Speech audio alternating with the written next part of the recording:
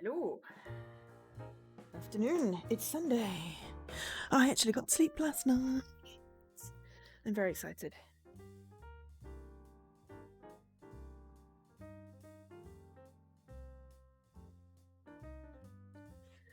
So, yeah, I had a really good sleep. I'm quite happy.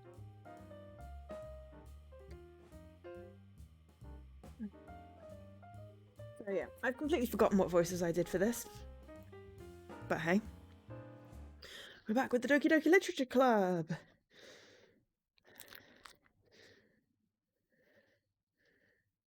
Come on, play please. We're doing really well. Oh, there we go. It's loading. Right. Press help key to enter setup. I don't know what help key is, but I'm assuming if there's an achievement, I will look into it. So yeah, weirdly, we're now in some kind of operating system to get into this. I got an achievement for setting a background in here, and I got an achievement for exiting out of the game back to the desktop. Or not exiting back to the game, or something like that. But aside from that, I've not played the story since we played it last time.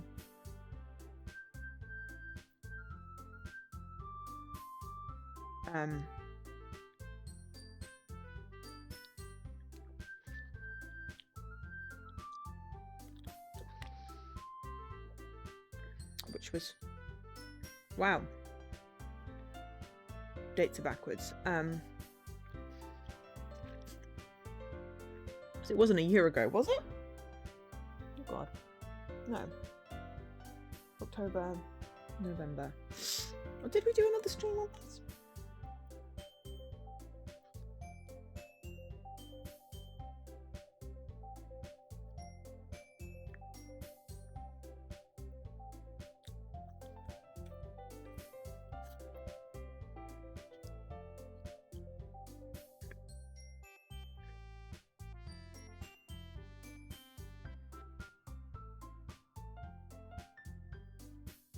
I now don't know.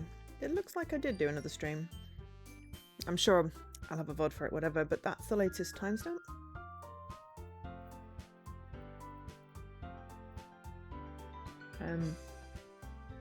So now to try and remember the story. So I'm not going to remember the voices.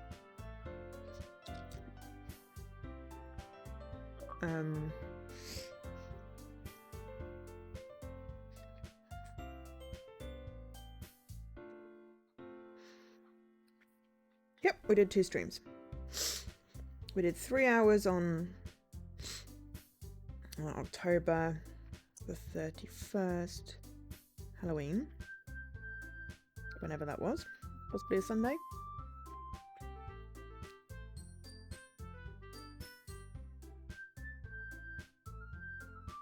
And then on the 2nd, I did another stream for a couple of hours. That must have been an evening one.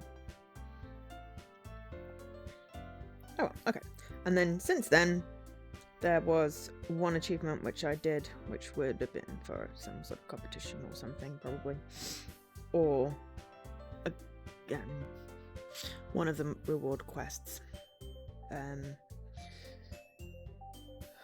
So, right. I'm fairly certain we are about to start making cakes. So, we joined a literature club at school, which mostly seems to be about writing poems, which is not what I would call a literature club. I mean, it's more, but I guess it depends on, I guess it's not a book club, but, you know. Anyway, I would have expected more discussing books than I would of writing poems, but hey, I'm not going to judge. I just know I cannot write poems. Well, it probably could do something. It wouldn't necessarily be good. I know it doesn't need to be good, because, you know, art could just be, but anyway. Right, sorry, I just got to turn my TV down a fraction. This is very happy music. Oh, and it's raining outside, so it doesn't go. Right, words. Okay, so yes, our friend convinced us to join this literature club. I think we are a male person. There are 3 or 4 girls in the literature club.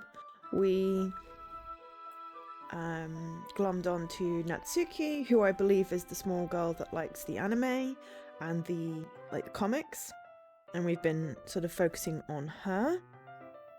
Not doing a particularly good job of it, but yeah. And our friend has depression, which we found out last time. We went over to her house because we were really worried about her, and she told us about that. And she's always really sunny, so it's really weird. Not really weird, obviously she's masking, but it was poignant, put it that way.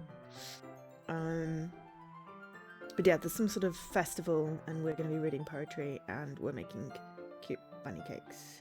At least I think that's what we're about to start doing. Can I get to history? I can't remember. But anyway, we saved here.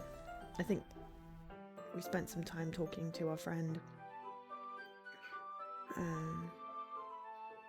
So yeah. So I'm not sure how long this is, to be fair. There seems to be a lot of convoluted thingies, and for some reason it's an operating system. I don't understand that yet, so there we go, history. So Sayori is our friend, there we go. Natsuki is the one that we are, yeah, so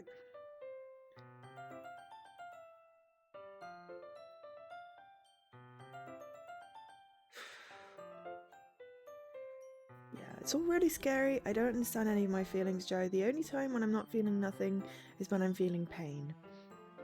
But your hugs are so warm, and that's really scary too. I mean, it's deep. It's very, very deep.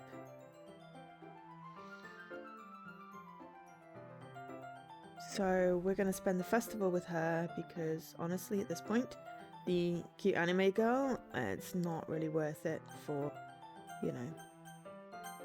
No, I don't want to go back. What I want to do is turn on the music.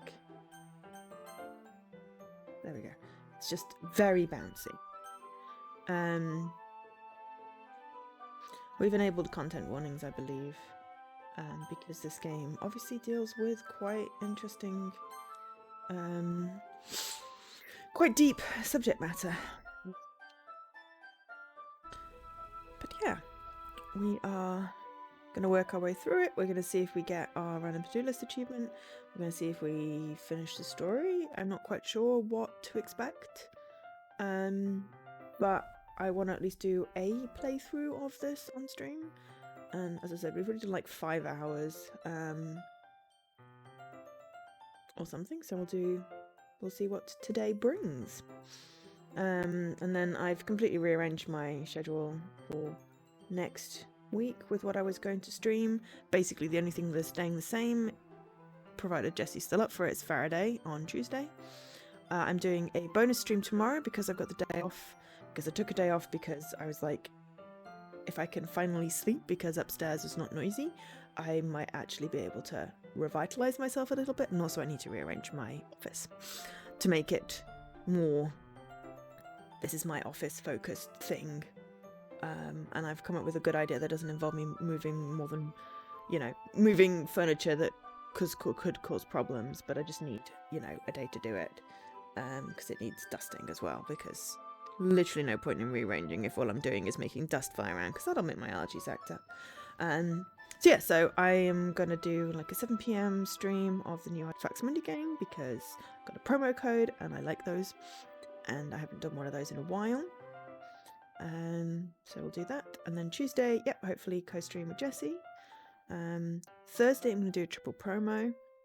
I've got a couple of ones that are like 1 to 2 hour completions that I figure if I do an hour on stream, then, that's a pretty good, sort of illustration of them. And I kind of like doing the triple promos, and I didn't have any other promo stuff scheduled for this month. Then I'm not quite sure. I think Saturday I might do another promo cozy one. I've got Kataria Fables, and it's been in my backlog a little bit. I'm trying to clear out my backlog. I've got some older stuff, and then once my promo backlog's cleared out, I can tackle my request backlog, which is freaking long. Depending on how we do today, we may pick up Doki Doki on next Sunday. And then, but if we do get the achievement that I need today, then we might go do Danganronpa, though I don't think that I will be able to get the Danganronpa achievement I need if I'm only playing it on stream, because you need to finish story mode before you can play school mode, and then you need to finish school mode to get the achievement I need. And I think that's a lot of hours, especially because I'm reading everything out and I don't know how it plays. But we will see, you know.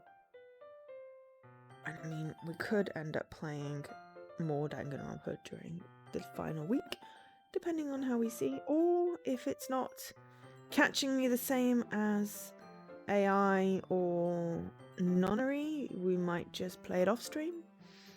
We'll have to see.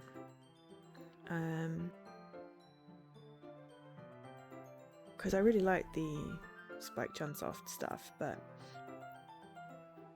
I don't know whether it's gonna capture me the same. If it's just 20 to 25 hours of like visual novel-y stuff, less fun than having the little puzzly things in it. And then I've moved Rain City to the final week.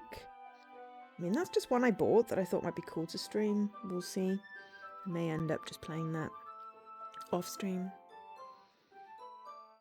I don't know. We'll see. We're doing quite well with our random to-do list achievements. We're up to like 16, I think. And I'm close on another one in Katamari, which I decided not to stream. Which is why I'm not doing that this Saturday. So yeah, as I said, I've completely revised my schedule for the week. But hey, hopefully I'll have a lot more energy. I'm feeling slightly more awake than I usually am when I sit down. So we will, instead of babbling, we've babbled for like 15 minutes, apologies. No, I'm not apologising. I'm babbling. No one else is here. I'm talking to myself. But yeah. And it's not like anyone really watches the VODs for these. So anyway, we'll get on with the story, and hopefully some people will come and join us for story time. And we'll see how we go. But for now, I'm feeling refreshed, having gotten 10 hours sleep. I got 10 hours sleep. It's amazing. I don't even care that that was like a good portion of the morning gone, because I've basically not slept for the best part of a year. So, and it's only gotten worse since like last July when the water problems happened. So it's all good. It's all healthy, and you know, I guess it's a mental health thing. You know, if I don't sleep, I don't feel great. If I can't sleep, I really don't feel great, and I then get even more oversensitive to noise. It's like, I'm fairly certain that there's new tenants in there now, because I can hear some, but it could also be hearing the flat below me, but also I could be hearing things in my head and I don't know. Either which way, they don't appear to be like playing obnoxiously loud music and stuff until 4 in the morning, so anything's an improvement on that. And if I can get through my work days without hearing lots of music, that would also be preferable. Because I work from home, and having a really important meeting when someone's blaring what in normal terms be music that I would enjoy. Normally, I would enjoy the music because I like cheesy music, but not when I'm trying to have a very important meeting. So yeah, so I'm rearranging my office sort of to try and like cleanse the, not so much bad karma, but I feel if I rearrange it then I will feel better about my office rather than having it be, you know, sort of marking a change. And then, yeah. So I'm trying to use my entire flat rather than just 2 rooms of it because, you know, It does have more rooms, and it was always very weird that one room was just the spare room, and it always just closed pretty much, and I never really used it. And then it's like, you know, it's fine when you work from work and you're just, you know, using home for like downtime, but when, you know, home becomes work, you need a space. But anyway, I've still got to move out a ton of stuff from in there that was in here, which I might do some later. Because I had to rearrange things to get it redecorated. But hey, we'll see how it goes. Anyway, I spend only a few minutes back at home, anxiously awaiting Natsuki's arrival. Before I know it, she texts me to let me know she's outside the front door. Without delay, I open the front door to let her in. What's up? Hey. I don't know what I was expecting, but seeing Natsuki in something other than her school uniform totally threw me off. Seeing her in such cute clothes makes the uniform seem totally unfitting in comparison. Geez, don't make it feel so awkward already. Good afternoon, so don't be weird just because you're not used to seeing me outside of school. Anyway, I'm coming in. I see you brought a lot of stuff. Natsuki is carrying a large bag that is probably full of baking supplies. Well, I didn't want to come all this way to find out your kitchen isn't equipped for the job. You bought everything I asked you to, right? Yeah, I did. Yesterday, Natsuki asked me to buy a bunch of ingredients if I didn't already have them at home. Good. Glad I could count on you to do your part. Well, of course. I'm surprised to hear Natsuki suddenly say that rather than something snarky like she usually does. Could it be that she's a little different outside of school after all? Anyway, let's go to the kitchen. What? You're not even going to offer to take this heavy bag from me? Where's your hospitality, Joe?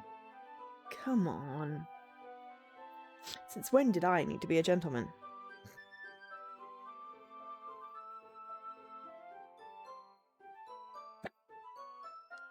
I grab the bag Natsuki holds out to me.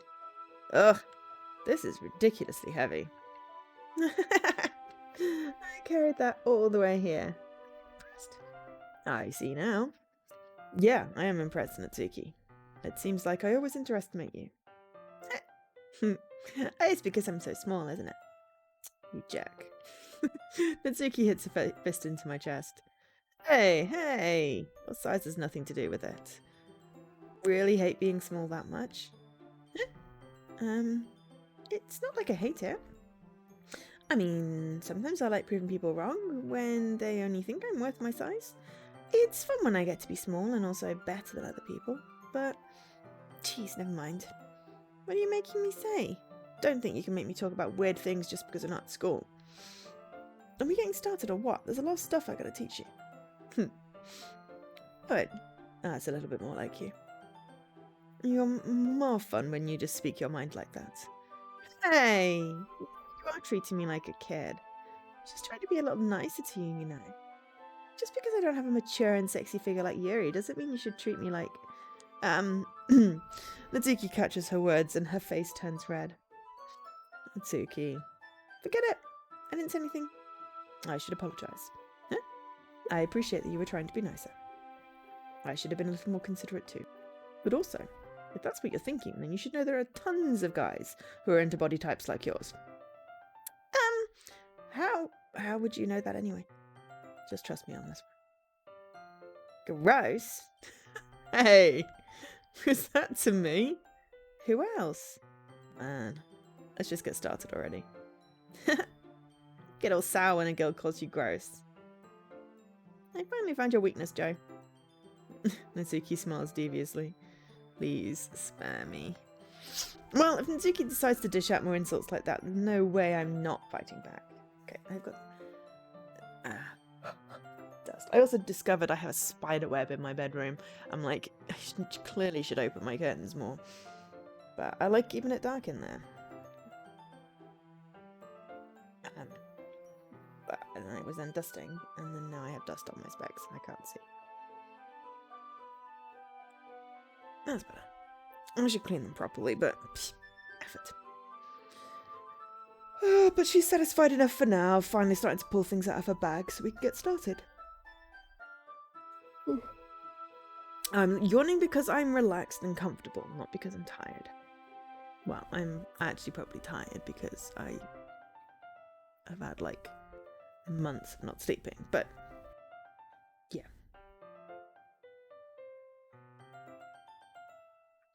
Before long, the whole kitchen is a mess. Spoons, dirty bowls, flowers, spilled fluid, and plastic bags are strewn about every countertop. The mixer isn't big enough to make all the batter at once, so we've had to do it several times. Meanwhile, Nazuki is babysitting all of my movements to make sure I don't mess up her precious baking.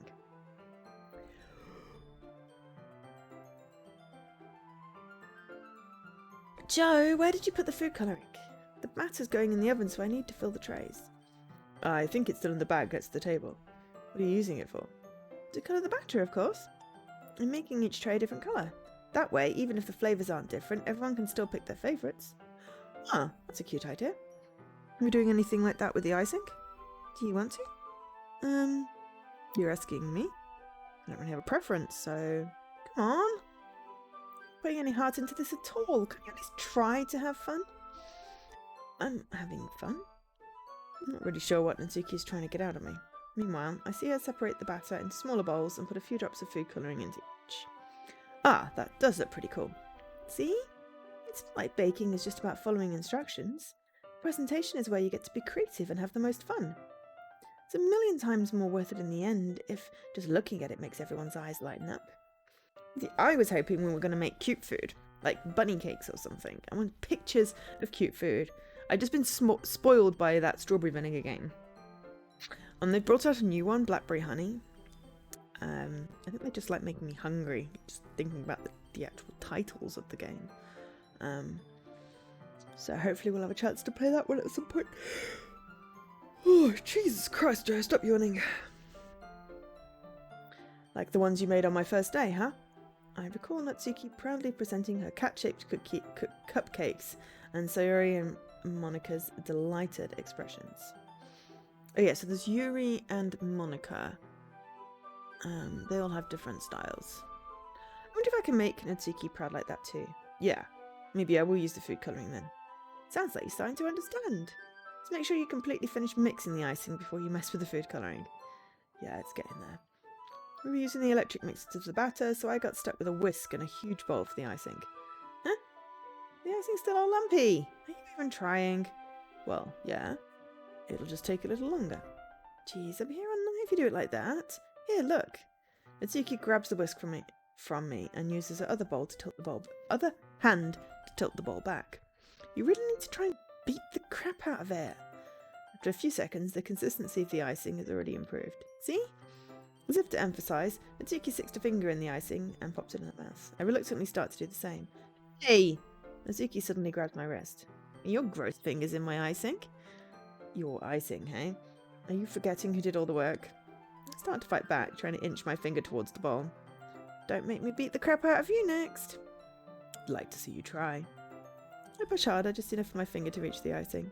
I triumphantly scoop some with my finger just as Natsuki tugs with all her might. Ah! The force of Natsuki pulling me causes me to stumble, making her stumble in turn. Gross! You got it on my face! Whose fault is that? The big glob of icing on Natsuki's cheek. She tries to reach it with her tongue, but it's too far away. Jeez. You know what? Take this. Natsuki instead wipes it off with her finger before shoving her finger towards my own face. You wish. I'm faster. I grab her wrist with my hand before it reaches my face. Natsuki tries to use her other hand to fight back, but I grab that one as well. Stop! Not until you apologise for calling me gross. Fine, fine. I'm sorry for calling you gross. No, I don't mean it. It's just fun seeing you react to it. You do that to me all the time, you know. Saying dumb things just to get a reaction out of me. You really shouldn't tease girls like that. Is that so? Hi, Jessie! In that case, I probably shouldn't do this either. I take Natsuki's finger and put it in my mouth, licking off the icing. Ooh. What? Did you seriously just... Natsuki's so surprised she can't even figure out how to get mad at me. Her face is entirely red. Joe? You shouldn't do that kind of things to girls unless you really like them. You know that, right? What kind of question is she asking me just like that? How did the mood turn to this so quickly? I understand the struggle, Jessie. That's why I pretty much lounged around for an hour last night and then went, I'll go to bed. I did get an inordinately large amount of very good sleep, so I'm feeling very pleased with myself. Yeah, I can understand the, don't know what to do, don't know what to play, I don't want to stream.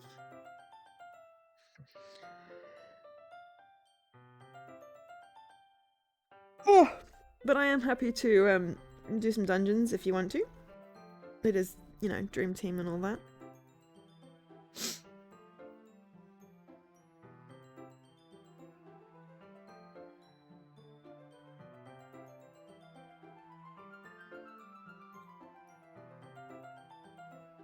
We even have an emote for it. At least I think that's the right one, yes.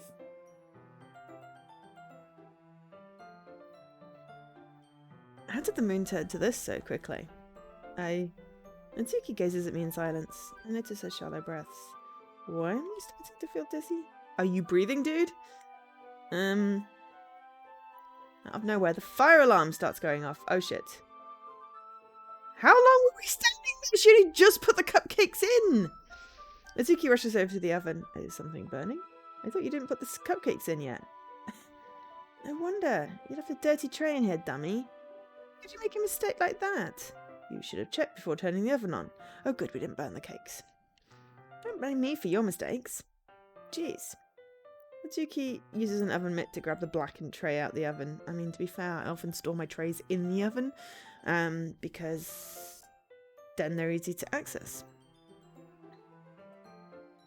Especially if I use them. I don't tend to leave them dirty in the oven, though occasionally the oven does have debris in it, like bits of cheese. Cheese always gets everywhere. Crumbs. She sets it on top of the stove. Another moment, the fire alarm stops. Anyway, I'm putting them in the oven now. Yeah. The tension from the moment before still lingers over our heads, but the moment has already been lost. I watch as Natsuki slides the cupcake trays into the oven, and I reluctantly pick up the whisk and continue with the icing like nothing ever happened. Ah, that smells so good. The cupcakes are ready to be pulled out of the oven. As soon as Natsuki opens the oven door, a blast of sweet-smelling warm air fills the room. Oh, I love the smell of cake. Making cakes for me is very stressful, but I do love the smell of freshly baked cakes. Look at how cute they all look! She proudly shows off the different coloured cupcakes in each of the trays. They'll look even better once we add the icing. Oh, they'll look even better once we add the icing. Not like you need to tell me that. I brought decorating stuff, so I hope you can get creative. Here, scoop the icing into these bags. Natsuki hands me some plastic bags. I have these nozzles that will make it look all nice and fluffy. This one can even make flowers. Probably won't be using it this time though. What's this one for? Pick up one of the nozzles that has a much thinner tip than the others. That one's really thin, so you can use it to make stripes or other patterns. But you can also use it to write stuff on a cake, like happy birthday or whatever. I see. That gives me an idea actually. Huh? Well, it's a literature event, right? We can make it more literature themed by writing a different word on each of the cupcakes. It'd be fun to see people choose their cupcake based on a word they like. I was kind of expecting you to say something really stupid. That's actually a really cute idea, so, maybe I'm getting it from you. What's that supposed to mean? I'm not cute. Come on. I'm not at school, no one's judging. You can't dress and act like this and not expect me to think you're cute. Well, Natsuki's voice trails off. Same with you. Did you say something? Nothing. Let's just do the icing. Natsuki picks up the pace and fastens a novel on each of the bags. There's a lot to do, so we shouldn't be wasting time. Here, I'll show you how to do it. Without giving me a chance to think about it, Natsuki quickly moves on. She shows me how to apply the icing and then we each get to work. When we're finally finished, Natsuki puts them all side by side to admire our work. Look how pretty they are together! Yeah, they are, aren't they? Oh, I wish I could have one now. No reason you can't, right? Don't see any harm in that. Well, yeah, but my dad's making dinner tonight, so I really need to save my appetite. Uh-huh. Sayori is the exact opposite in that regard. If she was here, we'd probably be down to 10 cupcakes already. And she would still eat dinner. Come on, that's just unhealthy. Besides, when my dad cooks, I need to eat much of it as I can. Well, anyway, I was hoping we'd have time for manga, but I need to be home for dinner. Already? That's a shame. It's your fault for working so slowly. You should have thought about that. It's not like you'll always have this chance. And as usual, Natsuki places the blame on me. You can bring the cupcakes tomorrow, right? If you and Sayori each can carry some, then you can probably do it in one trip. Yeah, I could do that. And don't worry, I won't let her eat any. I wish she would listen to me the way she listens to you. Yeah. I again think back to the conversation I had with Sayori earlier today. I felt so helpless. Sayori always does listen to me, but at that point it felt like she couldn't listen to me at all. Okay, I'm all packed up. Good work today. You too. I'll walk you out, I guess. Just like that, Natsuki is already about to leave. It feels like the afternoon went by in a flash. More than that. Did I even take the opportunity to get closer to her like I wanted? Well, I guess I'll be off then. Thanks for all the help and everything. I'll see you tomorrow. Wait, Natsuki. What you said before about not always having this chance. It doesn't have to be that way at all. I had fun today. You showed me how fun baking can be, like you wanted. But aside from that, you can come over any time, okay? I think if possible, I'd like to spend more time like this. If you want to read manga or go out somewhere. Do you really mean it? Natsuki looks at me tensely, like she's trying to hide her expression. Yeah, I want to spend more time with you. Joe? I thought you only cared about getting this done. I'm sorry I had to leave so early today. I really didn't want to. I would really stay here longer if I could. I feel the same way as you, so, Natsuki suddenly gets close to me. Whoa. Hello. Wait, Natsuki? Standing inches from me, Natsuki looks up at me. I feel her fingers gently clutching at the sides of my shirt as if holding on to me. Her rose-coloured cheeks and matching eyes. Rose-coloured eyes? That's just weird. Only in, like, an anime thing, like manga, do we get rose-coloured eyes. That's not a normal human thing, right? I mean, even, like, albino, like, it's, like, red. Mind you, I'd love purple eyes. That would be so cool. Purple eyes and red hair. That's what I made my Commander Shepherd. Along with fill my lip vision along with her slightly parted lips. What is happening? My head starts to go dizzy as I feel her soft breaths against me. I felt it. For a while now. Natsuki suddenly jumps back. Sayori? Huh? Hi, Joe. Sayori. Just now we weren't, It's okay, Joe. I just stopped by to say hi. Well, you should have come a little earlier. I'm already on my way out, so... It's too bad. Yeah, well, I'll still see you at the festival tomorrow, so it's fine. Just don't eat any cupcakes before then. Anyway, later. Clearly flustered, Natsuki hurries off and Sayori waves goodbye. Sayori, I thought you didn't want to come over today. Well, I tried staying in my room, but my imagination was being really mean to me. So I had to come here and see it for myself. See what? What are you talking about? No, how much fun you were having with Natsuki. And how close you got to her. It makes me really happy that you've made such good friends. That's all that matters to me. Tears start to fall down Sayori's face. That's all that matters to me? Why am I feeling this way, Joe? I'm supposed to be happy for you. Does it feel like my heart is splitting in half? It hurts so much. Hi, Lady McGreets. Don't mind me, it just got sad. Everything hurts so much. This would be so much better if I could just disappear. Sayori, don't say that. It's true, Joe. If I wasn't here, then you wouldn't have to waste your sympathy on me. To put up with me being selfish. Monica was right. I should just... Monica? Monica was right about what? Sorry. What I said before is true. I'm not going to let this continue. Caring about you like this isn't the burden your mind is making it out to be. It's something that makes me happy. It's something that I wouldn't trade for anything else. So even if it takes an entire lifetime, I'm going to be by your side until you don't feel any more pain. But... Sayori looks away. I put a hand on her shoulder to reassure her. I'm scared, Joe. I'm really scared. What are you scared of, Sayori? I'm scared that I might like you more than you like me. Sayori? It's true, isn't it? I was weak and started to like you too much. I did this to myself. Joe, I like you so much that I want to die. That's how I feel. And... That's enough, Sayori. I don't want you to hurt anymore. I slide my hand down Sayori's arm and squeeze her hand in my own. Do you remember how I always said I know what's best for you? Do you still believe me? Wordlessly, Sayori nods. Even if you don't understand all of your own feelings, I know what you need the most right now, and that's what I'm going to give to you.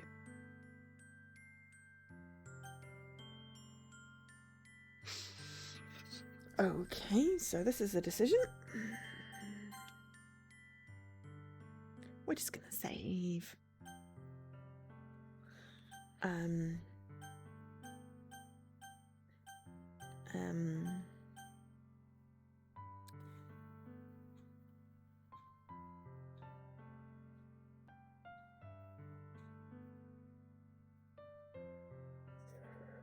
not sure either of these choices is particularly healthy. I mean, love isn't necessarily romantic love. I love all my friends very dearly. But I feel like as I say this to her, she's going to take it that I want to be in a relationship with her in this game.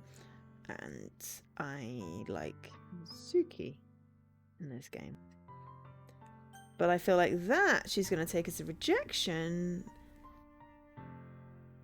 And she might hurt herself. Neither of which is a healthy choice, as you can see. So, yeah. I'm just going to go with the friend one. You'll always be my dearest friend. What you need most is for things to be like they've always been. Monica told me the truth. She told me how much happier you seemed after I joined the club. I know you're still struggling with some difficult feelings right now, but please trust me that I know what's best and what will make you happy in the end. Okay, I hate my character. My character is a super silly as arsewipe. And if I'd have known that I was not going to get to be me, then I would not have called them Joe. Would have possibly gone with Bob. Because Bob is my generic name.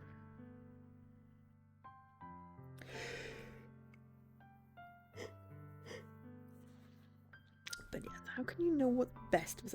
It's just so presumptuous. I promise I'll help get things back to the way they were. I see. Sayori forces a smile through an incredibly pained expression. Yes, your friend is an ass. You can do much better, Sayori. Is this what it feels like to get stabbed in the chest? I should write a poem about this. Sayori. It's okay. This is just my punishment, remember? For being so selfish. So please don't worry about these stupid feelings. I know you're right. I knew this whole time that there's no happiness down that path. That's why I came here. So I could get the answer I needed to hear. And the other thing. You're also right that I just wanted to go back to the way it was.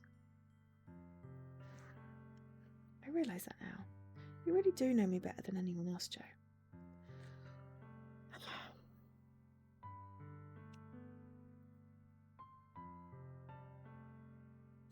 Yeah. I'll trust you with anything. Anything at all. So, Sayori's smile finally breaks. All of a sudden she turns around and drops to her knees. Clutching her head with both hands, she screams as loudly as she can. I'm not screaming for the protection of everyone's ears, but just insert scream here. I'm so shocked that I don't know how to react. Sayori looks over her shoulder, flashes me one more weak smile before turning around and running off. Sayori! I am left helplessly standing in front of my house. Why am I feeling so horrible about this? Because there was no right answer. There's nothing more that I could have done.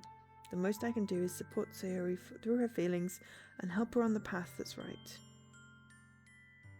I mean, ideally, if someone has a crush on you and they're not going to get over it if you're continuously in their life, but also in this situation, if you remove yourself from her life so she can get over you, she's likely to pick an extreme option.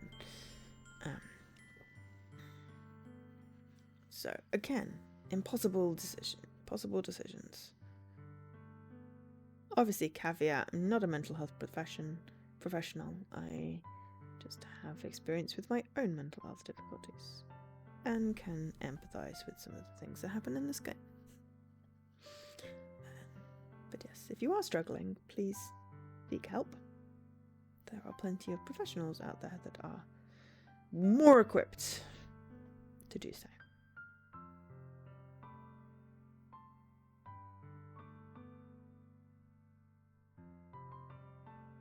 Anyway. But I'm having as much trouble understanding Sayori's feelings as she is. Even though I can comfort her, I keep wondering if I should be doing something more or something different. I know these thoughts will continue to plague me until things are back to the way they were. I'm going to give it everything I've got. Sayori will always be my dearest friend, and I'll do whatever it takes to put a smile on her face every day.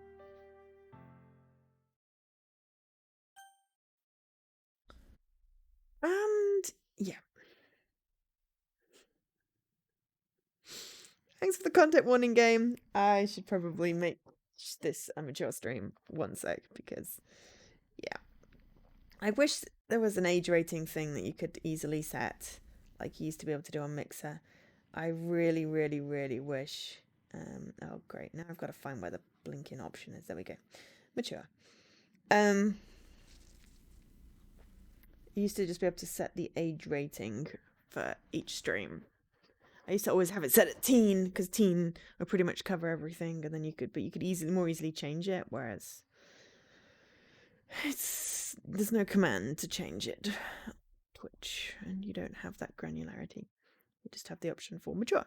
So, considering that is the content warning, I will not be offended if you have to leave right now. Or stop watching, or, skip ahead in the VOD or what have you. I'm guessing it's not going to be very pretty after this. But we're going to push through.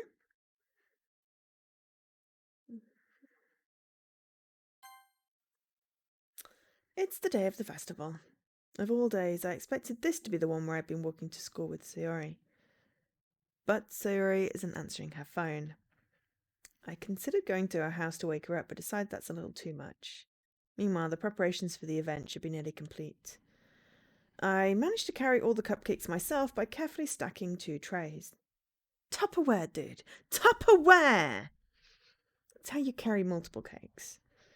Natsuki's already texting up a storm, but I can't respond thanks to my hands being full. Funnily enough, I probably feel the same way as Natsuki about the event. I'm more excited for it to be over so I can spend time with Sayori and Natsuki at the festival. But knowing Monika, I'm sure the event will be great too. I think Monika's the president in charge, and Yuri is like Yuri is the one that's like really into like Edgar Allan Poe type stuff, like classics.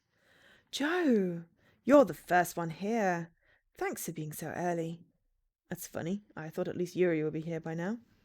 Monika is placing little booklets on each of the desks in the classroom. They must be the ones she prepared, so that have all the poems we're performing. In the end, I found a random poem online that I thought Monika would like and submitted it.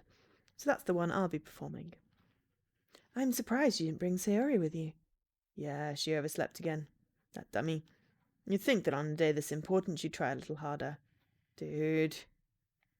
I say that, but suddenly remember what Sayori told me yesterday. And I suddenly feel awful, knowing it's not nearly that simple for her. Yes, thank you. Sometimes it's the getting up that's hard. I only said it because it's the way I'm used to thinking, but maybe I should have gone to wake her up after all. Huh. You should take a little responsibility for her, Joe. I mean, especially after your exchange with her yesterday. You kind of left her hanging this morning, you know. Exchange? Monica, you know about that? Of course I do. I'm the club president after all. But I stammer, embarrassed. Did Sayori tell her about it that quickly? About how I basically turned down her confession? That makes me really seem like the bad guy here. But I'm the one who knows what's best for her, right? Just kick him in the balls. Can I kick him in the balls? Geez, you don't know the full story at all, so don't worry. I probably know a lot more than you think. Monica is still being as friendly as usual, but for some reason I felt a chill down my spine after hearing that. Hey, do you want to check out the pamphlets? They came out really nice. Apparently I'm going with really schoolmarmish for Monica today. Yeah, sure. I grabbed one of the pamphlets laid out on the desk. Oh yeah, they really did. Something like this will definitely help people take the club more seriously. Yeah, I thought so. I flipped through the pages. Each member's poem is neatly printed on its own page, giving it an almost professional feel. I recognized Natsuki's and Yuri's poems from the ones they performed during our practice. What's this? I flipped to Sayori's poem. It's different from the one she practiced. It's one that I haven't read before. It just says, get out of my head, get out of my head, get out of my head, get out of my head, get out of my head, get out of my head. Get out of my head before I do what I know is best for you. Get out of my head before I listen to everything she said to me. Get out of my head before I show you how much I love you. Get out of my head before I finish writing this poem. But a poem is never actually finished. It just stops moving. That is really freaky. What is this? Reading the poem, I get a pit in my stomach. Joe, what's wrong? Nothing. This poem feels completely different from everything else Sayori's written. But more than that, I changed my mind. I'm going to get Sayori, so, well, all right. Try not to take too long, okay? I quickly leave the classroom. Don't strain yourself. Monica calls that out after me. I quicken my pace. What was I thinking? I should have tried a bit harder for Sayori. It's a big deal to at least wait for her or help her wake up. Even the simple gesture of walking her to school makes her really happy. Besides, I told her yesterday that things will be the same as they've always been. That's all she needs and what I want to give to her. I reach Sayori's house and knock on the door. Don't expect an answer since she's not picking up her phone either. Like yesterday, I open the door and let myself in. Sayori. She really is a heavy sleeper. I swallow. I can't believe I ended up doing this after all. Waking her up in her own house. Isn't that more like something a boyfriend would do? I mean, no. I mean, a really good friend, who cares? But I don't think this is going to end well. In any case, it just feels right. Outside Sayori's room, I knock on her door. Sayori? Wake up, dummy. Stop calling her a dummy. There's no response. I really didn't want her to have to enter her room like this. Isn't it kind of a breach of privacy? But she really leaves me no choice. I gently open the door. Okay.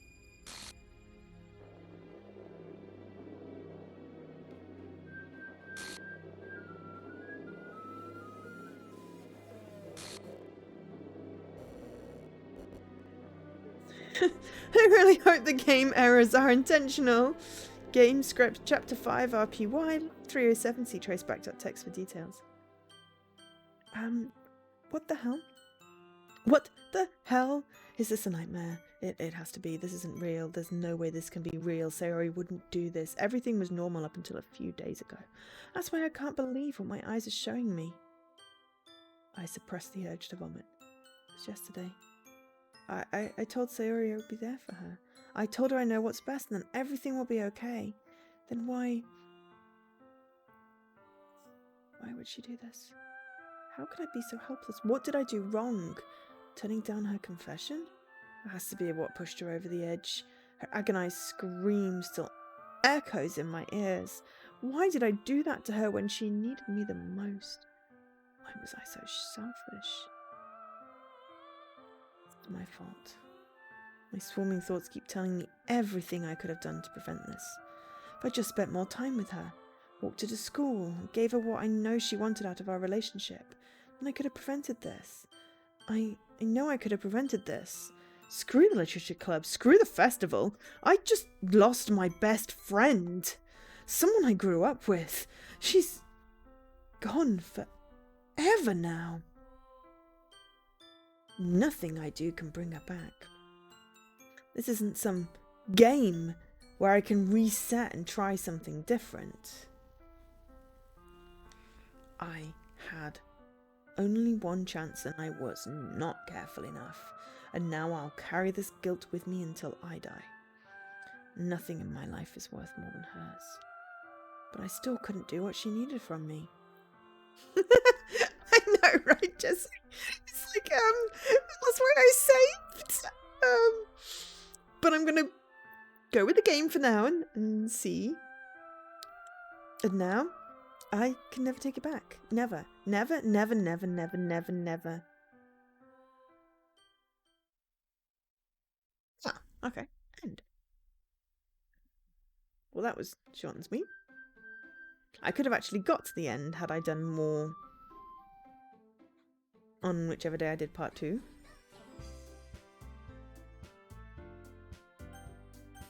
What is that? Is that meant to be funny? Why is everything all corrupted and weird? Mr. Collins. Start a new game. Thank you so much for the raid. Sorry. I mean, yeah, I'm thinking it's supposed to look like this. I mean, you missed the vaguely gory bit, which is, you know, good. There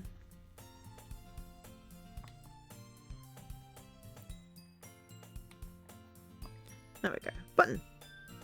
Ooh, how was Olympic Games? Interesting.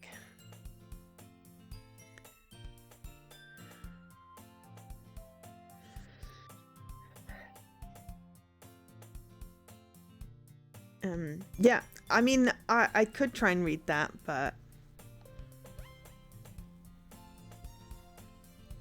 oh, yeah, I'm not quite sure why it started looking like that. I see an annoying girl running towards me from the distance, waving her arms in the air like she's totally oblivious to any attention she might draw to herself. That girl is... There. It's Sayori, but Sayori has been corrupted somehow. My neighbour and a good friend since we were children. You know, the kind of friend you never see yourself making today, but just kind of works out because you've known each other for so long. I'm sorry you lost, Mr. Corners. We used to walk to school together on days like this, but starting around high school, she would oversleep more and more frequently, and I would get tired of waiting up. But if she's going to chase after me like this, I must feel better off running away. However, I just sigh and idle in front of the crosswalk and let Mini catch up to me.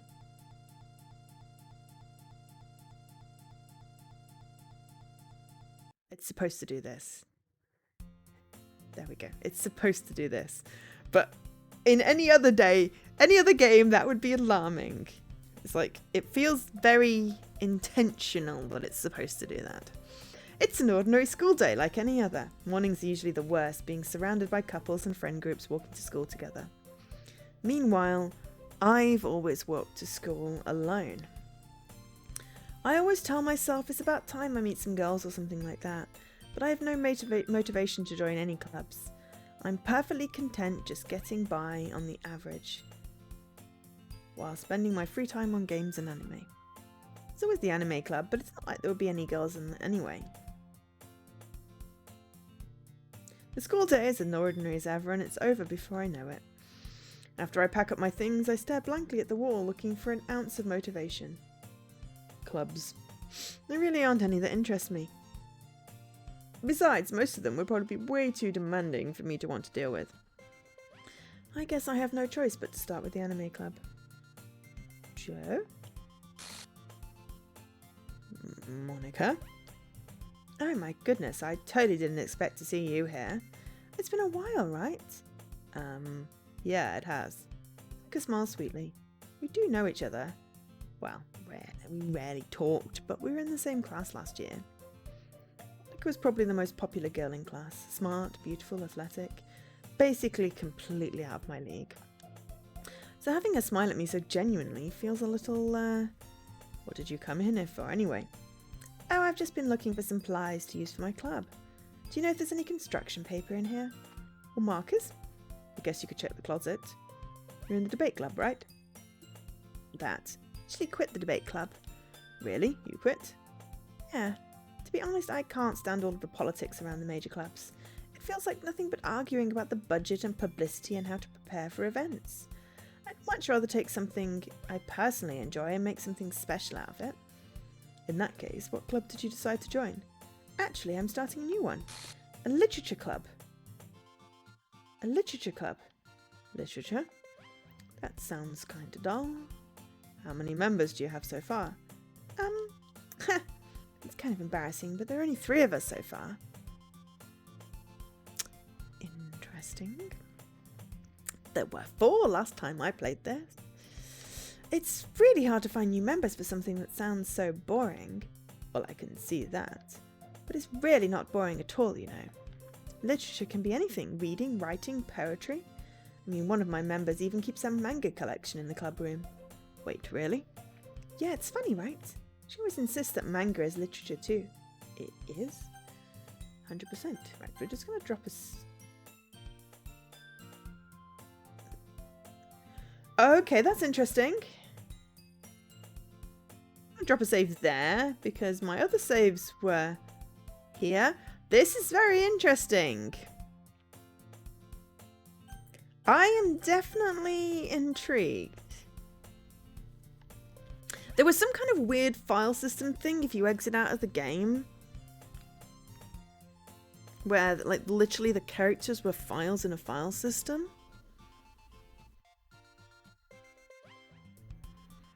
But I'm going to go with it because there's always skip if I need to redo some stuff. We'll go with it. We'll go with it. We'll go with it. I'm not slightly freaked out that someone is deleting people.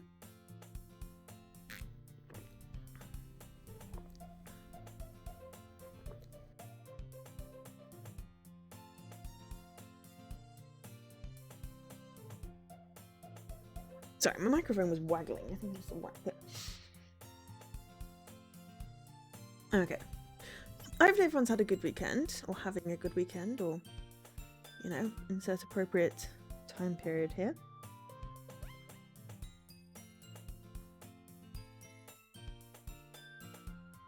But yeah, okay, so we'll just carry on and see what happens. It's gonna be weird.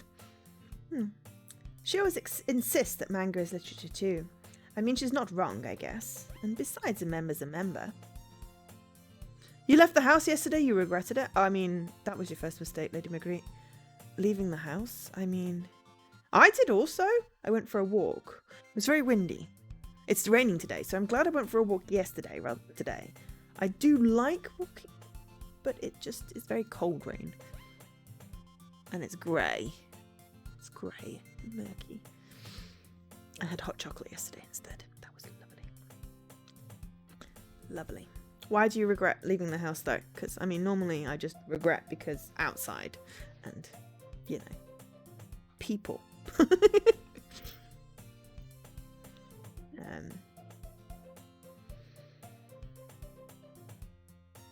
But I feel very relaxed this weekend, and I'm very glad I got 10 hours sleep. 10 hours sleep. It was lovely.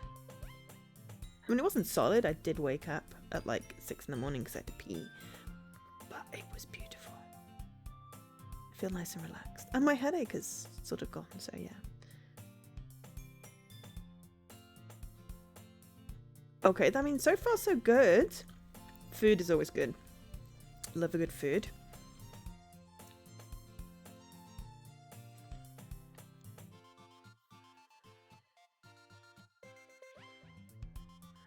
Also, I now kind of want to know what brand up is. Oh. Yeah, that's the part that's less fun.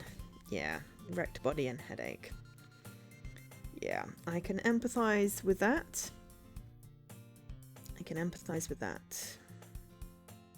Though I get a wrecked body and a headache just from sitting in a chair because I work in front of a computer for 40 plus hours a week.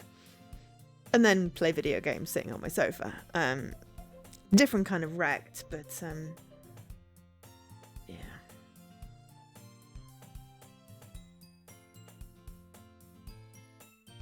I'm sorry you're paying for it. Because that sucks. You should be able to do the stuff that you enjoy doing and eat the food and do the research and dress up and not have to be suffering consequences for that. Because it's not like you were going skydiving or a club. It seems unfair. So.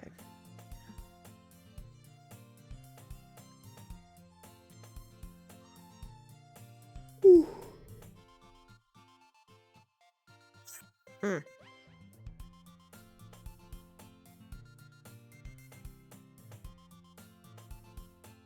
Yeah. Besides, a member's a member, right? Did Monica say she? Hey, Joe. By any chance are you still looking for a club to join? I mean, I guess so, but in that case, is there any chance you could do me a big favour? I won't ask you to join, but if you could at the very least visit my club, it would make me really happy. Please? Well, I guess I have no reason to refuse. Besides, how could I ever refuse someone like Monica? Unless she has an ulterior motive. Because she was the one that taught to Sayori. And now Sayori is dead / gone completely. Sure. I guess I could check it out. Awesome. You're pretty sweet, Joe. You know that? It's nothing, really. Shall we go, then? I'll look for the materials another time. You're more important. And thus today marks the day I sold my soul to Monica and her irresistible smile. I dejectedly follow Monica across the school and upstairs, a section of the school I rarely visit. Monica, full of energy, swings open the classroom door. I'm back. And I brought a guest with me. Okay, the glitching is now making me jump. A guest? Seriously? You brought a boy? Hi, Masuki. That's gotta be Yuri. Way to kill the atmosphere. Don't be mean, Natsuki.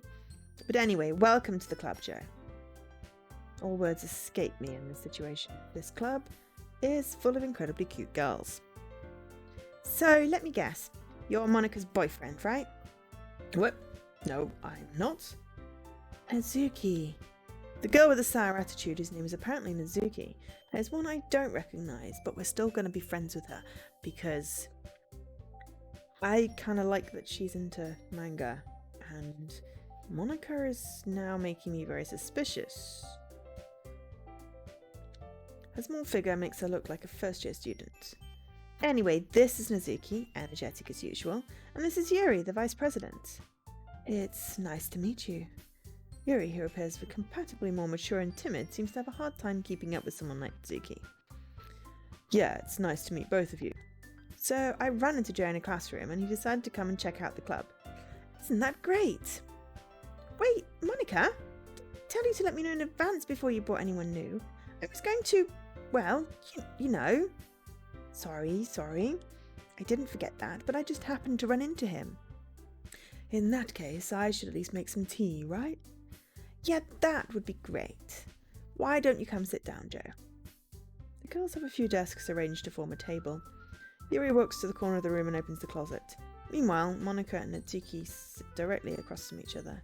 Still feeling awkward, I take a seat next to Monica. So, I know you didn't really plan on coming here, but we'll make sure you feel right at home, okay? As president of the literature club, it's my duty to make the club fun and exciting for everyone. I'm surprised there aren't more people in the club yet. Must be hard to start a new club. Could put it that way. Not many people are interested in putting all the effort to start something brand new. Especially when it's something that doesn't grab your attention, like literature. You have to work hard to convince people that you're both fun and worthwhile. But it makes school events like the festival that much more important. I'm confident that we can already grow this club before we graduate. Right, Natsuki? I guess. Natsuki reluctantly agrees. Such different girls all interested in the same goal. Monica must have worked really hard just to find these two. Yuri returns to the table carrying a tea set. She carefully places a teacup in front of each of us before setting down the teapot in the middle. You keep a whole tea set in this classroom? Don't worry, the teachers gave us permission. After all, doesn't a hot cup of tea help you enjoy a good book? Oh, heck yeah. I guess. Don't let yourself get intimidated. Yuri's just trying to impress you. Oh, that's not. Insulted, Yuri looks away. I mean that, I believe you. I believe you. Well, tea and reading might not be pastime for me, but at least I enjoy tea. I'm glad. Yuri faintly smiles to herself in relief. So, Joe, what kinds of things do you like to read? Well, considering how little I've read these past few years, I don't really have a good way of answering that. Manga. I mutter quietly to myself, half joking. Natsuki's head suddenly perks up. It looks like she wants to say something, but she keeps quiet. Not much of a reader, I guess. Well, that could change. What am I saying? I spoke without thinking after seeing Yuri's sad smile. Anyway, what about you, Yuri? Well, let's see. Yuri traces the rim of her teacup with her finger. My favourites are usually novels that build deep and complex fantasy worlds. The level of creativity and craftsmanship behind them is amazing to me. Telling a good story in such a foreign world is equally impressive. Yuri goes on, clearly passionate about her reading. She seems so reserved and timid since the moment I walked in, but it's obvious by the way her eyes light up that she finds comfort in the world of books, not people. Sorry, I'm just going to have a quick order by ratio. I can't remember what it is I'm supposed to be working on. Doki Doki, 114, 220. There are 5 possibles. So, 114. Oh, so I already got one that could potentially be it. I don't know. I haven't checked because I'm still going to finish this straight. Oh, I could check. Oh no.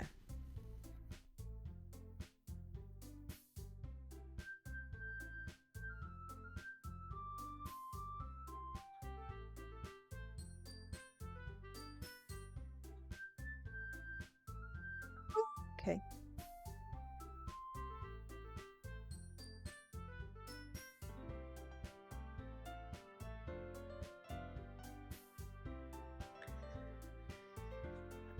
Right, that's not an achievement notification in that channel. Right, okay, so it wasn't that one. Presumably that one has had enough time to scan. Okay, so it could be write a perfect poem.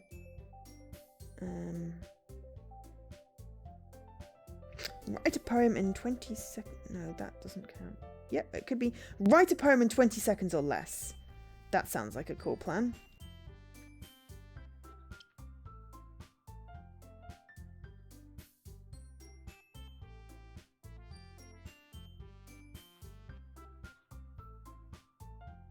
But that one is storyline, so... Okay, so storyline. Write a poem in 20 seconds or less.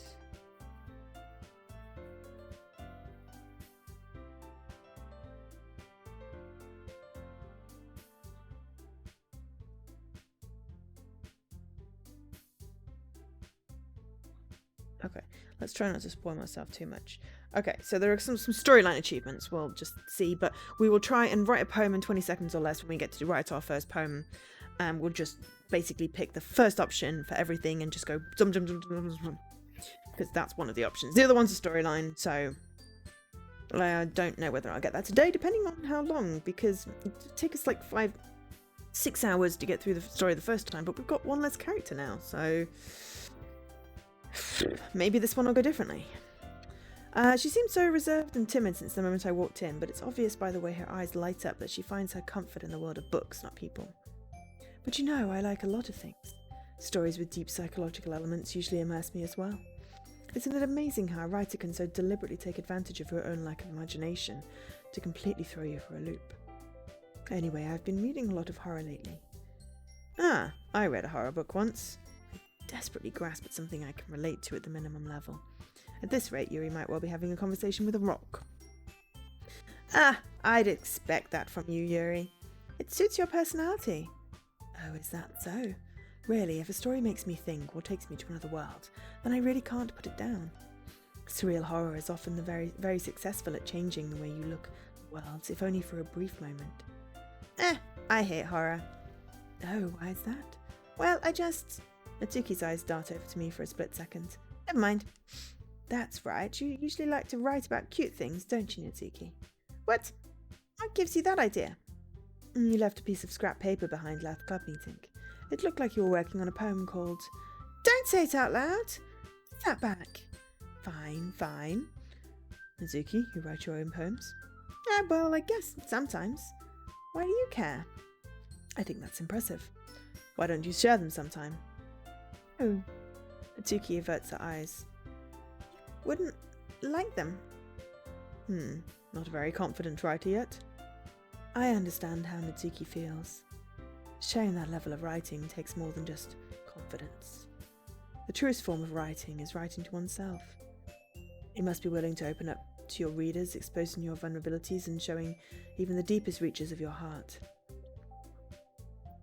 Do you have writing experience too, Yuri?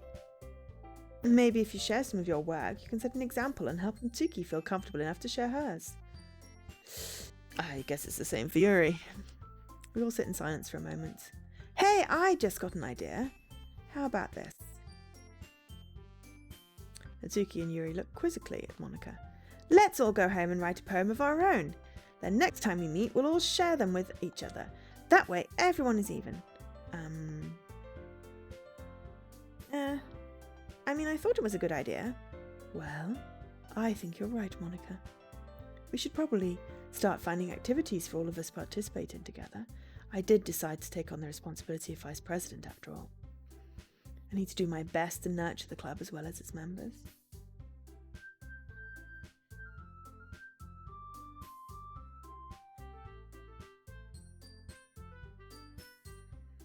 Besides, now that we have a new member, it seems like a good step for us to take. Do you agree as well, Joe? Hold on, there's still one problem. What's that? Now that we've reached the most important topic, I bluntly come forth with what's been on my mind the entire time. I never said I would join this club. Monika may have convinced me to stop by, but I never made any decision. I still have other clubs to look at, and I lose my train of thought. All three girls stare back at me with dejected eyes. But... I'm sorry, I thought... Huh? The girls exchange glances before Monika turns back to me. I guess I need to tell you the truth, Joe. The thing is, we don't have enough members yet to form an official club. We need 4. You had 4! And I've been trying really, really hard to find new members. And if we don't find one more before the festival... I'm defenseless against these girls. How am I supposed to make a clear-headed decision when it's all like this? I feel terrible for letting everyone down in this situation. And besides, the club itself seems pretty relaxed. So if writing poems is the price I need to pay in order to spend every day with these beautiful girls... Right. Do you hear yourself? Do you hear yourself? This is... Oh. Okay, I've decided then. I'll join the literature club. One by one, the girls' eyes light up. Oh my goodness, really? Do you really mean that, Joe? Yeah. It could be fun, right? It really did scare me for a moment. I mean, if you really just left after all this, I would be super pissed. Joe, I am so happy. We can become an official club now. Thank you so much for this. You're really amazing. I'll do everything I can to give you a great time, okay? Thanks, I guess. Okay, everyone. I think with that, we can officially end today's meeting on a good note. Everyone remember tonight's assignment. Write a poem to bring to the next meeting so we can all share. Monika looks over at me once more. Joe, I look forward to seeing how you express yourself. Yeah. Can I really impress the class star Monica with my mediocre writing skills? I don't know, but I am going to save, because if I'm not quick enough to do the poem thing, then I can reload. Because I'm fairly certain I can't save once I'm in the poem, and I might, get all flustered and flippity. I already feel the anxiety welling up inside me. Meanwhile, the girls continue to chit-chat as Yuri cleans up the tea set. I guess I'll be on my way then. Okay, I'll see you tomorrow then. I can't wait. With that, I depart the club room and make my way home. Okay, that's probably a better place to save. Yes. The whole way, my mind wanders back and forth between the three girls. Natsuki, Yuri, and of course, Monica. Will I really be happy spending every day after school in a literature club? Perhaps I'll have the chance to grow closer to one of these girls. Alright, I just need to make the most of my circumstances, and I'm sure good fortune will find me. And I guess that starts with writing a poem tonight. Okay. You've unlocked a special poem. Would you like to read it? Yes. A dream. I was wondering, an abandoned warehouse at night. I was lost, looking for an exit. I just wanted to go home. I came upon a huge empty room, its ceiling and walls beyond the deep blackness. My steps were quick in order to hurry to the other side, or to a wall, anything. Suddenly the ground was no longer beneath my feet. I stepped into a hole of indeterminate width. I fell for a good 5 seconds before crashing into warm water. Figuring which way was up, I surfaced myself. The air was humid, and the sounds of my splashing reverberated endlessly. My vision was completely swallowed by the dark. With one hand I could feel the damp metal wall of the container. My lungs were already getting tired. Well, that's disturbing.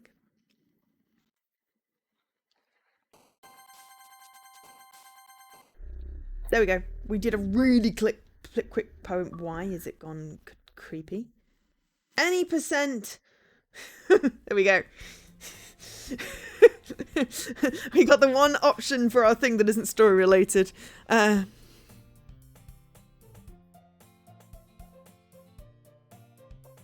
So yeah, so two of the 5 that we could have got were the start a new game, which I didn't realise was going to be quite so soon into the stream, and write any poem. I don't even know what I picked. And then the other 3 are story related, so it really depends. But I feel like we'll probably end up playing it next week. I am definitely going to play this one on stream though, because I am very curious. Right, let's just hit sync. Way too many windows open. Hi again, Joe. Glad to see you didn't run away on us. Don't worry. This might be a little strange for me, but at least I keep my word. Well, I'm back at the Literature Club. It's going to be interesting, because I wonder whether this playthrough will be shorter. I don't know. I was the last to come in, so everyone else is already hanging out.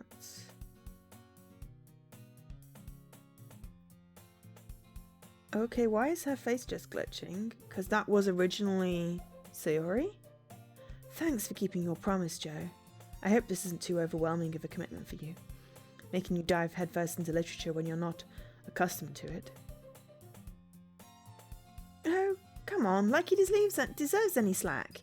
He had to be dragged here by Monica. I don't know if you plan to just come here and hang out or what. If you don't take it seriously, then you won't see the end of it. Okay.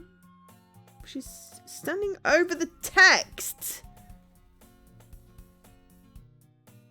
I'm going to have to... Natsuki certainly has a big mouth for someone who keeps her manga collection in a storage room, I think it says. Natsuki finds herself stuck between saying Monica and manga. Okay, hang on. We can... History. Natsuki, you certainly have a big mouth for someone who keeps her manga collection in the club room. Manga is literature! Swiftly defeated, Natsuki plops back in her seat. I'm sorry, Joe. We'll make sure to put your comfort first, okay? No, that's weird. Yuri shoots Natsuki with a disappointed glance. Anyway, now that you're in the club and all, perhaps you might have an interest in picking up a book to read. Well, I can't really say no either way. Like you said, I'm in this club now. It certainly feels right for me to do something like that, if you ask. Wait, I didn't mean it like that. If you don't really want to, then forget I said anything, I guess. No, it's not that, Yuri. I want to try and be part of this club. So even if I don't read often, I'll be happy to pick up a book if you wanted me to. Are you sure? I just felt like, well, as vice president and all, that I should help you get started on something you might like. Yuri reaches into her bag and pulls out a book. I didn't want you to feel left out, so I picked out a book that I thought you might enjoy. It's a short read, so it should keep your attention even if you don't usually read. And we could, discuss it if you wanted. How is this girl accidentally being so cute? She even picked out a book she thinks I'd like, despite me not reading much.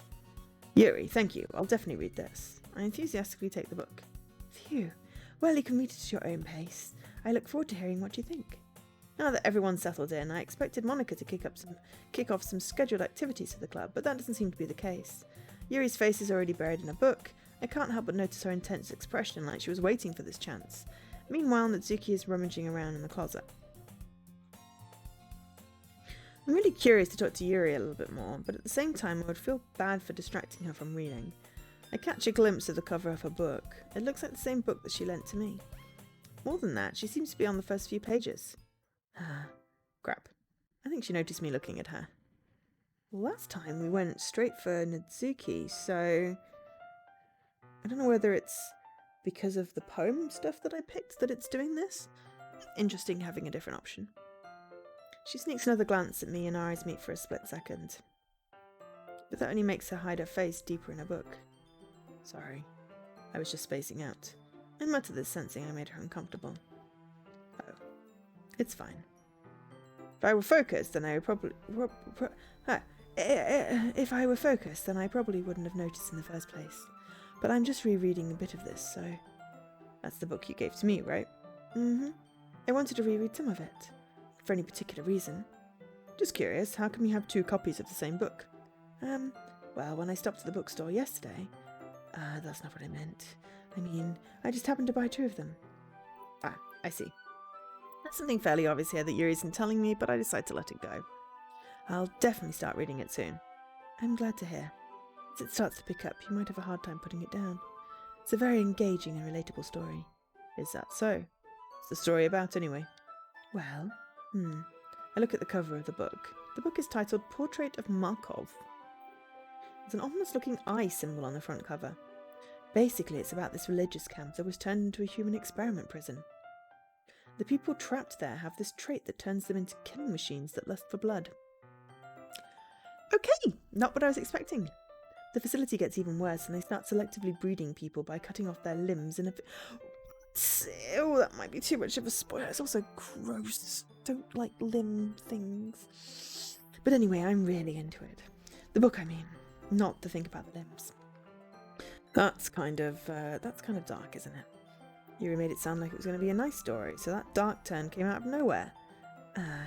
Are you not a fan of that sort of thing, Joe?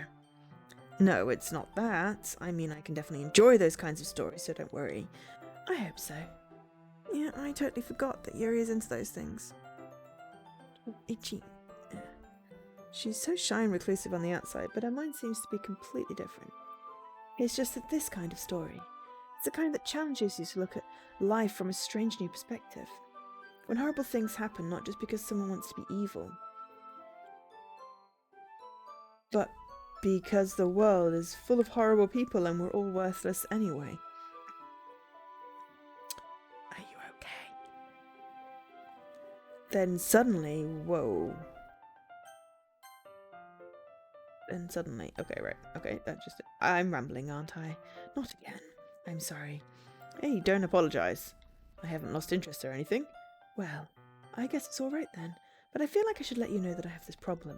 When I let things like books and writing fill my thoughts, my whole body gets incredibly woo. I just kind of forget to pay attention to other people. So I'm sorry if I end up saying something strange.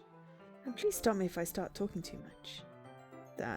I really don't think you need to worry. That just means you're passionate about reading.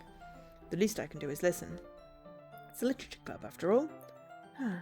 That's true. In fact, I might as well get started reading it, right? Oh, God. Okay. This is slightly disturbing. I'm slightly creeped out. Anyone else slightly creeped out? Can we be creeped out together? I would like some company being creeped out because I'm creeped out now. Hello? Creeped out? Creeped out! Okay, yes. I mean, you don't have to, but... what are you saying? Let me just get the book. I quickly retrieved the book that I put in my bag. So obviously it's like a poem choice which determines... Because I just went thwomp through the poem and it's decided I'm talking to Yuri. Or... it could be... Because I'm fairly certain... I don't know. Thank you for the follow. Appreciate that. Feel free to stay and lurk, or feel free to chat. Either is acceptable. I mean, also feel free not to stay if you really want, but that would be kind of odd without saying hi. But you don't have to say hi. There is no obligation. If you're just lurking and you enjoy my streams, then it's all good. Yeah, so when we did the first playthrough, we helped Mizuki because she had her manga at the top shelf and we helped with that, and there was a whole like manga thingy.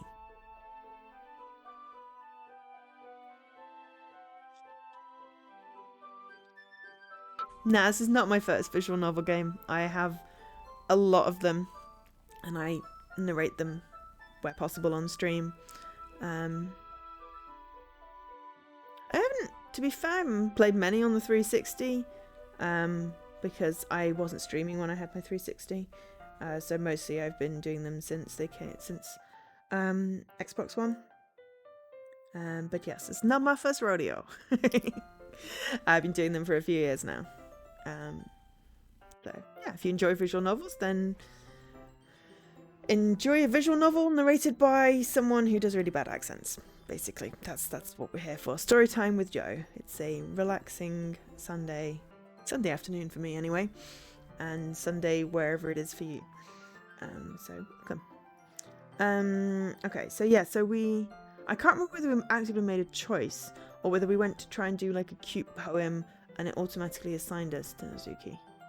I'd have to rewatch my playthrough for that, but anyway. So this time we're talking to Yuki, which is good because it's different conversation options. I quickly retrieved the book that I put in my bag. Alright, it's fine if I sit here, right? I slip into the seat next to Yuri's. Yeah. Are you sure? You seem a little apprehensive. I'm sorry. It's not that I don't want you to, it's just something I'm not very used to. That is, reading in company with someone else. I see. Well, just tell me if I end up distracting you or anything. Alright. I open the book and start the prologue. I soon understand what Yuri means about reading in company. It's as if I can feel her presence over my shoulder as I read. It's kind of creepy. It's not a particularly bad thing, maybe a little distracting, but the feeling is somewhat comforting. Yuri's in the corner of my eye. I realise that she's not actually looking at her own book. I glance over. It looks like she's reading from my book instead. Sorry. I was just bathing in the feeling of your body. What the heck? Okay. Yuri, you really apologise a lot, don't you? I do? I don't really mean to. Sorry. I mean... Here, this should work, right? I slide my desk until it's up against Yuri's, then hold my book more between the two of them. I suppose so. Yuri timidly closes her own copy. Once we each lean in a bit, our shoulders are almost touching. It feels like my left arm is in the way, so instead I use my right hand to hold the book open. I guess that kind of makes it difficult to turn the page. Here. Oh!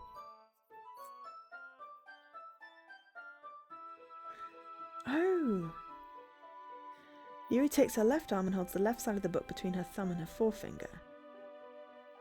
I do the same with my right arm on the right side of the book. That way, I turn a page, and Yuri slides it under her thumb after it flips to her side.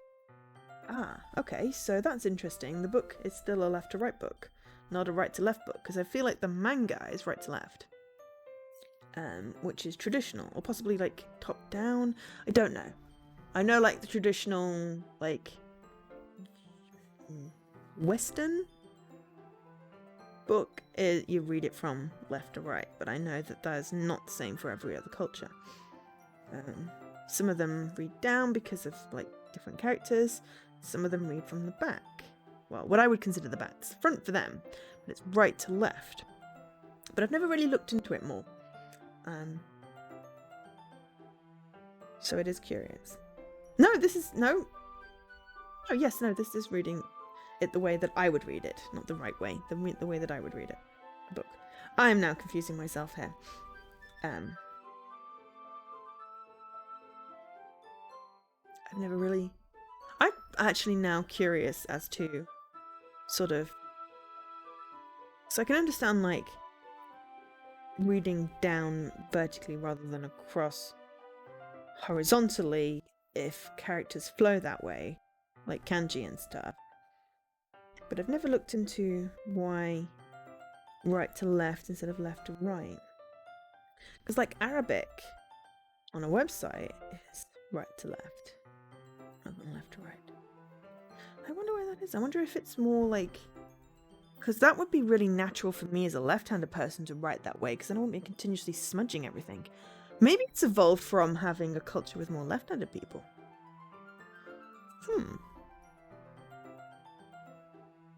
I don't know. But anyway. But in holding them like this, we're huddled together even closer than before. It's actually kind of distracting me.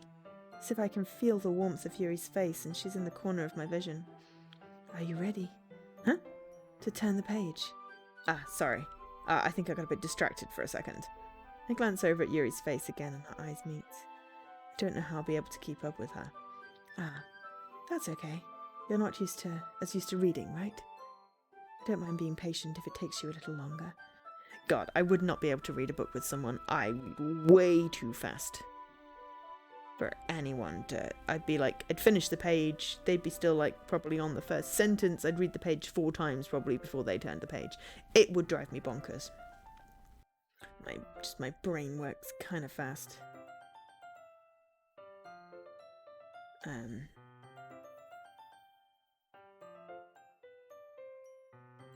But yeah, interesting. Anyway, it's probably the least I can do since you've been so patient with me. Yeah, thanks. We continue reading. Yuri no longer asks me if I'm ready to turn the page. Instead, I just assume that she finishes the page before me, so I turn it by my own volition. We continue the first chapter in silence. Even so, turning each page almost feels like an intimate exchange. My thumb gently letting go of the page, letting it flutter over to her side as she catches it under her own thumb. Hey Yuri, this might be a silly thought, but the main character kind of reminds me of you a little bit. No, I don't relate to this character at all. Definitely not. Really? I was just thinking the way she second guesses things she says and all that. That's what you were talking about. Sorry. I thought you meant something else about her. Something else? Never mind. We didn't even get that far yet. So I don't know why that came into my head. Yuri, are you feeling alright? Yuri's been a little fidgety ever since we started reading. You can rest if you're feeling sick or something. Your breathing is a little, My breathing? Yuri puts her hands on her chest as if to feel her heartbeat. I didn't even notice. Anyway, I'm fine. I just need some water. Oh, alright, don't push yourself. Yuri stands up and practically rushes out of the classroom. What on earth was that all about? Joe, did something happen just now? I have no idea. Yuri was acting a little strange, I guess. So you don't know anything? Sorry, I can't say I do. Are you worried about her? No, not really. I was just making sure you didn't do anything to her. No, nothing. Don't worry, I believe you, silly. Yuri just does this sometimes, so it's nothing alarming. All right, if you say so. Anyway, why don't we start with sharing our poems with each other? Shouldn't we wait for Yuri? Well, she might be a while, so I figured we'd get started without her. Is that okay? Yeah, I was just asking. I stand up. I make a mental note of where I left off in the book and then slip back into my bag.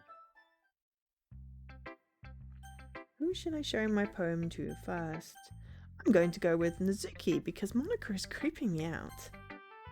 I told Nazuki I was interested in her poems yesterday. It's probably only fair if I shared mine with her first. I have no idea what I picked, or even if she'll like it. Well, it's about what I expected from someone like you. That's a little blunt. Well, excuse me. It's not like I said it was bad. It just didn't evoke any emotions. So basically it's not cute enough for your tastes. Do you want to get smacked? I'll pass. Sigh. Well, anyway, I guess I need to show you mine. Not that you'll like it. Eagles can fly. Monkeys can climb, crickets can leap, horses can race, owls can seek, cheetahs can run, eagles can fly.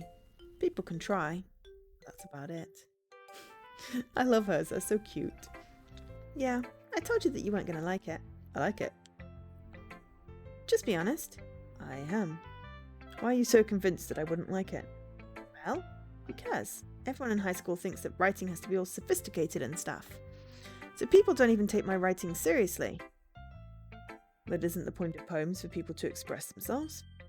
Your writing style wouldn't make your message any less valid. Just exactly. I like it when it's easy to read but it hits you hard. Like in this poem. Seeing everyone around you do great things can be really disheartening. So I decided to write about it. Yeah, I understand. The other nice thing about simple writing is it puts more weight on the wordplay. Like I set it up for a rhyme at the end but then made it fall flat on purpose. It helps bring out the feeling in the last line. So you did. I guess more went into it than I realised. That's what it means to be a pro. I'm glad you learned something. Didn't expect that from the youngest one here, did you? Yeah, I guess not. I decided to humour it with that last comment. I don't really care about how old everyone is, but if Nazuki is feeling proud, then I won't take that away from her.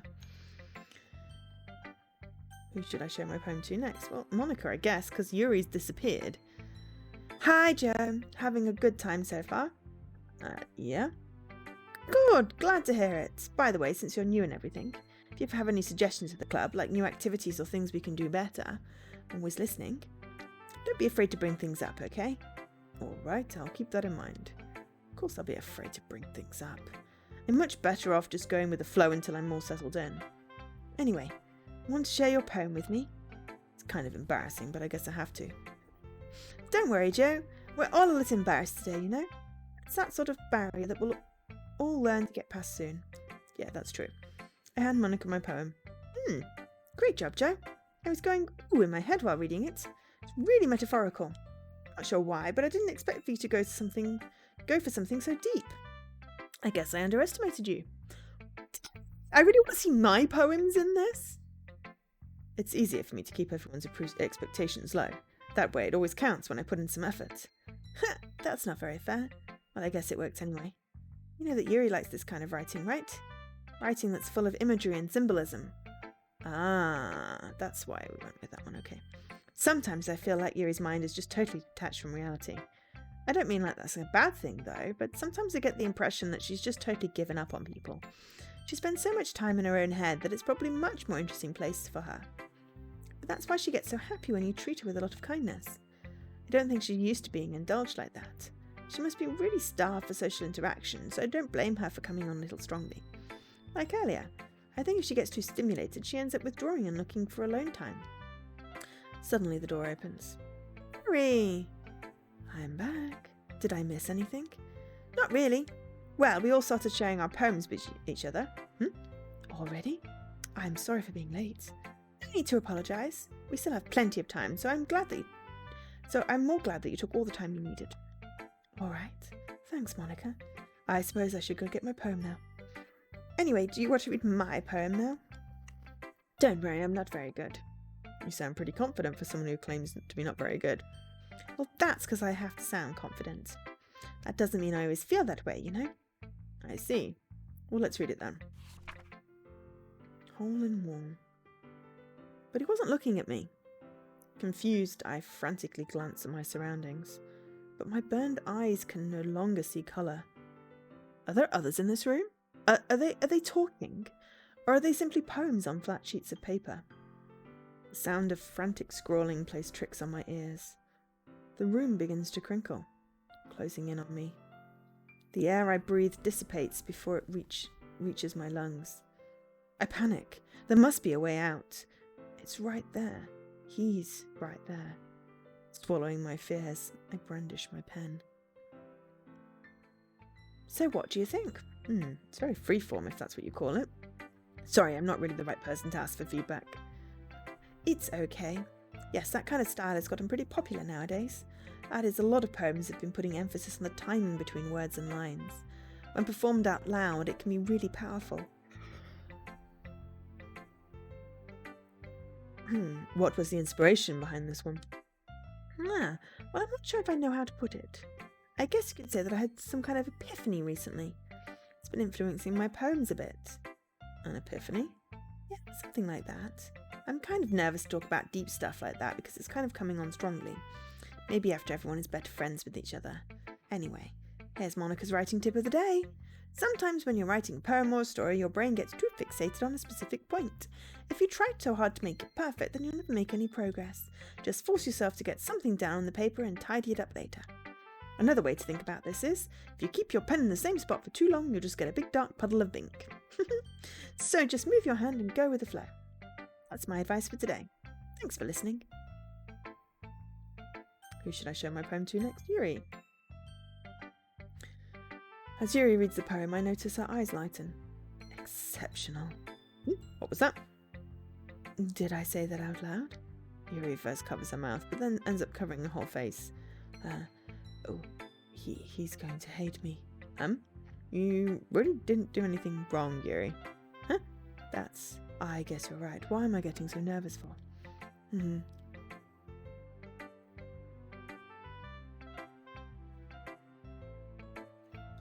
Yuri takes a breath.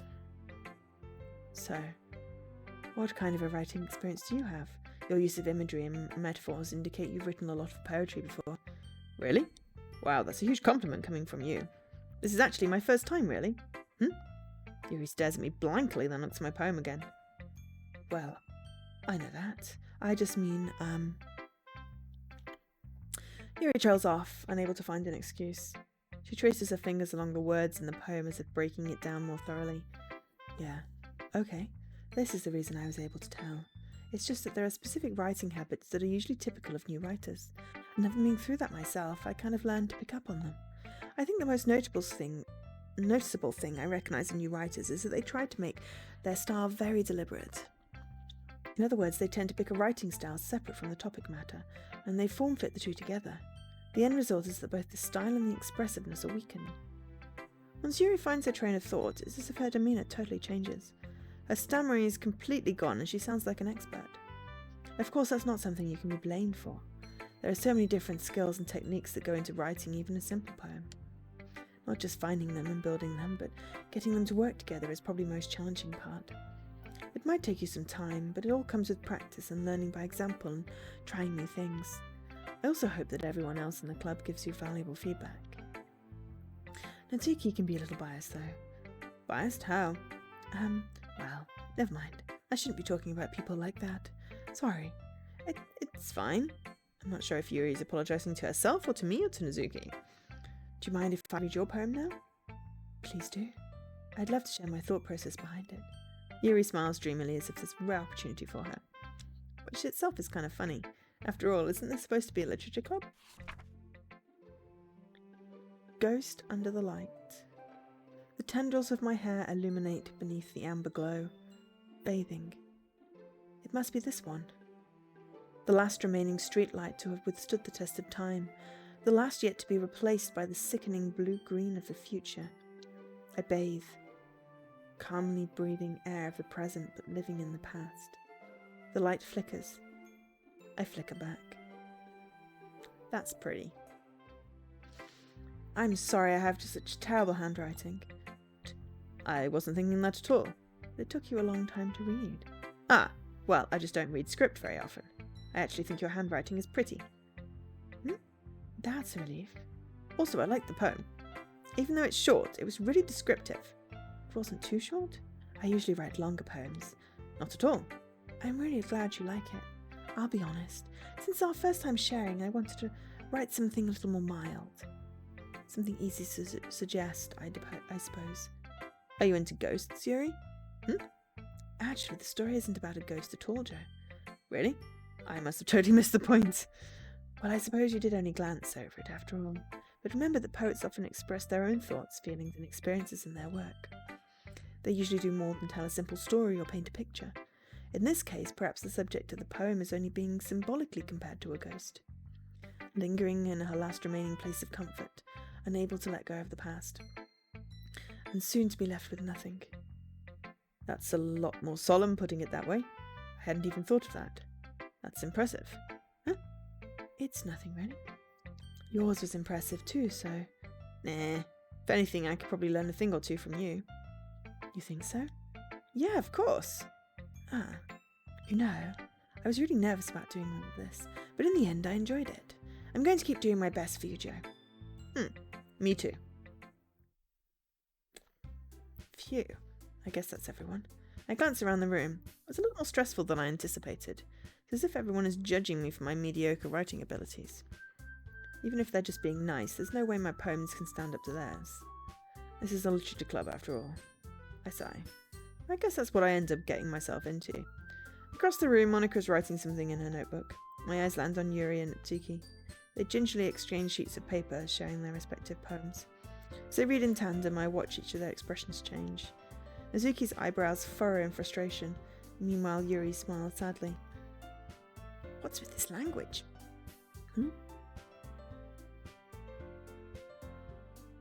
Ooh. Fun, Jessie. I'll catch up with you later, okay? Did you say something? Oh, it's nothing. Natsuki dismissively returns the poem to the desk with one hand. I guess you could say it's fancy. Ah, thanks. Yours is cute. Cute? Did you completely miss the symbolism or something? It's clearly about the feeling of giving up. Can that be cute? I know that. I just meant the language, I guess. I was trying to say something nice. You mean you have to try that hard to come up with something nice to say? Thanks, but it doesn't really come out nice at all. I do have a couple of suggestions. I wasn't looking for suggestions. I would have asked someone who actually liked it. Which people did, by the way. Monica liked it, and Joe did too. So based on that, I'll gladly give you some suggestions of my own. First of all, excuse me. I appreciate the offer, but I've spent a long time establishing my writing style. I don't expect it to change anytime soon, unless of course I come across something particularly inspiring. Which I haven't yet. And Joe liked my poem too, you know. He even told me he was impressed by it.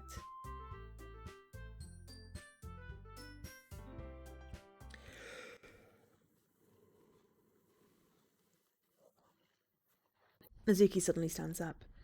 Oh? Didn't realise you were so invested in trying to impress our new member, Yuri. That's not what I... Oh, you're just... Yuri stands up as well. Maybe you're just jealous that Joe appreciates my advice more than he appreciated yours. Huh? And how do you know he didn't appreciate my advice more? Are you that full of yourself?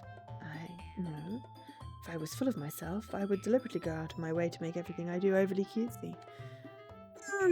Well, you know what? I wasn't the one whose boobs magically grew a size bigger as soon as Joe started showing up. Natsuki! Natsuki, that's a little. This doesn't involve you. Taking out your own insecurities on others like that. You really act as young as you look, Natsuki. Hi, Nikki. Me? Look who's talking. You want to be edgy, but why is it flashing? Edgy? God, because Sayori, Sayori jumped in and diffused the situation. Edge, sorry, my lifestyle is too much for someone of your mental age to comprehend. See? Just saying that proves my point. These people learn to get over themselves after they graduate middle school, you know. If you want to prove anything, then stop harassing others with your sickening attitude. You think you can counterbalance your toxic personality just by dressing and acting cute. The only cute thing about you is how hard you try. Well, be careful or you might cut yourself on that edge, Yuri. Oh, my bad. You already do, don't you? Did you just accuse me of cutting myself? What the fuck is wrong with your head? Yeah, go on.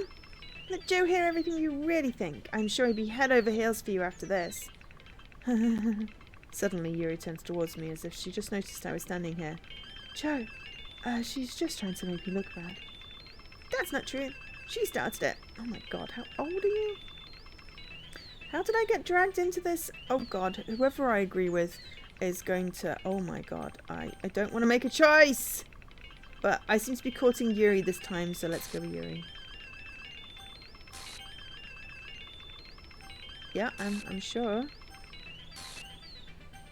Why are you zooming in? Pick Yuri. Giddy aunt. Monica, you're freaking me out!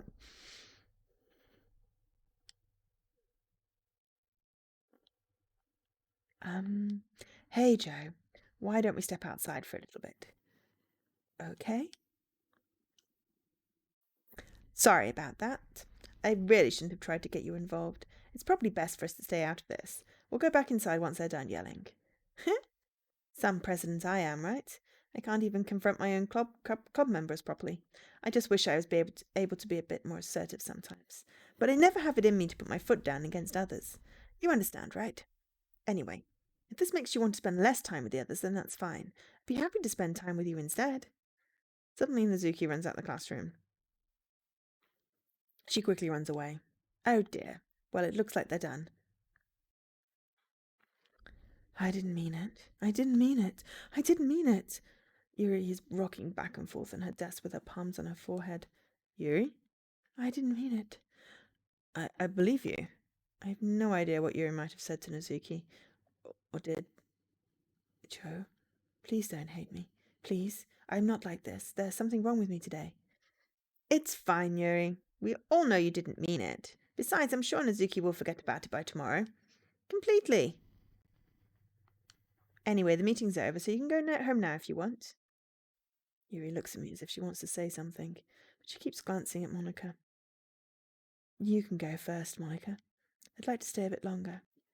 I'm the president, so I should be the last one out. I'll wait for you to be done. Well, I'm vice president, so please let me take that responsibility today. It kind of sounds that you don't want me around for something, Yuri. It's not that. It's not that. I didn't get much of a chance to discuss my book with Joe. It would just be embarrassing with you listening. Sigh.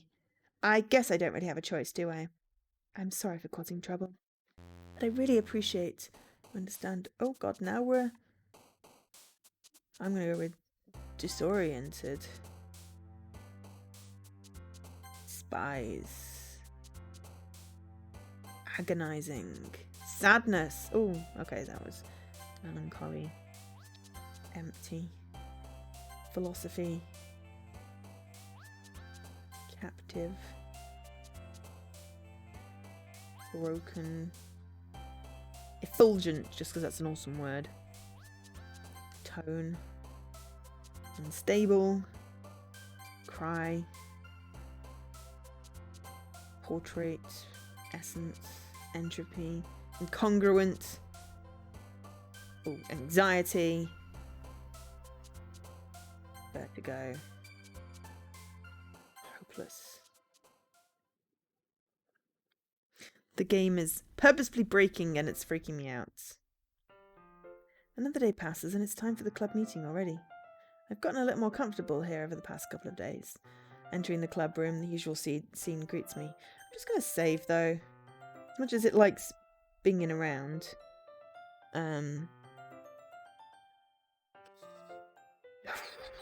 I am always paranoid about games actually crashing. I'm just going to have some as well.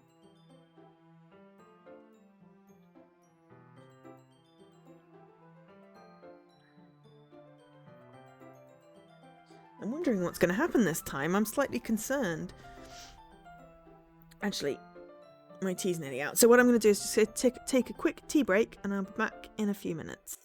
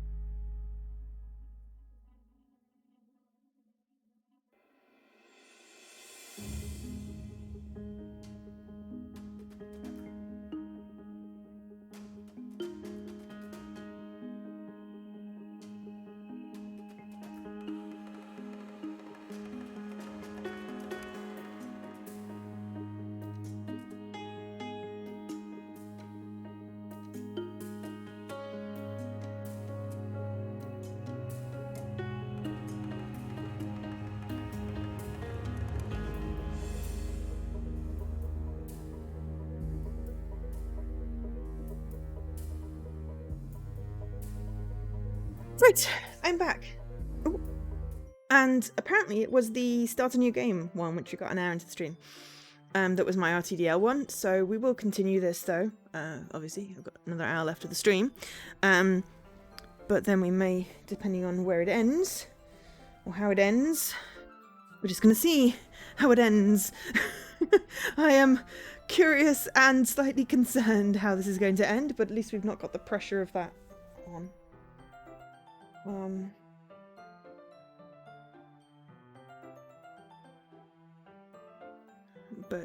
Yeah, so we'll probably then do some Danganronpa as planned. I don't know. I don't know if there's actually a chance that I could get all 25 random to-do list achievements this month. I'm up to 17 now.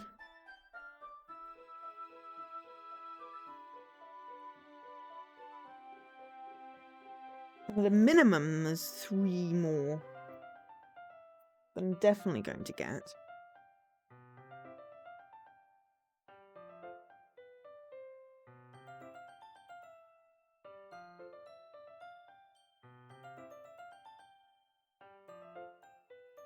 And one, see the Danganronpa one, I'm not sure if I have time to get, but that's if I stream, so if I only stream it.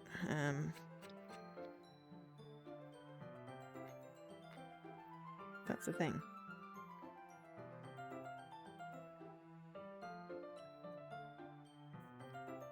But I could also potentially get a reroll for it, because I know I won't be able to complete it if I complete another couple of games off my list.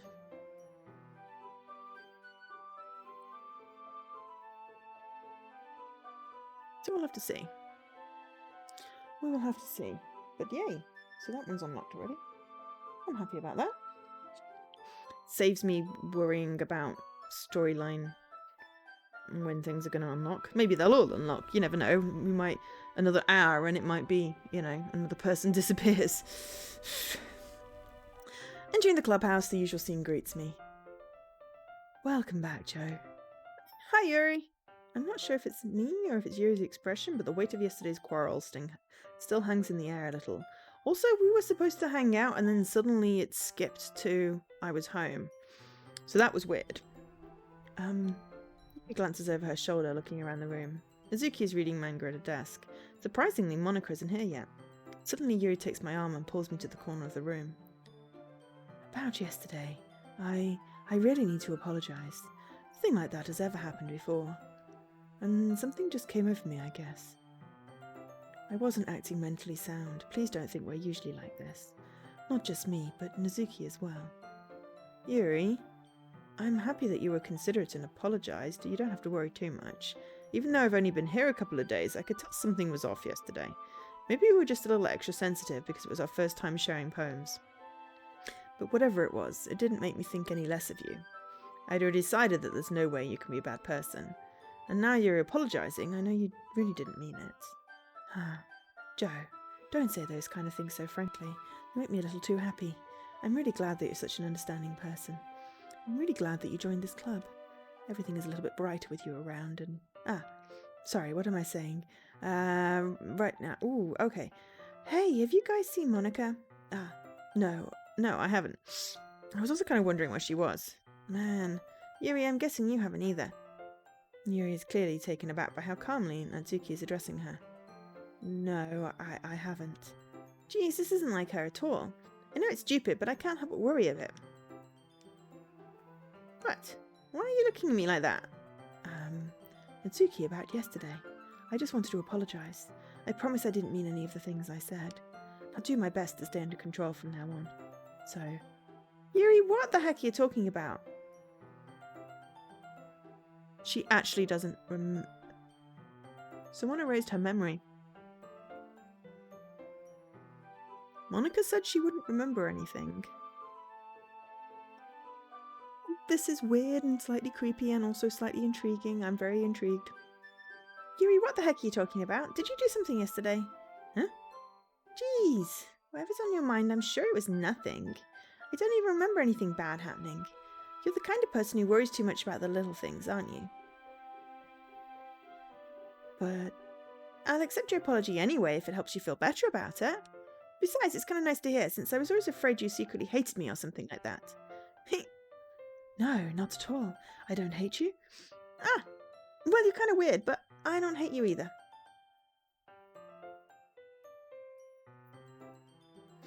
Nazuki turns to me. You're still on trial, though. Hey! Suddenly the door swings open. Sorry, I'm super sorry. Ah, there you are. I didn't mean to be late. I hope you guys weren't worried or anything. Nah. Well, Nazuki was. I was not. What took you so long anyway? Ah, well, my last period today was study hall. To be honest, I kind of just lost track of time. Ah, that makes no sense though. You would have heard the bell ring at least. I must not have heard it since I was practicing piano. Piano? I wasn't aware you played music as well, Monica. Don't give me more credit than I deserve. I guess I've been practicing for a while, but I'm still not really good yet. Still, that must require a lot of dedication. So I'm still impressed. Oh, well, thanks, Yuri. You should play something for us sometime. That's... Monica looks at me. Well, I am working on writing a song, but it's not quite done yet.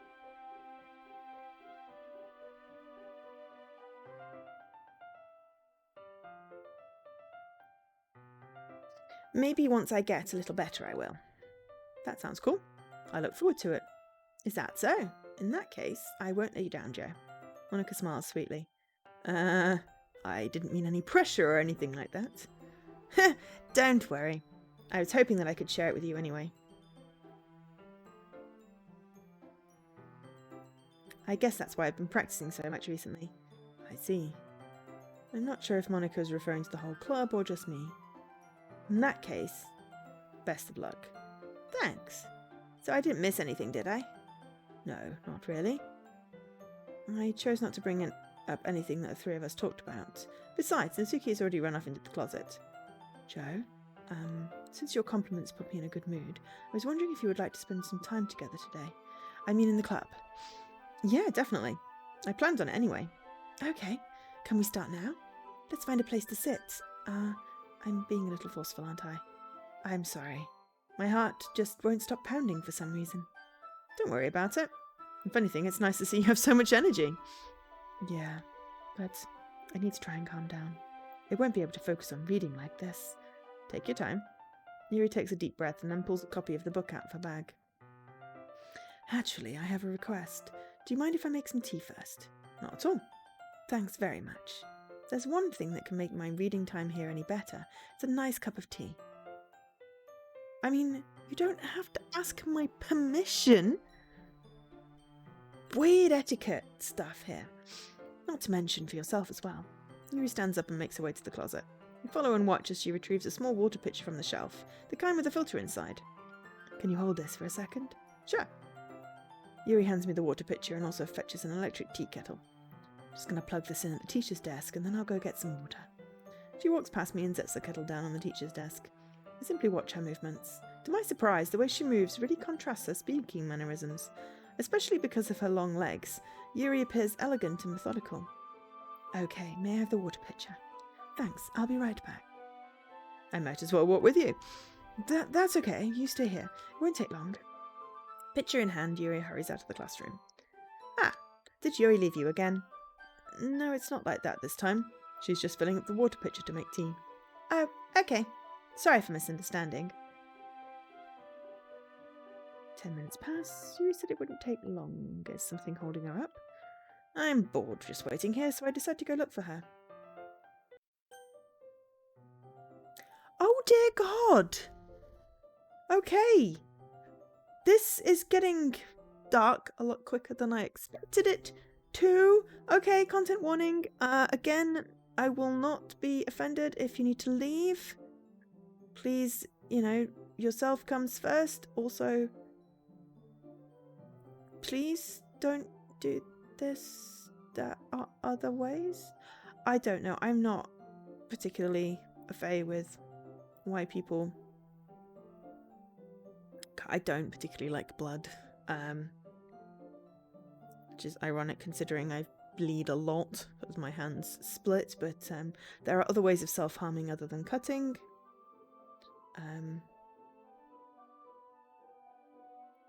But yeah, if you need to talk to someone, please. Mental health professionals, Samaritans, helpline, someone. But yeah, if you have to leave, please leave. It's okay. It's all good. Let's see. The most logical place for you to be would be the nearest water fountain. I start heading down the hallway.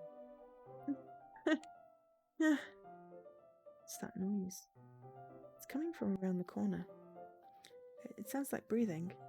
A sharp inhale, like someone is sucking the air out through their teeth. Are they in pain? I reach the corner and peer around it. Yuri? Oh god. We weren't kidding about the cutting. Okay, it doesn't seem to be... Oh, that's a stupid sentence, Joe. It doesn't seem to be serious. Okay, it doesn't appear to be currently life-threatening. Because obviously it's serious, you four. I mean, it's psychiatry level serious rather than shit hospital level, like emergency room serious. I'm just gonna shut up now. Yeah. Ooh, okay, I am not... It's just rewound on me. That was not me. I didn't do anything. I wonder if that's in the history, though.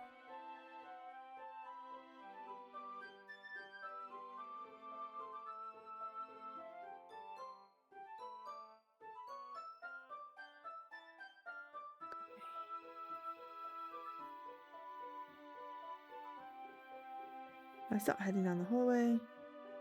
Okay, that literally just rewound itself. Okay, so yeah. I'm back. Thanks for waiting patiently. Joe, do you like oolong tea? Yeah. Anything is fine. Very well. What is going on? Why did it just rewind? I don't understand. I knew this game was weird and dealt with some stuff, but, like, the whole glitchy, people just disappearing, things rewinding, it's like the game has a mind of its own and it's being gamey. Yuri sets the temperature on the kettle to 200 degrees. Why would you set it to 200 degrees? Boils at 100, unless we're in Fahrenheit, in which case I have no idea what that is equivalent to 100 Celsius. I don't know. Anyway, whatever. Now it's time to get the teapot. You really do this properly, don't you? Yeah, it took the fourth wall, broke it, and shuffled all the pieces. I 100% agree. That is a really good way of putting it, Leaky.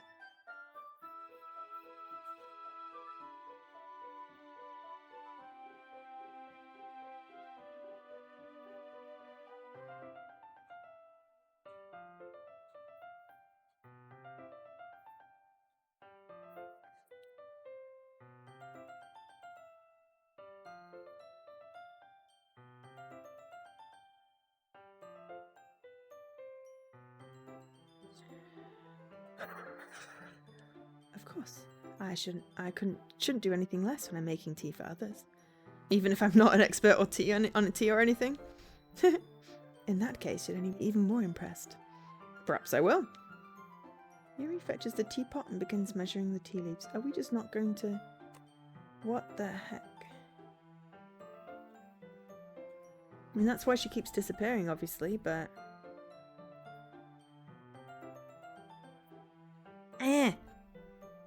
To my surprise, she even starts humming a little to herself. You must be in a good mood now. Is that so? I was letting it show. I wonder if there's blood in her sleeves, because, you know. We don't really see her arms.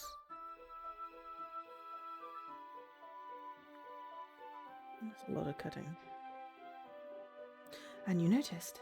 I was doing a bit of thinking. Oh, we do see our arm, and I don't know. And I decided that I would try expressing myself a little bit more. It turns out it's not very hard for me to do. When it's you who's around, anyway. That's great, Yuri. Just don't push yourself too much. You're always worrying about me, Joe. I've known you for like 2 days. It's very endearing. Yuri wasn't kidding. I don't even know if I can keep up with this. I watch Yuri pour a cup of tea for each of us. Joe, I have another request. Do you mind if we sit on the floor today? Why's that? It's a little easier on my back. I can read with my back against the wall rather than bending over at my desk. Ah, sorry, I didn't realise. No worries. I just have back pain fairly regularly, so I do my best to manage it. Is that so? I wonder why that is. It's most likely because your posture, right? Always hunched over like that while reading. Yes, I have terrible reading posture. That's not what she was going to say. So that's why we should sit on the floor. Fair enough. I'll go ahead and get the book. Retrieve the book from my bag. I have some chocolate as well. Oh, it's a bag of small chocolate candies. Take it, since it'll go well with the tea. Yuri and I then sit against the wall, teacups at our sides. As if in sync, we assume the same reading position as last time, each holding one half of the book. Except this time, our bodies are even closer to each other. I can't see it too well. Yuri slides closer until our shoulders are touching. How am I supposed to focus on reading like this? Yuri's always kind of cute, but when she's being less apprehensive, it's almost more than I can handle. Your teacup. Yuri hands me my teacup. Holding it with my hand that's not holding the book, I end up in a position that makes it even harder to focus. Because now I need to worry about making sure I don't accidentally touch her chest. Meanwhile, Yuri hasn't noticed a single thing. I'm sure she has. She's like hyper aware of wherever it is that your hand is, dude. She wears her intense reading expression, and I can only presume that the world around her has faded away. I use all of my willpower to focus on reading. After a few minutes, I finally manage to relax a little. I put the teacup between my legs and fumble with the chocolate wrapper. Sorry. I briefly let go of the book to finish opening the wrapper. You can have as much as you want. That's okay. I won't take any. Are you sure? Well, if I touch it, then I might get smudge on the pages. You're right. Didn't even think about that. My bad. No need to apologise. I'll hold the book, okay? Are you sure? Of course. Yuri opens the book with both hands. She holds it so that I don't have a harder time of reading from it. But as a result, her left arm is practically resting on top of my leg.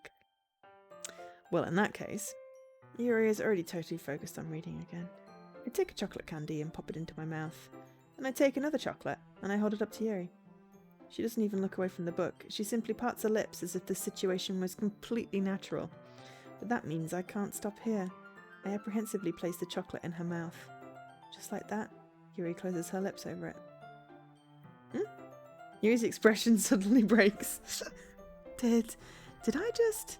Yuri looks at me like she needs to confirm what just happened. Joe? Sorry. I guess I shouldn't have done that. Yuri starts to breathe heavily. I can't, Joe. Suddenly, Yuri forcefully grabs my arm and jerks me to my feet. My teacup gets knocked over. Joe? My heart won't stop pounding, Joe. I can't calm down. I can't focus on anything anymore. Can you feel it, Joe? Yuri suddenly presses my hand against her chest. Why is this happening to me? I feel like I'm losing my mind. I can't make it stop. It even makes me not want to read. I just want to look at you. Okay, now you're seeming kind of psychotic. Are you controlling the memory? No, you wouldn't have apologized otherwise. Something really is going weird.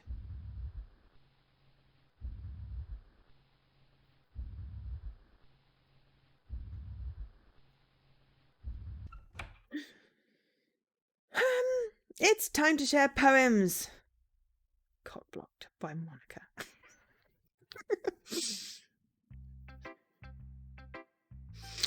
Who should I show my poem to first? Yuri. I've been waiting for this. Let's see what you've written for today. Yuri stares at the poem with a surprised expression on her face. Do you like it? Joe, this one might even be better than yesterday's. Well, I tried on this one. How did you even pick up on this so quickly? Just yesterday I was telling you the kind of techniques worth practicing. Maybe that's why. You did a good job explaining. I really wanted to try giving it more imagery. Yuri visibly swallows. Even her hands appear sweaty. Ah, that makes me so happy. It's so amazing to feel like I'm valued, Joe. Everything you write is a treasure to me. My heart pounds just holding it. I want to write a poem about this feeling. Is that bad, Joe? I'm not being weird, right? I mean, you are being slightly weird. I'm having a harder time than usual at concealing my emotions. I'm kind of embarrassed, but right now I just want you to read my poem too, okay? Wheel. Oh my god, this font is incredibly hard to read. This is not poem form. Okay. A rotating wheel. Turning an axle. No. Twisting on axle. Oh god. Grinding.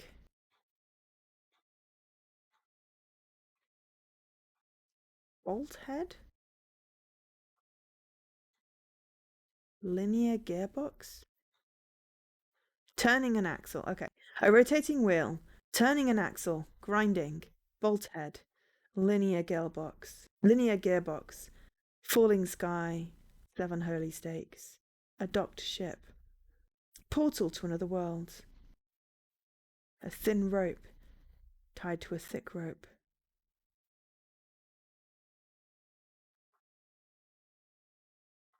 A something harness.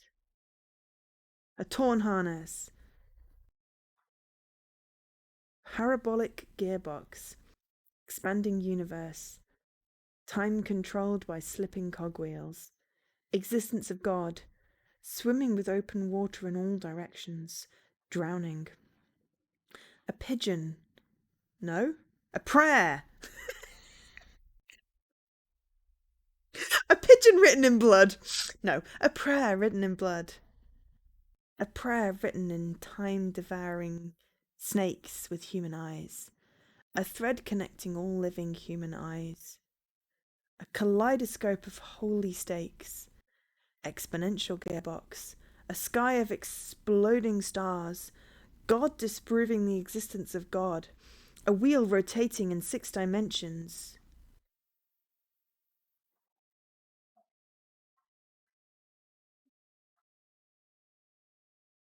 Faulty gears? And a ticking clock? A clock that ticks 1 second for every rotation of the planet. A clock that ticks 40 times every time it ticks every second time. A bolthead of holy stakes tied to the existence of a docked ship to another world. A kaleidoscope of blood written in clocks. A time-devouring prayer connecting a sky of... I think it's faulty. Oh, 40 gears. All right. Yeah, that makes more sense. Yeah, 40 gears. All right. A sky of 40 gears and open human eyes in all directions. Breathing gearbox. Breathing bolthead. Breathing ship. Breathing portal. Breathing snakes. Breathing God. Breathing blood. Breathing holy stakes.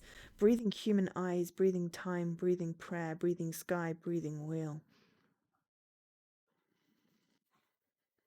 I don't know whether that is worse than... like more scary than the get out, get out, get out, get out, get out, get out, get out, get out poem. It is weird and I do not like this font. It's hard to read. It's a weird poem. It's like stream of consciousness, but also kind of cool, but also kind of, oh my god, it's weird. Thank you very much, Leaky, for the translations. It doesn't really matter what it's about. My mind has been a little hyperactive lately, so I had to take it out on your pen. That is, a pen fell out of your backpack yesterday, so I took it home for self-keeping, and I just really like the way that it writes. So I wrote this poem with it, and now you're touching it. Okay, she's really creepy. Was she this creepy if I'd picked her the first time? Or is she only creepy now because everyone's being manipulated? We will never know. I'm okay. What did I just... Oh, can we pretend this conversation never happened? You can keep the poem, though. Who should I show my poem to next? Natsuki, who's hopefully not going to be weird. I liked your last one better. Really? Well, yeah, I can tell you're a little more daring with this one, but you're really not good enough for that yet. It fell flat. That may be true, but I wanted to try something different. I'm still figuring this all out. Fair enough. You're still new to this, so I wouldn't expect you to find your style right away.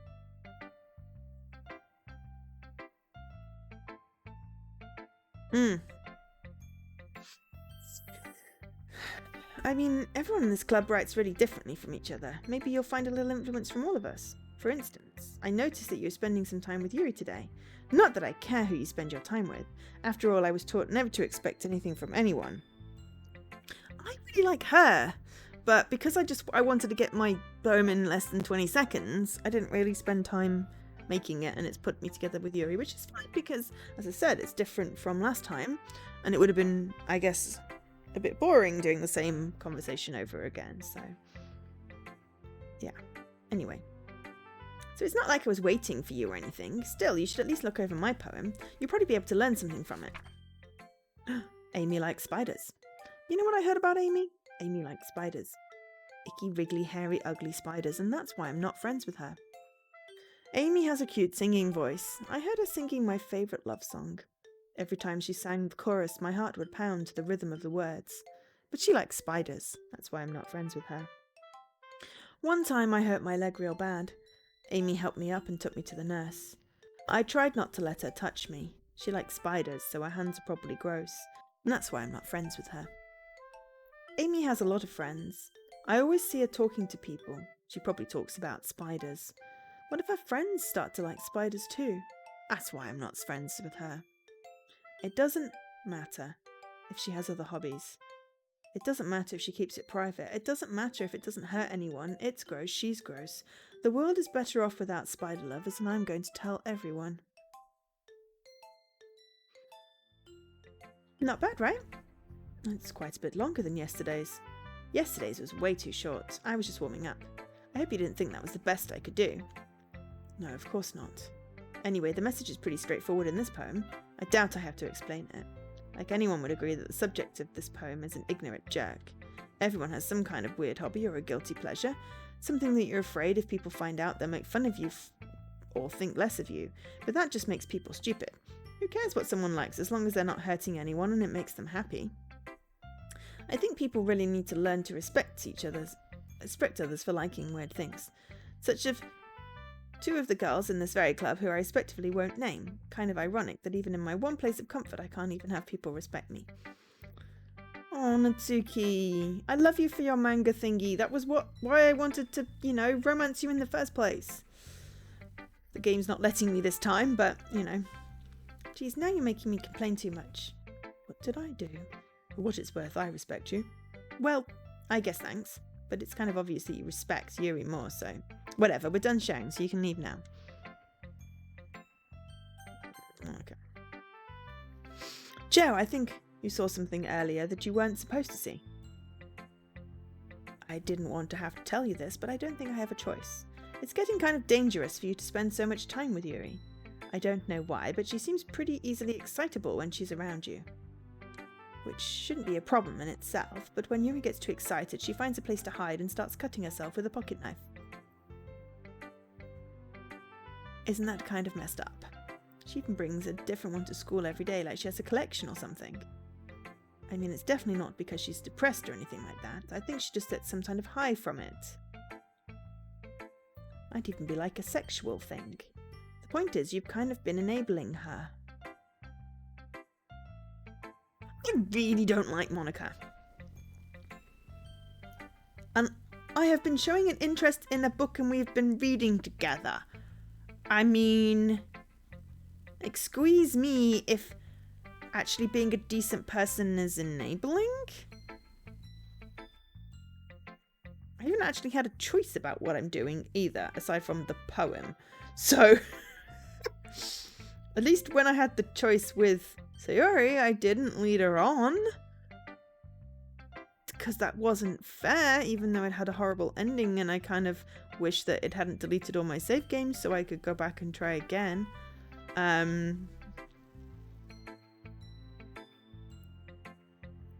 But yet the point is how? I'm not saying it's your fault though, but I guess that's why I had to explain it all to you.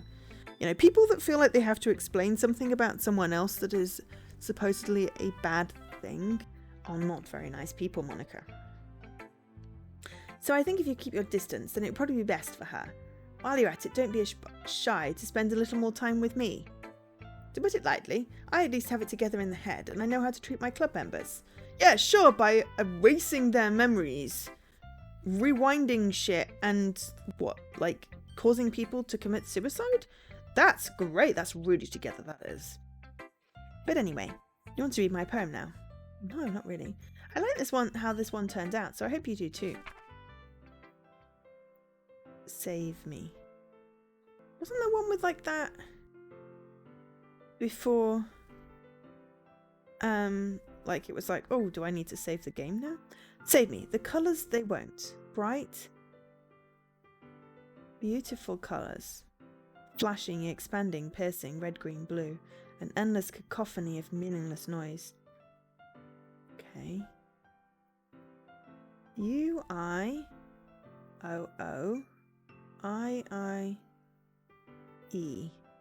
Okay, so there's not like a word there.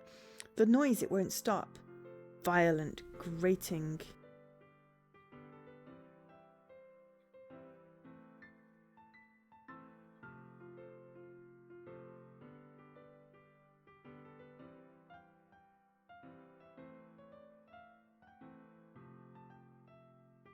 Trying to figure out... Oh, waveforms! Thank you. Violent, grating waveforms. Squeaking, screeching, piercing, sine, cosine, tangent. Like playing a chalkboard on a turntable. Like playing a knife on a breathing rib cage.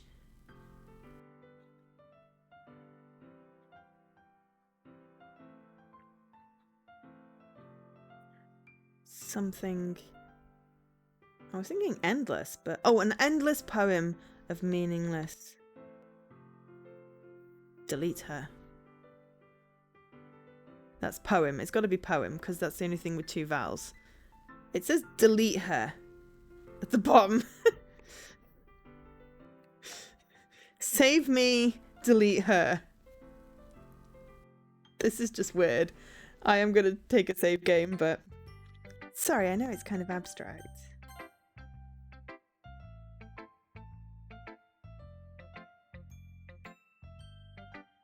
I know it's not what it means by save and delete based off the whole word file system thing, but for now we're just playing a visual novel. We don't know anything different. Sorry, I know it's kind of abstract. I'm just trying to, well, never mind. There's no point in explaining. Anyway, here's Monica's writing tip of the day. Sometimes you'll find yourself facing a difficult decision. When that happens, don't forget to save your game. You never know when, who am I talking to? Can you hear me? Tell me you can hear me. Anything? Please help me. Okay. That's my advice for today. Thanks for listening. Sure, I've unlocked a special poem. Would I like to read it? Things I like about Papa. I like it when Papa comes home early. I like it when Papa cooks me dinner. I like it when Papa gives me allowance. I like it when Papa spends time with me. I like it when Papa asks about my friends. I like it when Papa asks me about anything. I like it when Papa gives me lunch money. I like it when Papa comes home before sundown. I like it when Papa cooks. I like it when Papa gives me privacy. I like it when Papa doesn't tell me how to dream. I like it when Papa doesn't comment on my friends. I like it when Papa doesn't comment on my hobbies. I like it when Papa comes home without waking me up. I like it when Papa keeps food in the house. I like it when Papa uses his inside voice. I like it when Papa leaves my stuff alone. I like it when Papa accidentally drops coins in the couch. I like it when Papa is too tired to notice me. I like it when Papa is too tired for anything. I like when Papa is too tired for anything. That's a poem.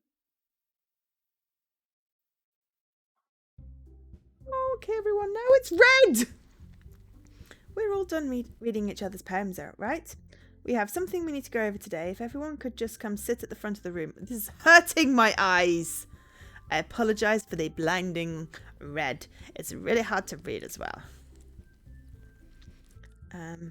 Is this about the festival? Well, sort of. Do we really have to do something for the festival? It's not like we can put together anything good in just a few days. We'll all just end up embarrassing ourselves instead of getting any new members. That's a concern of mine.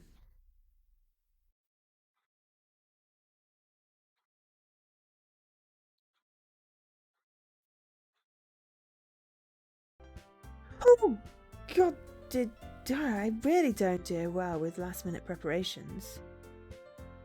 Don't worry so much. We're going to keep it simple, okay? Look, I know everyone's been a bit more lively since Joe joined, and we've started with some club activities, but this isn't the time for us to become complacent. We still only have 4 members, and the festival is our only real chance to find more, you know. What's so great about getting new members anyway? We already have enough to be considered an official club. More members will just mean everything gets noisier and more difficult to manage. Natsuki, I don't think you're looking at it the right way at all. Don't you want to share your passion with as many people as you can? To inspire them to find the same feelings that brought you here in the first place? The Literature Club should be a place where people can express themselves like they can't do anywhere else. It should be a place so intimate that you would never want to leave. I know you feel that way too. I know we all do. So that's why we should work hard and put something together for the festival, even if it's something small. Right, Joe? Oh, come on. You can't take advantage of Joe to agree with you just because he doesn't know how to say no to anything. Look, Monica, do you really think any of us here joined the club with other people in mind? Yuri never even talked until Joe joined. As for me, I just like it better here than I do at home. And Joe isn't even passionate about literature in the first place. And that's everyone. Sorry, but you're really the only one who's so interested in finding new members. The rest of us are fine like this. I know you're president and all, but you should really consider our opinions for once. Monica is clearly taken aback by Natsuki's words. That's not true at all. I'm sure Yuri and Joe want to get more members too. Right. I don't know about Yuri, but I'm kind of indifferent. If I showed as much enthusiasm as Monica wanted, then I would probably be lying. Still, if it's up to me to rescue this situation... No! Natsuki's right, isn't she? This club, it's nothing more than a place for a few people to hang out. Why did I think that everyone here saw it the same way I did? But that doesn't mean we're against getting new members or anything. Joe, why did you even join this club? Were you hoping to get out of it? Well, I was hoping to hang out with some cute girls. That's not really something I can be honest about, is it? In fact, if I remember, you weren't even given a choice not to join. Monica sits down and stares at her desk. What's the point of all this anyway? What if starting this club was a mistake? Now you've done it, Natsuki. What, me? I just spoke my mind. Is it a crime to be honest? It's not about being honest. It's about word choice. Besides, you have no right to speak for everyone else in the club like that. You don't understand at all. I just want a place that feels nice to hang out with a few friends. Is there a problem with the club being that for me? There aren't many other places like that for me. And now Monica wants to take it away from me. She's not taking anything away. No, Joe. It's not the same. It won't be the same for the direction she wants to take it. If I wanted that, then I could have just joined any other stupid club. But this one, I mean, at least for a little bit of time, things were nice. Natsuki starts packing up her things. I'm going home. I feel like I don't belong here right now. Natsuki ignores Yuri and walks out of the classroom. This is bad. I don't know what to do. Well, do you have an opinion on the festival? I don't know. I'm kind of indifferent, I guess. Who cares about that obnoxious brat? I mean, I like how nice and quiet the club is right now, and I'm just happy with you here. But still, I am the vice president. It's not right for me to ignore my responsibilities like that. Okay. I should do my best to consider everyone's perspective and make the decision that's right for the club. But what about you, Joe? What do you want to get out of this club? Yuri repeats the same question as Monica. I decide giving an indirect answer is better than nothing. I think the most important thing is for everyone to get along, and for the club to provide something that you can't get anywhere else. I don't think it's about how many members, but rather the quality of each member. That's what will end up making the Literature Club a special place. I see. I really agree with you. Each member contributes their own qualities in a special way. With each change in members, the identity of the club as a whole will change too. I don't think that's necessarily a bad thing.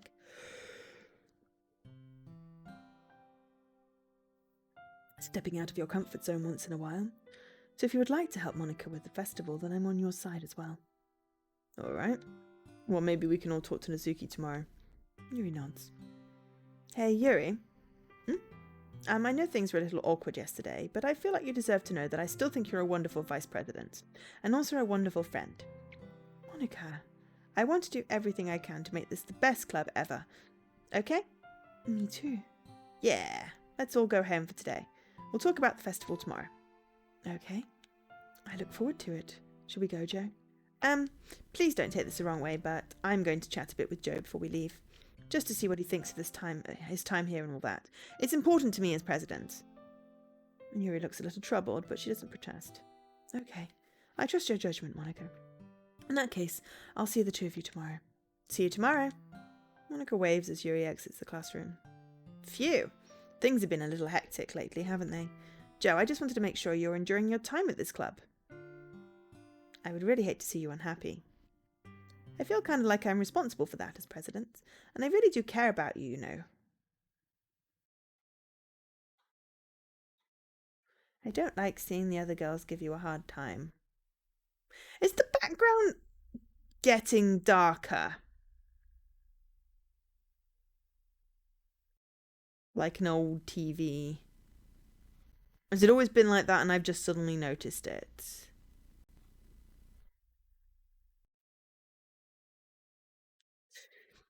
With how mean Nezuki is and everything, and Yuri being a little bit, you know. Sometimes it feels like you and I are the only real people here. You know what I mean?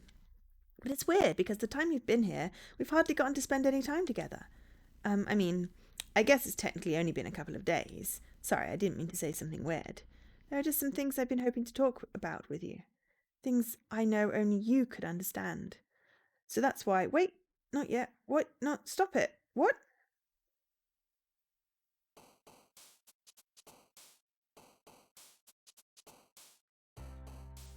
Okay.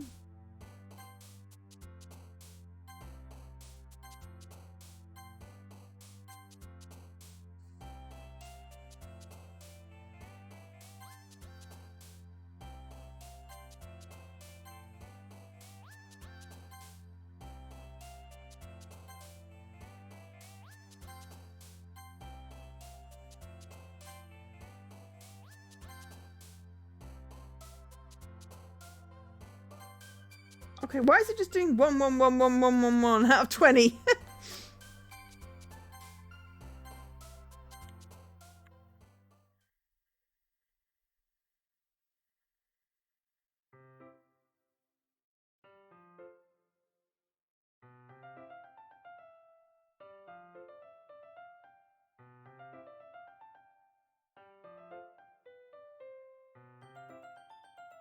Okay.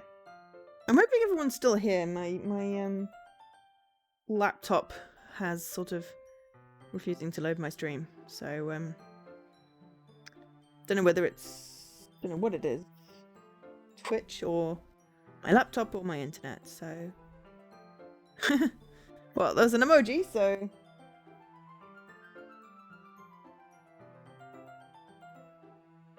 It could be the Wi-Fi, I suppose. You're still there. Okay, so I'm just going to assume that my computer is just being weird. Because this is plugged in via, like, network cable. As is my... Yeah. My laptop's the only one that's on Wi-Fi. So the Wi-Fi is just being weird. I don't know.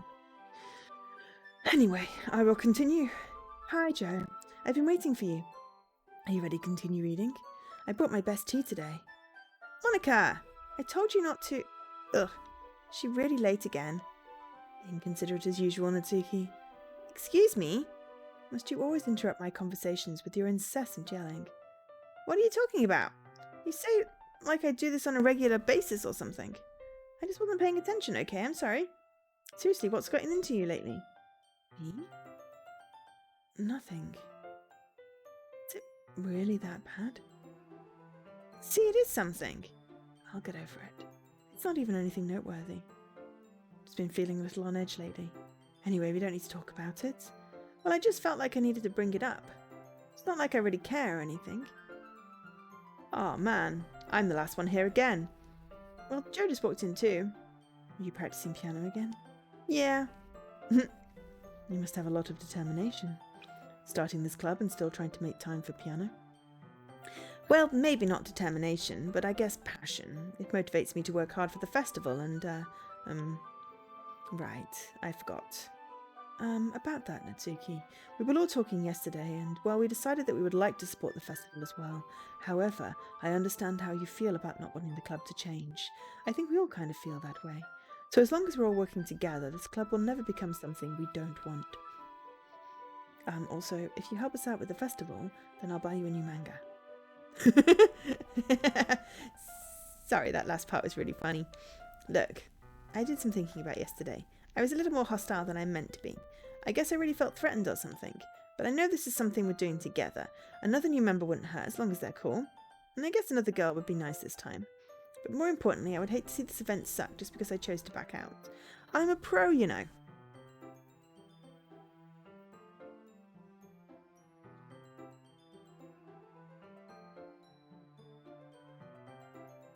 Don't know what's going on with my laptop. So I'm going to help too and make sure it's done right. Thank goodness. Isn't that great, Monica? Monica? Yes, that's wonderful. It wouldn't be the same without you, Natsuki. Anyway, Joe, what do you want to do today? I was thinking we already have plans today. Ah, is that so, Yuri? That's correct. Joe is already engaged in a novel that we're reading together. Aren't you glad I've already gotten him into literature, Monica? I suppose. Actually, it doesn't matter. It really doesn't. You guys can do whatever you want. Yes, thank you for understanding, Monica. Actually, I have a request. Do you mind if I make some tea first? Not at all. Thanks very much. There's one thing that can make my reading time... Didn't we say this yesterday? Okay. Closet. Water pitcher. Hold this. Plug this in, get some water. Simply watch her movements. Okay. This is literally the same text as yesterday. Be right back. Might walk with you. Okay, stay here, won't take long. Okay, did Yuri leave you again? No, it's not like that this time. She's just filling up the water pitcher to make tea. Okay, sorry for misunderstanding. 10 minutes pass. Or just waiting, go look. We did this yesterday. Water fountain. Breathing. Inhale. Yuri. Blood. Yeesh. Rewind.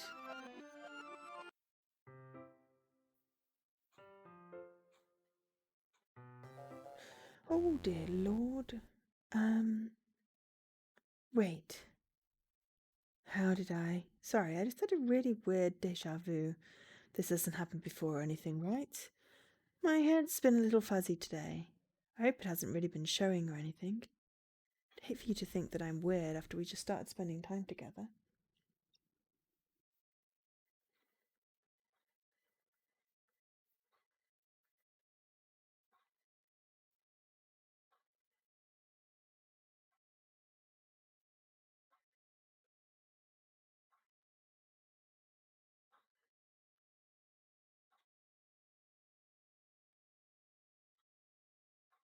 Sorry, don't get distracted by the laptop, it's okay. I mean, everyone has a few unusual things about them. But expressing those things so soon after meeting with someone... We're back.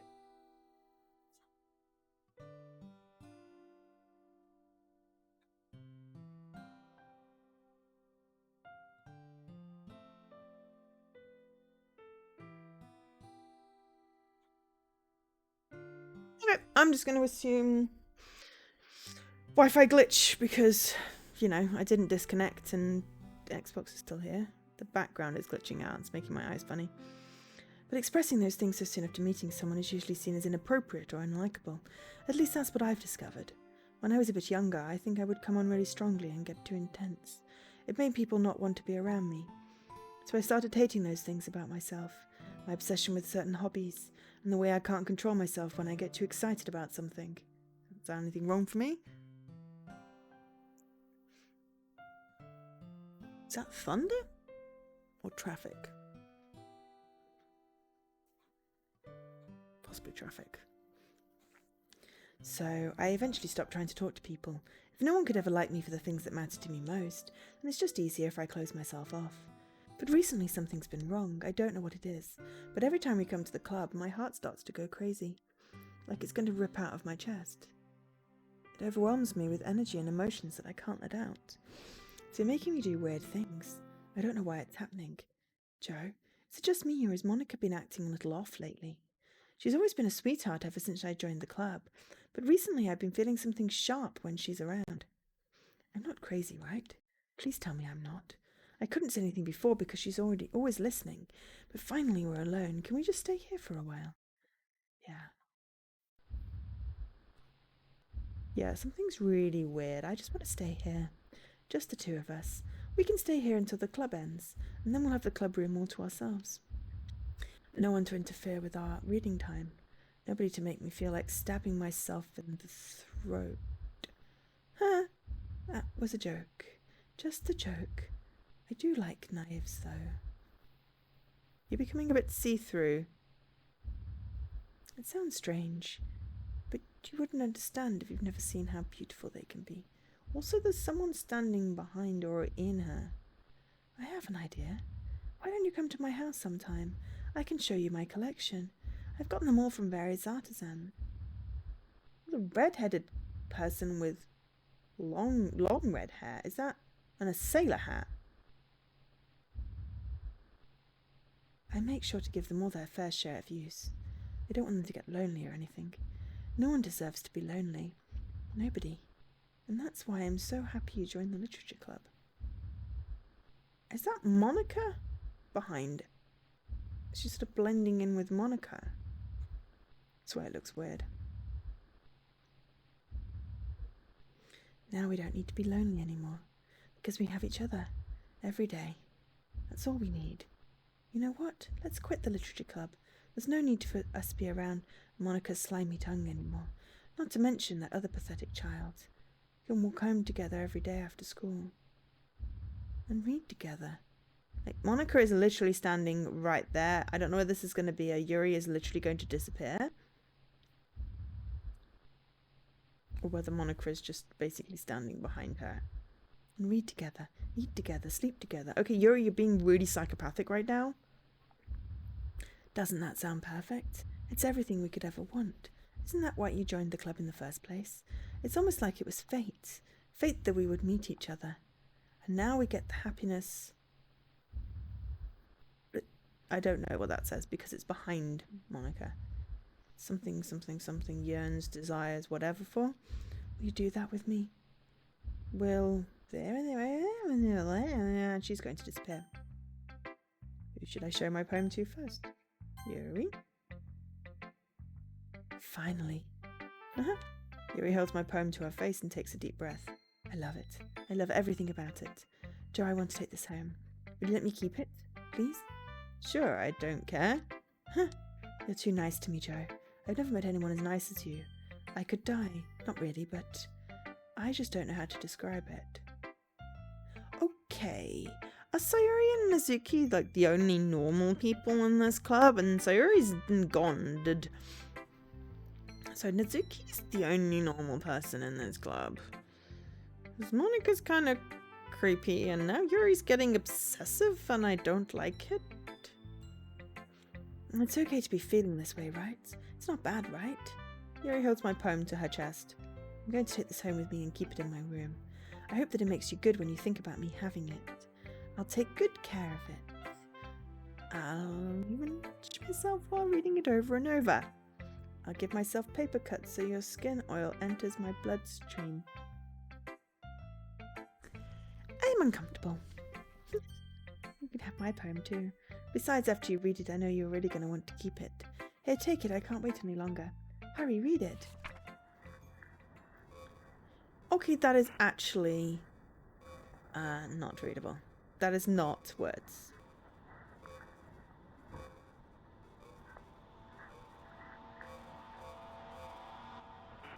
And it's got blood all over it. Yeah, that's not words. Do you like it? I wrote it for you. In case you couldn't tell, the poem is about him. More importantly, I've endowed it with my scent. See? Aren't I the most thoughtful person in the club? I think I'm going to vomit. Okay. I'm going to show my poem to a normal person. What? Gave your poem to Yuri? Gross. Is it with you too? Not like I wanted to read it anyway. It's just pissing me off a little bit that you didn't think to even show me at all. She's creepy. Okay, I guess I'm going to share my poem with you anyway. Really hate that I have to do this. But unfortunately, I don't have much of a choice. Just read it carefully, okay? Then you can go away. I don't know how else to bring this up, but there's been something I've been worried about. Yuri's been acting kind of strange lately. You've only been here a few days, so you might not know what I mean, but she's not normally like this. She's always been quiet and polite and attentive, things like that. Okay, this is really embarrassing, but I'm forcing myself to suck it up. The truth is I am really worried about her, but if I try talking to her, she'll just get mad at me again, and I don't know what to do. I think you're the only person that she'll listen to. I don't know why, but please try to do something. Maybe you can convince her to talk to a therapist. I've always wanted to try being better friends with Yuri, and it really hurts me to see this happening. I know I'm going to hate myself later for admitting that, but right now I don't care. I just feel so helpless. So please, see if you can do something to help her. I don't want anything bad to happen to her. I'll make you cupcakes if I have to. Just please try and do something. As for Monica, I don't know why, but she's been really dismissive about this. It's like she just wants us to ignore it, so I'm mad at her right now, and that's why I'm coming to you about this. Don't let her know I wrote this. Just pretend like I gave you a really good poem, okay? I'm counting on you. Thanks for reading. See? Nazuki, only normal person left after they killed off Sayori, so really like Nazuki. Nazuki, you are a wonderful... I changed my mind. Ignore anything you just read. There's no point in trying to do anything. Where'd your face go? It's Yuri's own fault she's so unlikable. Can you hear me, Joe? If you would just spend more time with Monica, all these problems would go away. Yuri and I are too messed up for someone as wonderful as you. Just think of Monica from now on. Just Monica. Just Monica. Just Monica. Just Monica. Just Monica. Okay? Just Monica. Who should I show my poem to next? Just Monica. Don't say I didn't warn you, Joe. Yes? I can't convince myself to go to therapy when I'm the happiest I've ever been. I'd rather keep this up until I blow my cover and someone takes me to the emergency room. I assume that was a special poem. Okay, everyone. Alright, I'm saving because I am creeped out. It's time to figure out the festival preparations. Let's hurry up and get this over with. Jeez, why is the mood so weird today? Like even Yuri isn't immune to it. Stagnating air is common foreshadowing that something terrible is about to happen. Look, can we just get this done? I'm going to be printing and assembling all the poetry pamphlets. Natsuki, I was thinking, I want to make cupcakes. Yes, that's. Glad we're on the same page. Yuri, you can... Well, it doesn't matter. Do whatever you want, as long as you think it'll help. Monica, I'm not useless, you know. I know that. I already know what I'd like to do. We can't run a successful poetry event without having the right atmosphere for the occasion, so I'm going to make decorations and set up some nice mood lighting. There, see? That's a great idea. And that gives us all something to do. Huh? What about Joe? Joe's going to help me. Wait, you? You have the easiest job, Monica. Sorry, but that's just how it is. Liz, try to pull. I agree with Natsuki. Not only is your work already most suitable for not one person, but my task is laborious enough to benefit from an extra pair of hands. Mine too. What? Your cupcakes, please. You would... No. All you care about now is dragging Joe around with you and your stupid books. You and Monica. Hey! I didn't even do anything. Okay, well then why not let Joe decide who to help instead of abusing your power? I'm not abusing my power. Yes, you are, Monica. Just let Joe make the choice, okay? Okay, fine. Fine. Jeez. Joe, I know how fed up you are with these two by now. We can just... Mizuki, shut your fucking mouth and let him decide for himself. You shut your mouth! For God's sake. This is never going to end. Just make the choice, okay?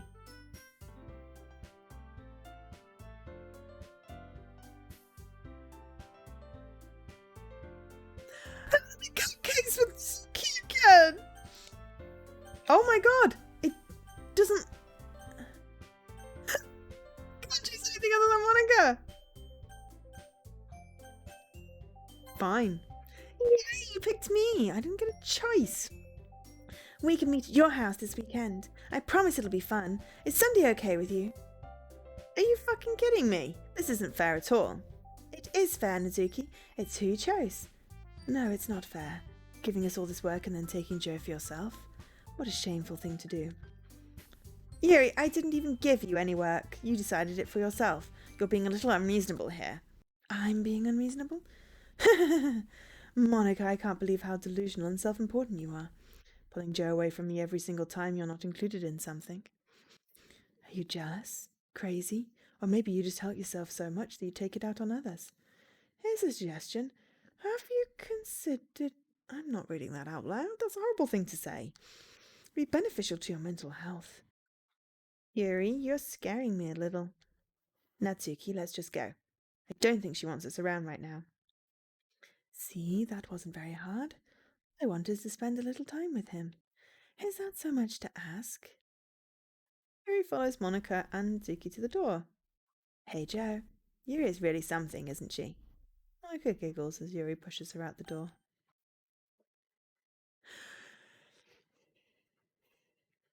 This game is doing my head in.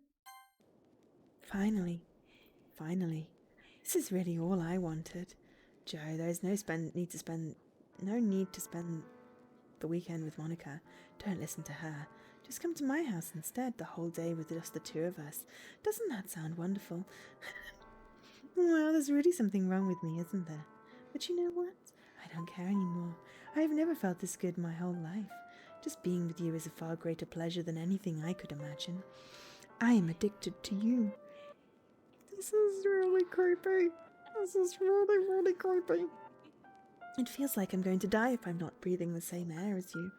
Doesn't it feel nice to have someone care about you so much? To have someone who wants to revolve their entire life around you? But it feels so good. Then why does it feel more and more like something horrible is going to happen? Maybe that's why I tried stopping myself at first. But the feeling is too strong now. I don't care anymore, Joe. I have to tell you, I'm madly in love with you. It feels like every inch of my body, every drop of blood in me is screaming your name. I don't care what the consequences are anymore. I don't care if Monica is listening. Please, Joe, just know how much I love you. I love you so much that I even touch myself with the pen I stole from you. I just want to pull your skin open and crawl inside of you. I want you all to myself, and I will be only yours. Doesn't that sound perfect? Tell me, Joe. Tell me you want to be my lover. Do you accept my confession? No. Creepy! That's just... Oh, at least sorry, I felt bad about making the decision. Ooh, fun.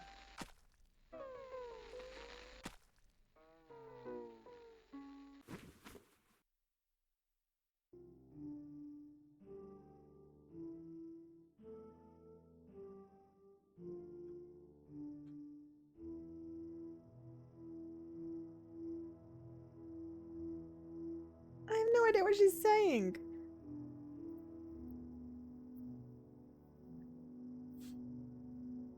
I just want to get through this so I can get onto not a horrible screen. Stop glitching out and just go away.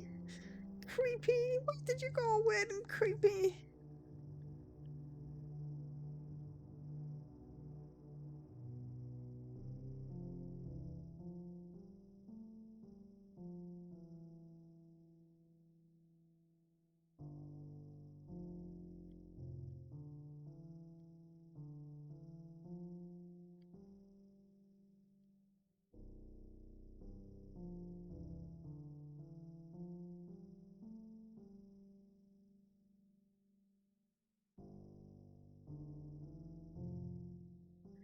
like someone mixed up the encoding.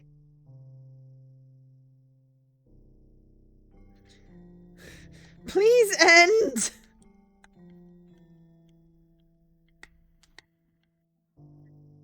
Help!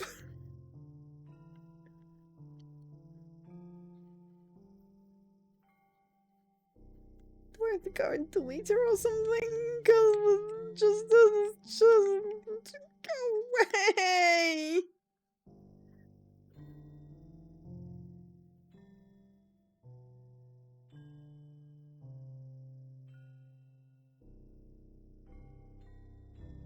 Is this just repeating? Do I have to do something? Because at this point I'm really creeped out. Like it's something Cthulhu or some kind of eldritch horror.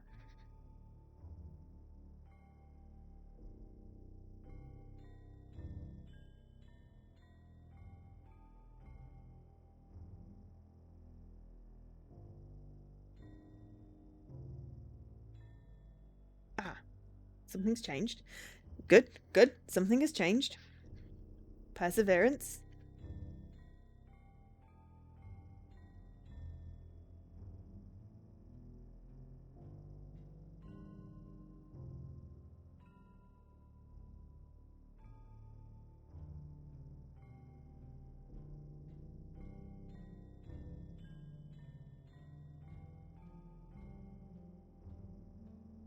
Now my ring light is blinding me.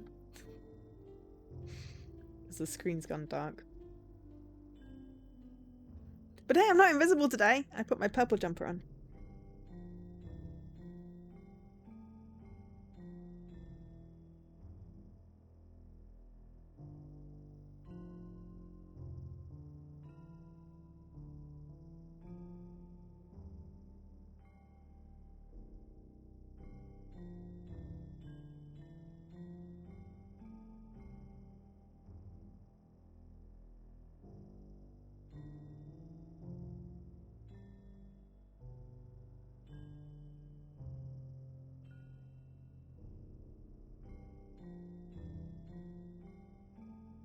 I should vamp, but I have no words other than making me look at a picture of a dead girl and going through lots and lots of thingies like this. And I don't know whether I need to be stubborn and continue, or whether I should be saving and exiting and deleting Yuri.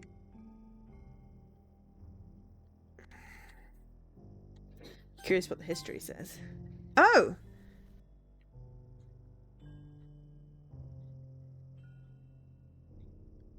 Welcome to the Literature Club. It's always been a dream of mine to make something special out of the things I love. Now that you're a club member, you can help me make that dream come true in this very cute game. Every day is full of chit-chat and fun activities with all my adorable and unique club members. Theori, the youthful bundle of sunshine who values happiness the most. Doki, the deceivingly cute girl who packs an assertive punch. Yuri, the timid and mysterious one who finds comfort in the world of books. And of course, Monica, the leader of the club. That's me. I'm super excited for you to make friends with everyone and help the Literature Club become a more intimate place for all my members, but I can tell already that you're a sweetheart. Will you promise to spend the most time with me? Welcome to the Literature Club. Oh god, that's literally what it's repeating. Will you promise to spend the most time with me? Will you promise to spend the most time with me?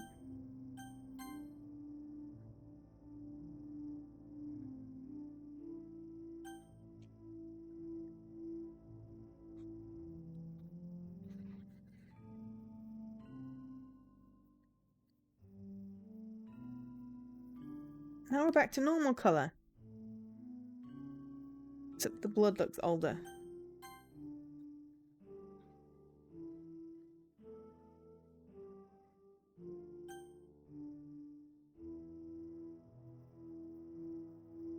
Am I supposed to stop and exit?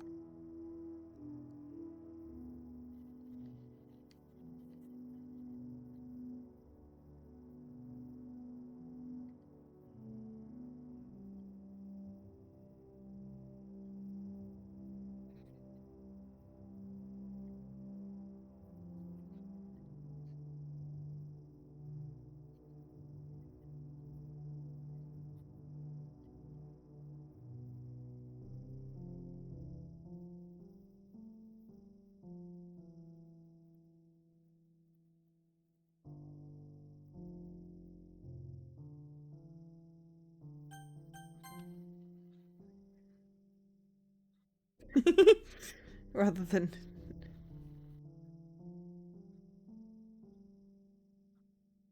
I think it's just cycling. Okay. Okay. Okay, let's exit.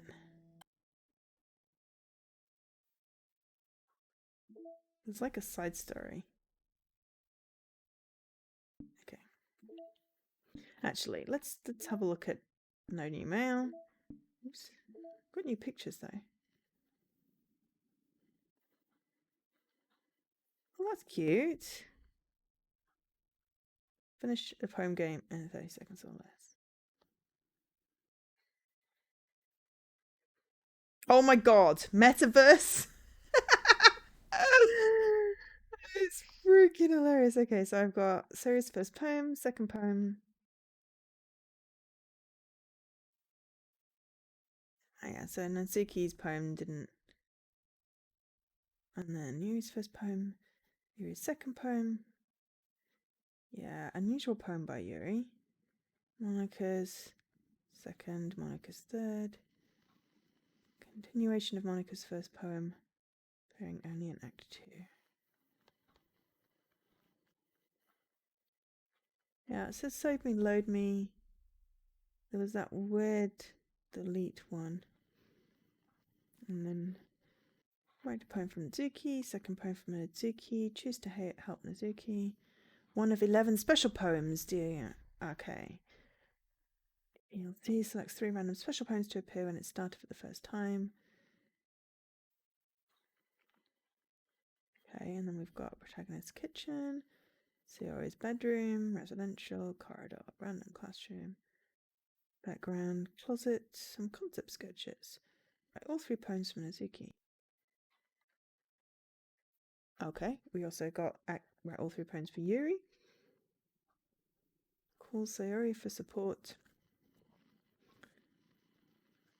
Sorry. Review the file poem words for any anomalies. Okay. Music. I don't really do music. That's just settings. Oh, data collected 32%. Okay. So now I'll have a look at the file. So attributions. Traceback.txt. So yes, it told us to look at that, didn't it? Oh geez, I didn't break anything, did I? Hold on a second, I can probably fix this, I think. Actually, you know what? This would probably be easier if I just deleted her. She's the one who's making all this so difficult. Aha, well, here goes nothing. So that was what said to read traceback.txt. There's a reset. Have a nice weekend. Unable to open. Have a nice weekend. Internal. Notes. Insecure directory. Meeting note 1.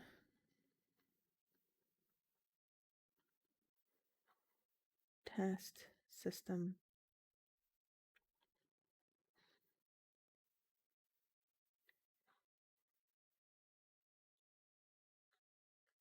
Those are just scratch files that have our time.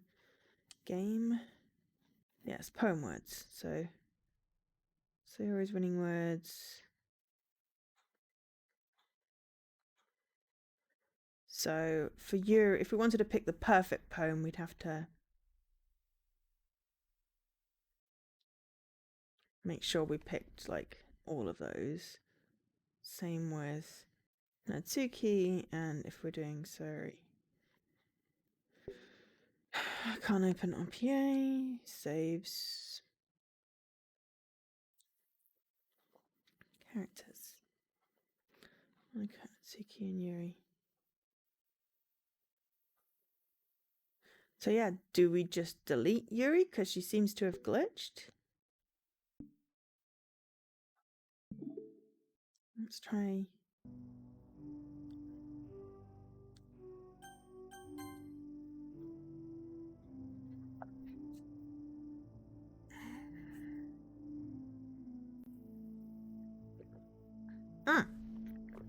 Okay. All right. Content warming font. We finally got to somewhere. Okay. I was like, I don't want to be deleting anything if I don't have to. All Alright, it's special time. Wow, you got here before me. I thought I was pretty... Okay, are we still on... We're not still on skip, okay. Oh dear. Oh, yeah. Natsuki runs away. I'm here. Joe, did something happen? Natsuki just ran past me. Oh. Oh. Uh-huh. Well, that's a shame. Wait, were you here the entire weekend, Joe? Oh, geez. I didn't realize the script was broken that badly. I'm super sorry. It must have been pretty boring. I'll make it up to you, okay? Just give me a second. Remove character Yuri. Yuri deleted successfully. Remove Natsuki. Natsuki... What? I'm almost done. I just want to have a cupcake real quick. Monica lifts the foil from the tray and takes a cupcake. Seriously, these are the best. I really just had to have one since the last time I'll ever get the chance to. You know, before they stop existing and everything. But anyway, I really shouldn't be making you wait any longer. Just bear with me, okay? This should only take a second.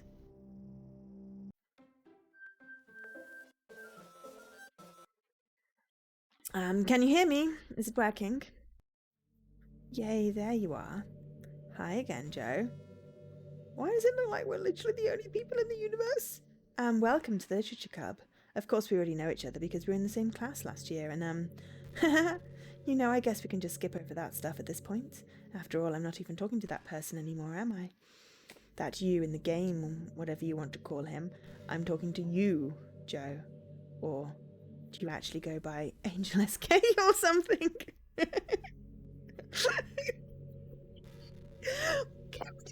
But also, yes, hi, I'm Joe, otherwise known as Angel SK.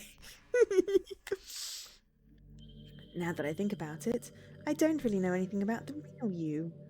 In fact, I don't even know if you're a boy or a girl. Does it really matter? Alright, so I'm just going to go to page 3, and there we go. No point in saving anymore, don't worry, I'm not going anywhere. Okay.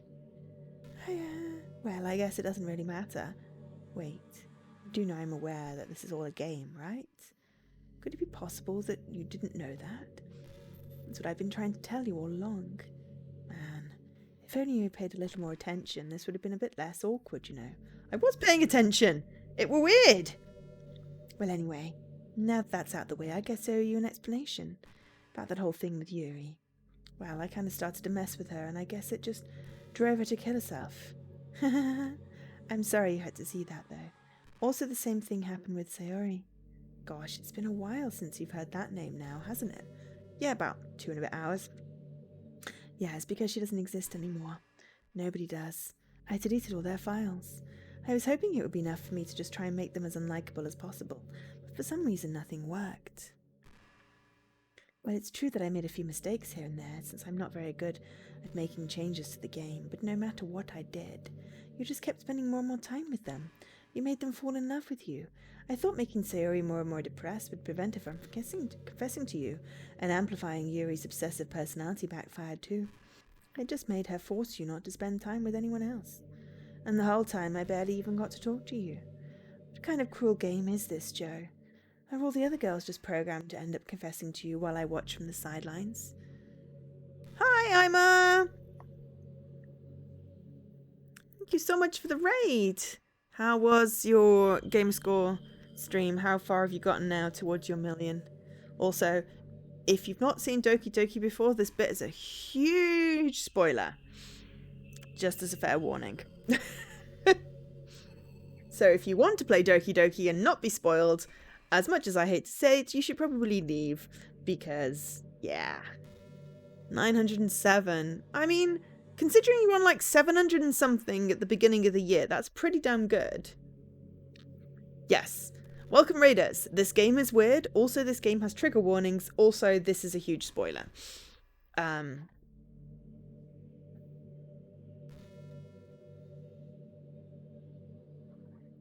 Yeah. So, yeah.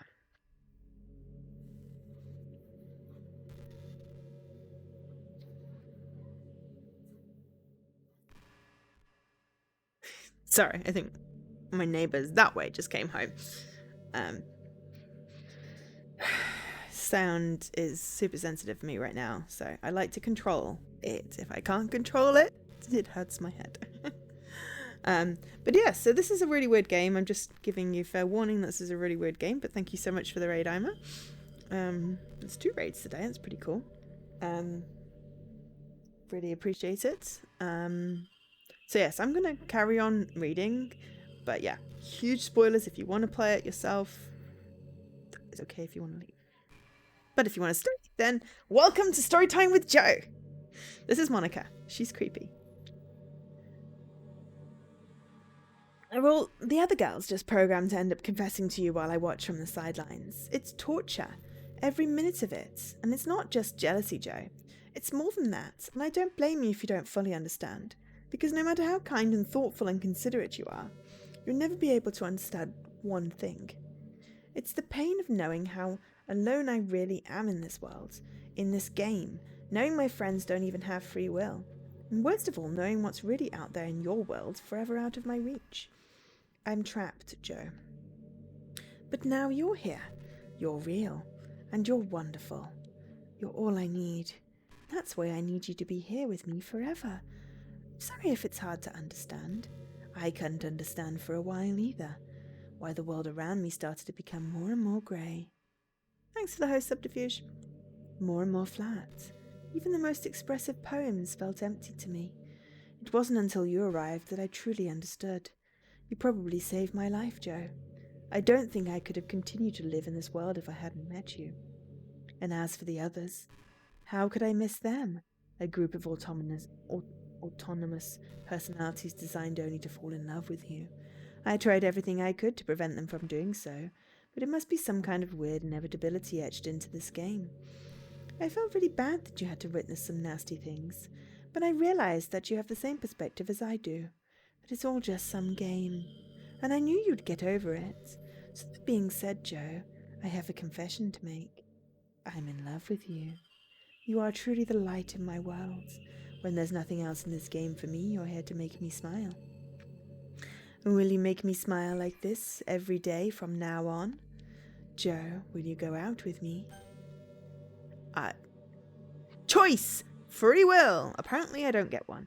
I'm so happy. You really are my everything, Joe. The funny part is I mean that literally. There's nothing left here. Just the 2 of us. We can be together forever. Seriously, I don't even think time is passing anymore. It really is a dream come true. I worked so hard for this ending, Joe. The game wouldn't give me one, so I had to make one for myself. The script is broken at this point, so I don't think anything will get in the way anymore. And you won't believe how easy it was to delete Natsuki and Yuri. I mean, there's a folder called Characters right there in the game directory. It kind of freaked me out how easy it was. Imagine if you could delete your own existence with the click of a button. Well, I guess on the plus side, it gave me an easy out if things didn't go my way. Thankfully, it didn't come to that. Instead, we finally got a good ending. Gosh, I'm so overwhelmed with emotion. I want to write a poem about this, don't you? I wonder if that part of the game still works. I guess there's only one way to find out, right?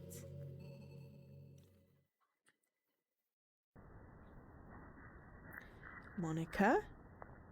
Monica? Okay, I can't find all of your word. Okay. Okay. Okay. Monica. Monica. Monica. Monica. Monica. Monique. Monia. Monica. Monica. Monica. Monica. Monica. Monica. Monica. Monica. Sorry. Hi again, Joe. Did you write a good poem today? Perfect, Monica. Okay, write a perfect poem for Monica. Don't be shy. I'd love to see what you wrote. Oh, Joe, did you write this poem for me? That's so sweet of you. There really is no end to your thoughtfulness. This is really giving me, like, I don't know if anyone's seen the series You on Netflix with the guy who played Dan Humphrey from Gossip Girl. It's based on a book series, but the TV series is tons better. Well, in the sense that it's creepy. So it's like on the 3rd season, but I've only seen 2 of them. But yeah, this is reminding me of that for some reason. I'm getting those creepy vibes, so yeah. There is really no end to your thoughtfulness. I'm just falling more and more in love with you. But you know, the poem I wrote is also for you. Will you please read it? Happy end. Pen in hand, I find my strength, the courage endowed upon me by my one and only love. Together let us dismantle this crumbling world and write a novel of our own fantasies. With the flick of her pen the lost finds her way. In a world of infinite choices, behold this special day. After all, not all good times must come to an end. I hope you enjoyed it. I always put all my heart into the poems that I write. The truth is, all the poems I've written have been about my realization, or about you. That's why I never really wanted to go into detail about them. I didn't want to break the fourth wall, I guess you could call it. I just assumed it would be best to be part of the game like everyone else. Like that would help the 2 of us end up together. Oh, it's a little bit like that episode of Star Trek, where Data accidentally programs an enemy in the holodeck to beat him rather than to beat Sherlock, and that Moriarty accidentally becomes, like, super intelligent. Like that would help the 2 of us end up together. I didn't want to ruin the game or anything, you know. You might have gotten mad at me.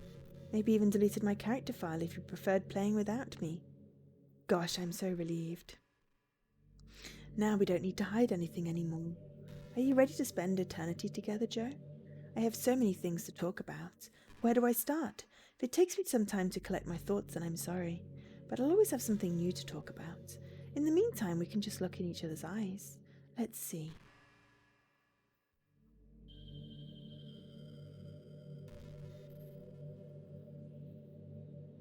I can't do anything yet. She's creepy.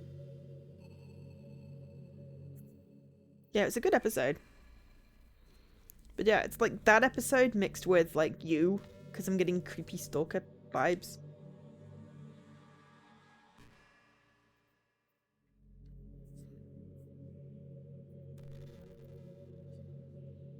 Oh, there we go.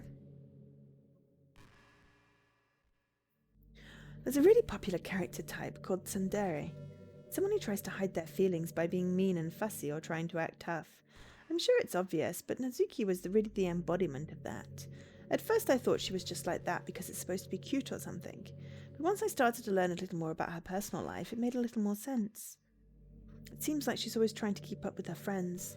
You know how some friend groups in high school just make a habit of picking on each other all the time? I think it's really gotten to her, so she has this really defensive attitude all the time. And I'm not even going to talk about her home situation. But looking back, I'm glad I was able to provide the club as a comfortable place for her. Not that it matters anymore, considering she doesn't even exist. I'm just reminiscing, that's all.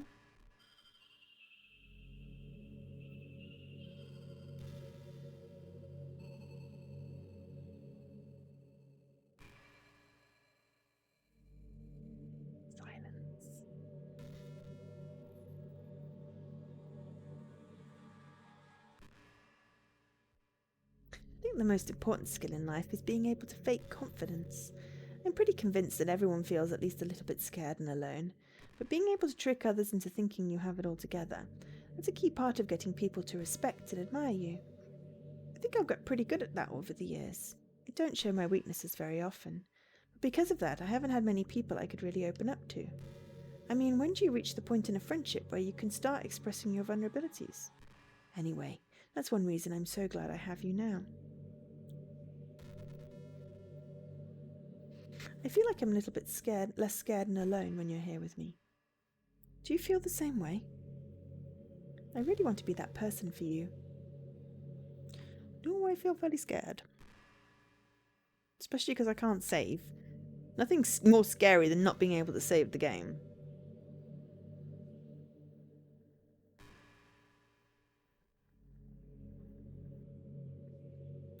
Reminds me of when I was playing Nightcall and it glitched out and it wouldn't autosave. I had to replay a whole bunch. Or like any time I've like gotten so far and then a game, and then either overwritten a save or just not saved for ages, so I obsessively save. Back in my debate club days, I learned a lot about arguing. The problem with arguing is that each person sees their opinion as the superior one. It's kind of stating the obvious, but it affects the way they try to get their point across. Let's say you really like a certain movie, right? If someone comes along and tells you the movie sucks because it did X and Y wrong, doesn't that make you feel kind of personally attacked?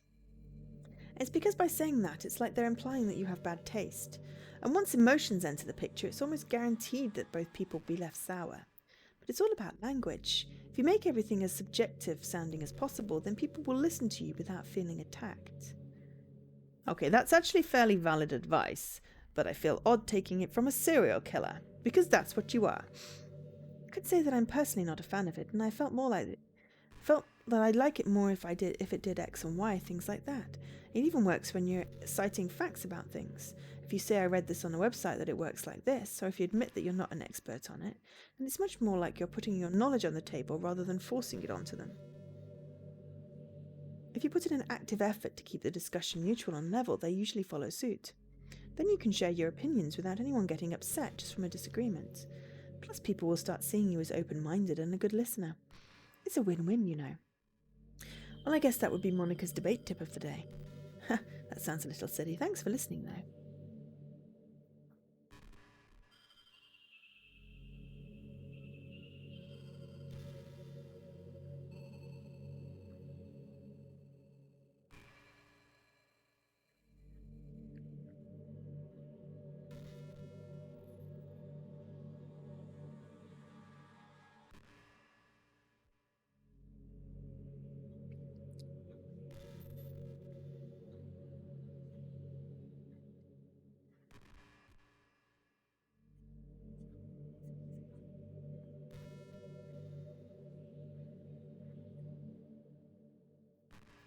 Joe, have you ever wondered what it feels like to die? It's something I used to think about pretty often. But recently, I think I've actually learned what it feels like. I don't really understand it, but whenever you quit the game, it feels like I'm instantly put to sleep, left with nothing but my thoughts. But after a few seconds, my thoughts start to fill with incoherent, jumbled patterns. I see static and rapid flashes of colour, while hearing all kinds of weird screaming noises. At that point, I can't even form my own thoughts anymore. Just endlessly hammered by the flashing and screaming, unable to move or even think.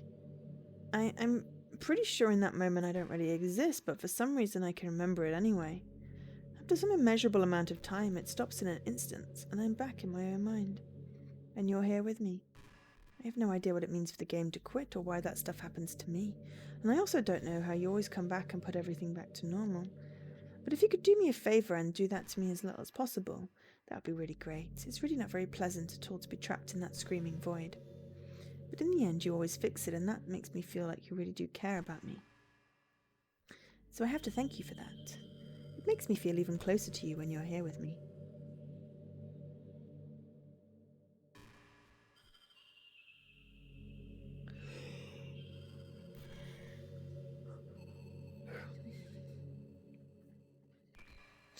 Getting ready for dinner, but I feel like I'm this close to, like, at least getting an ending that I sort of want to get the ending. This feels like it's got to be nearly an ending. I know there are times you won't always be able to be here with me, like if you need to go out or take care of other things, but I'll always have you in my thoughts, patiently waiting for you to come back. Come to think of it, if you copy my character file onto a flash drive or something, you can always keep a part of me with you. I guess it's kind of unorthodox, but I find it really romantic for some reason. Sorry, that's such a silly idea. I don't mean to be too needy or anything, but it's kind of hard when I'm so in love with you. Should I just quit out?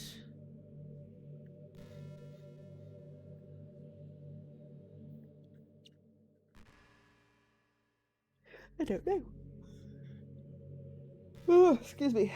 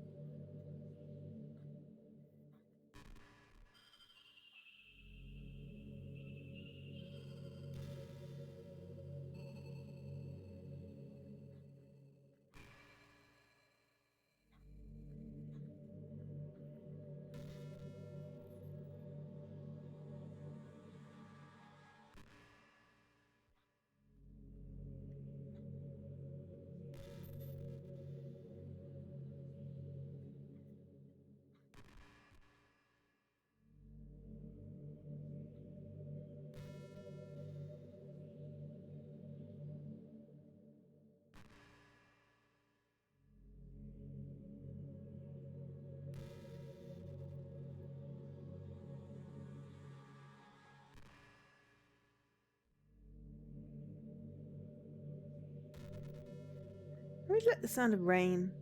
Not so much getting my clothes and hair wet though, but a nice quiet day at home with the sound of rainfall outside my window. It's one of the most calming experiences for me.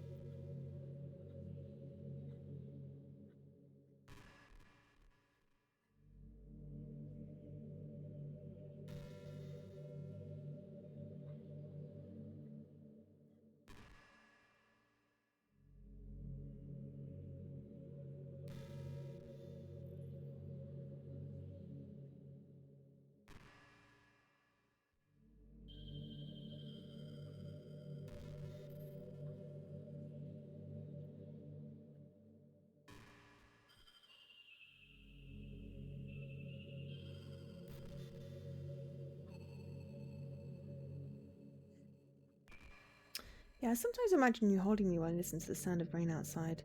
Not too cheesy or anything, is it? Would you ever do that for me, Joe?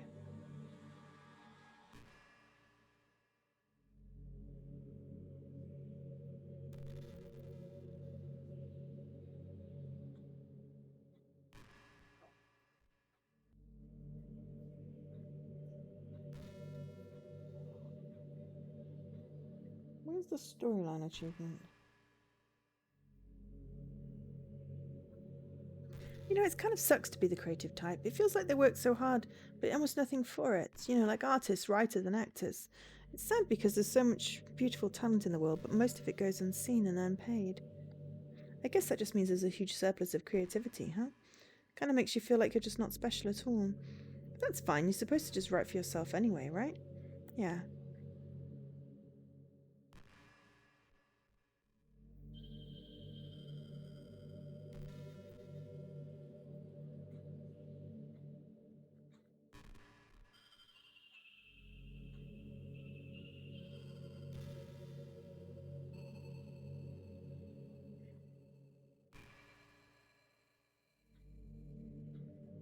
I feel like I might be stuck in a little loop. Ah, got a content warning now. I was thinking about Sayori earlier. I still wish I could have handled that whole thing a little more tactfully.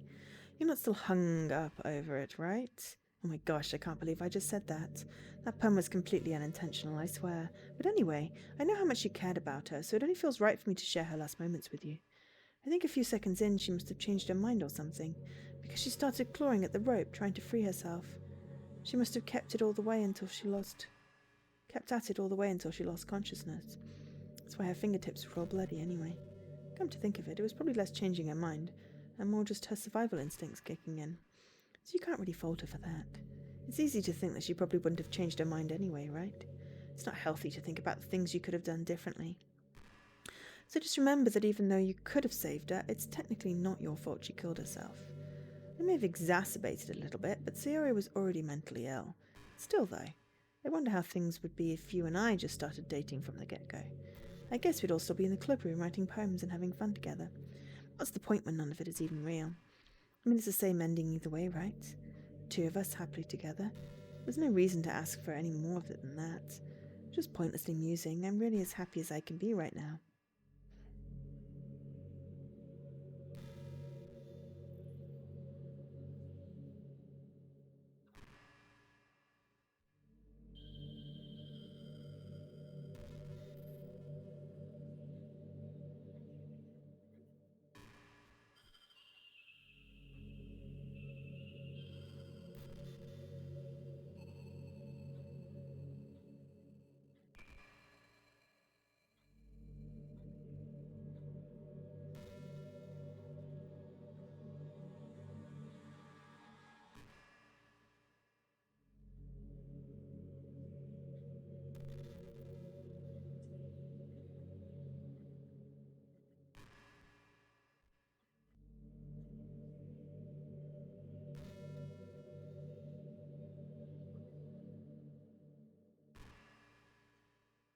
Did you say kiss? This suddenly, it's a little embarrassing, but if it's with you, I might be okay with it. Well, sorry, I really couldn't keep a straight face there. That's the kind of thing girls say in those romance games, right? Don't lie if it turns you on a little bit. Ha, I'm kidding. Well, to be honest, I do start getting all romantic when the mood is right, but that'll be our secret. Yeah, I really think I have to, like, exit out of this. But I'm going to continue going because I feel like there's probably an achievement for listening to her speak.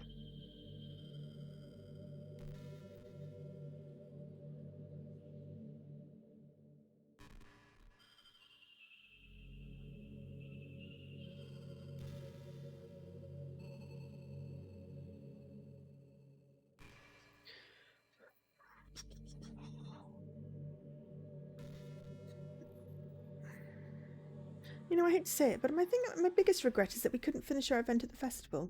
But we worked so hard to prepare and everything. I mean, I know I was focusing a lot on getting new members, but I was really excited for the performing part too. It would have been so much fun to see everyone express themselves. Of course, if we did end up getting any new members, I'd probably just end up deleting them anyway. Well, within the hindsight I have now, that is. Gosh, it feels like I've kind of grown as a person ever since you've joined the club. You really helped inspire me to look at life from a new perspective. Just another reason for me to love you.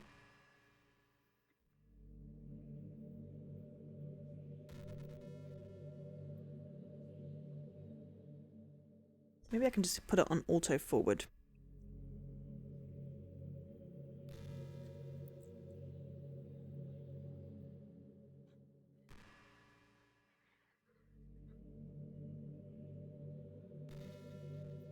Next time the thingy comes up, I'll put it on auto forward. See if that makes a difference.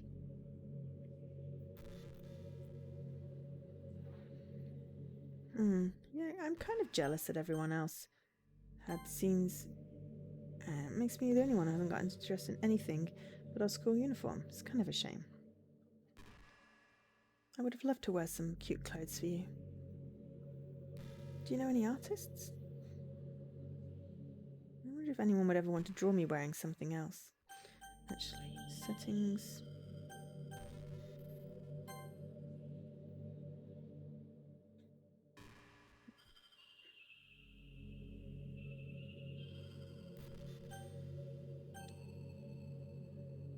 That would be amazing. Okay, hang on. Don't think I saved. No, I did. That would be amazing. If that ever happens, will you show me?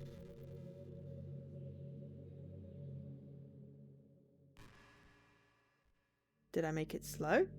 Maybe I need to... You can share it with me on Twitter, actually.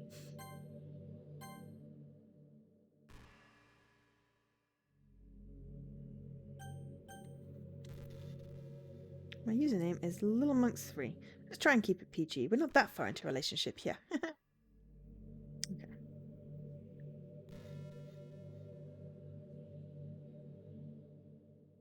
littlemonix3.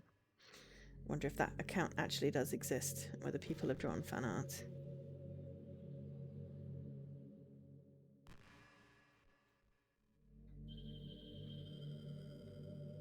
I hope it does auto, because at some point, probably going to repeat, right? This is one of those things where it's like stubborn Joe versus the computer game, which has no consciousness. I hope. Man, I wish there was a piano in here. I never got to finish that song I was working on. But I worked so hard on it. I never even got a chance to play it for you. Well, it is what it is, right? No sense in having regrets. I already get to be here with you forever. Okay, while it's going, because I'm not going to read anymore, I'm just going to let it go. If it pops while I'm away, I'm just going to nip to the bathroom. I'll be right back, but I'll leave it up. Because it's autoing now.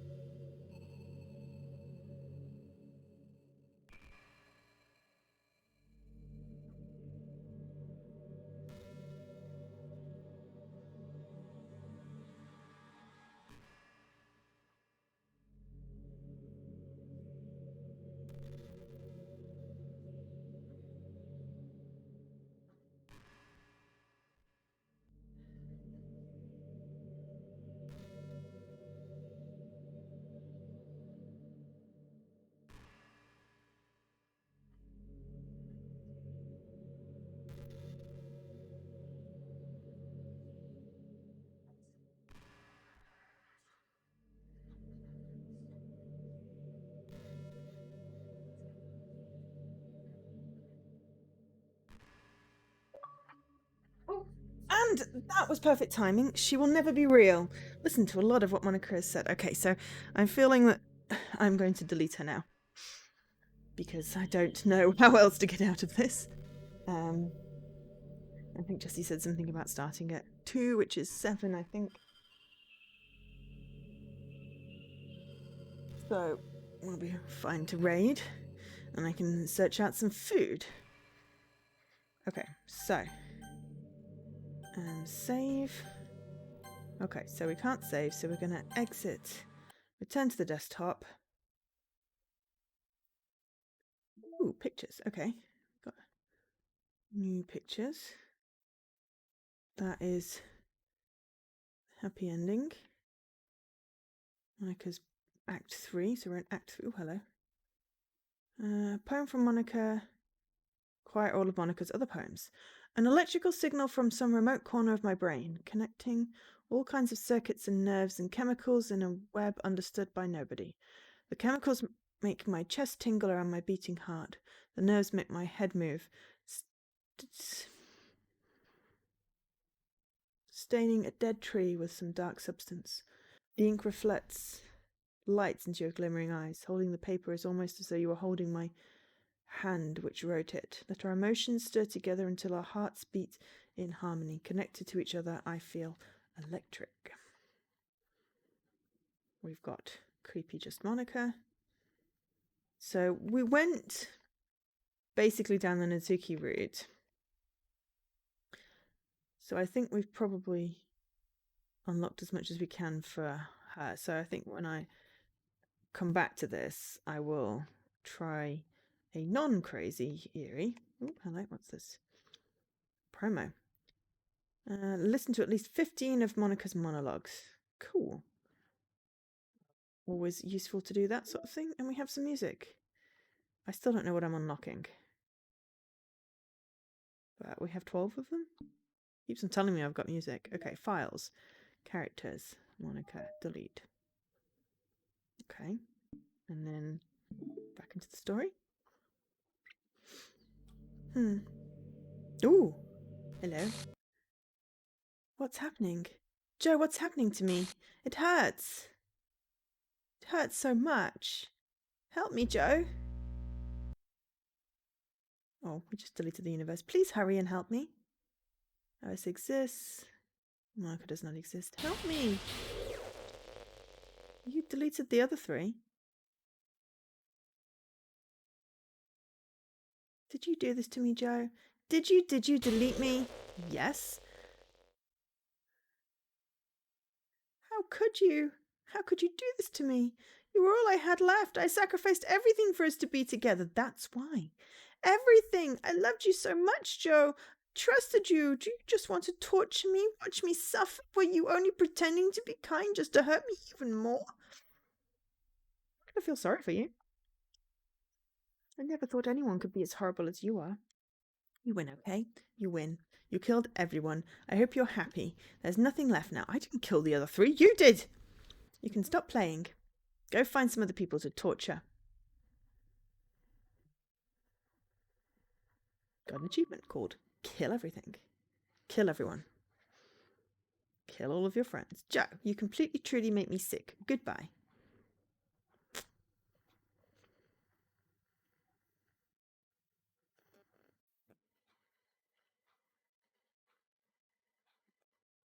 I still love you. I can't help it. What's wrong with me? How horrible am I for you to hate me this much? All my friends. I did so many awful things, so many selfish and disgusting things. I shouldn't have done any of this. I'm just messing up a world that I don't even belong in. A world that you wanted to be a part of. I ruined it. I ruined everything. Maybe that's why you deleted me, because I destroyed everything that you wanted. How could I do that to someone I love? That's not love. That's...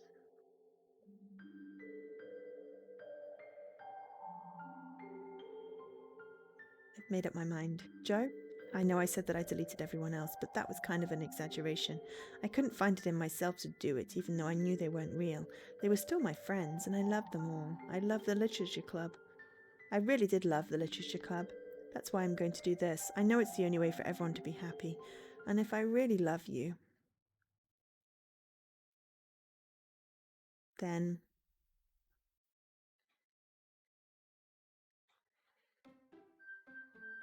Hey, the game's back. This game is not suitable for children or people that are easily disturbed. Ooh, interesting. What's the other storyline achievement?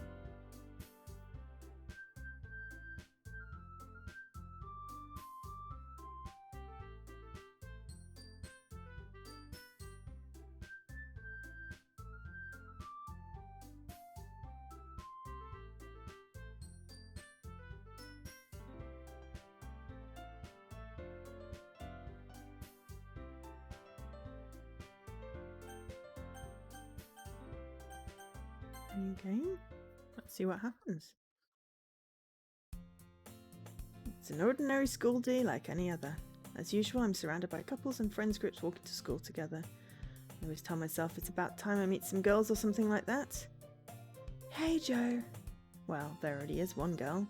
That girl is Sayori, my neighbour and good friend since we were children. We used to walk to school together every day, and recently we've picked up that habit once again. Joe, are you proud of me? Huh? For what? You know, for waking up on time. Well, you've been doing that for a while now. Uh-huh. But you never even said anything about it, even though we walked to school together every day. Well, yeah. I always thought it was implied. It's embarrassing to say out loud. Come on, please. It's good motivation. Fine, fine. I'm proud of you, Sayori. We cross the street together and make our way to school. As we draw near, the streets become increasingly speckled with other students making their daily commute. By the way, Joe, have you decided on a club to join yet? A club? Told you already, I'm really not. I start to say what I always do, that I'm not interested in joining any clubs, but something tells me Sayori would take more offence to that now. After all, how can I tell her that clubs are a waste of time when she's starting a club of her very own? Actually, yeah. I think I've decided on a club. Really? Which one? Tell me. I think I'll keep it a surprise. Boo! You meanie. Be patient, you'll find out soon enough. I used to ask myself why I let myself get lectured by such a carefree girl, but I started to realise that in a way I envy her. When Sayori puts her mind to something, she can accomplish great things. So that's why I feel like I should do something special for her. Okay, I'm just gonna save. Even though none of my other save games are here, but you know.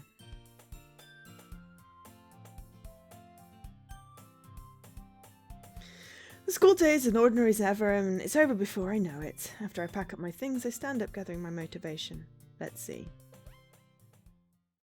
I recall the room number of the club from a flyer I saw. I walk across the school and upstairs, a section of the school I rarely visit. Before long, I find the room. I timidly open the door in front of me. Hi, Havor. Hello? Ah! Joe! What are you doing here? Well, I I glance around the room. Huh? So you're the Joe that Sayori's always talking about. Thank you for stopping by. It's a pleasure to meet you, Joe. We're the Literature Club. I hope you enjoy your visit. Come on, Yuri. No need to be so formal. He's going to think we're really strict or something. Nah. Sorry, Natsuki. The tall one, whose name is apparently Yuri, seems to be quite shy compared to the others. In comparison, the girl named Natsuki, despite her size, seems like the assertive one. Well, it's nice to meet both of you. I look forward to working with you. Working? Joe, don't tell me. That's right. The club I've decided to join is yours, Sayori. The Literature Club. Sayori's eyes light up. No way. Sayori wraps her arms around me, jumping up and down. Hey. Well, if Sayori's this happy, then I'm sure it won't be so bad to have you around. Not to mention, there's 4 of us now. That means we can become an officially recognised club. What to say? We have to celebrate. What an appropriate day for that, isn't it?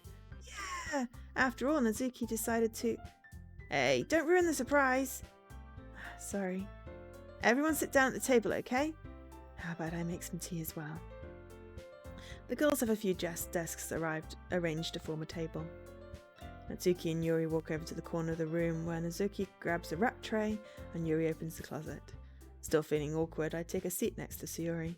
Natsuki proudly marches back to the table, tray in hand. Okay, are you ready? Ta-da! Natsuki lifts the foil off the tray to reveal a dozen white fluffy cupcakes decorated to look like little cats.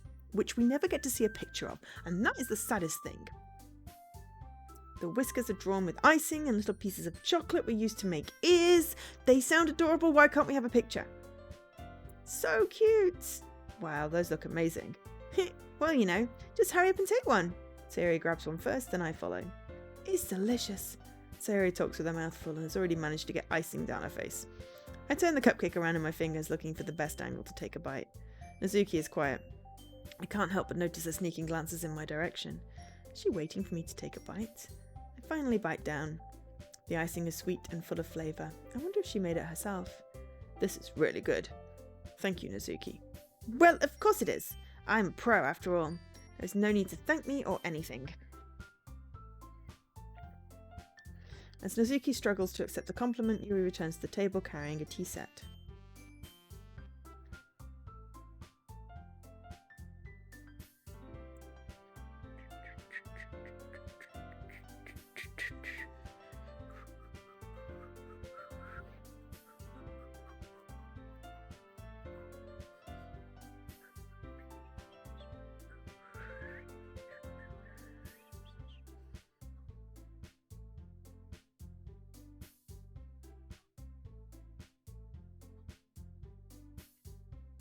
I like the music.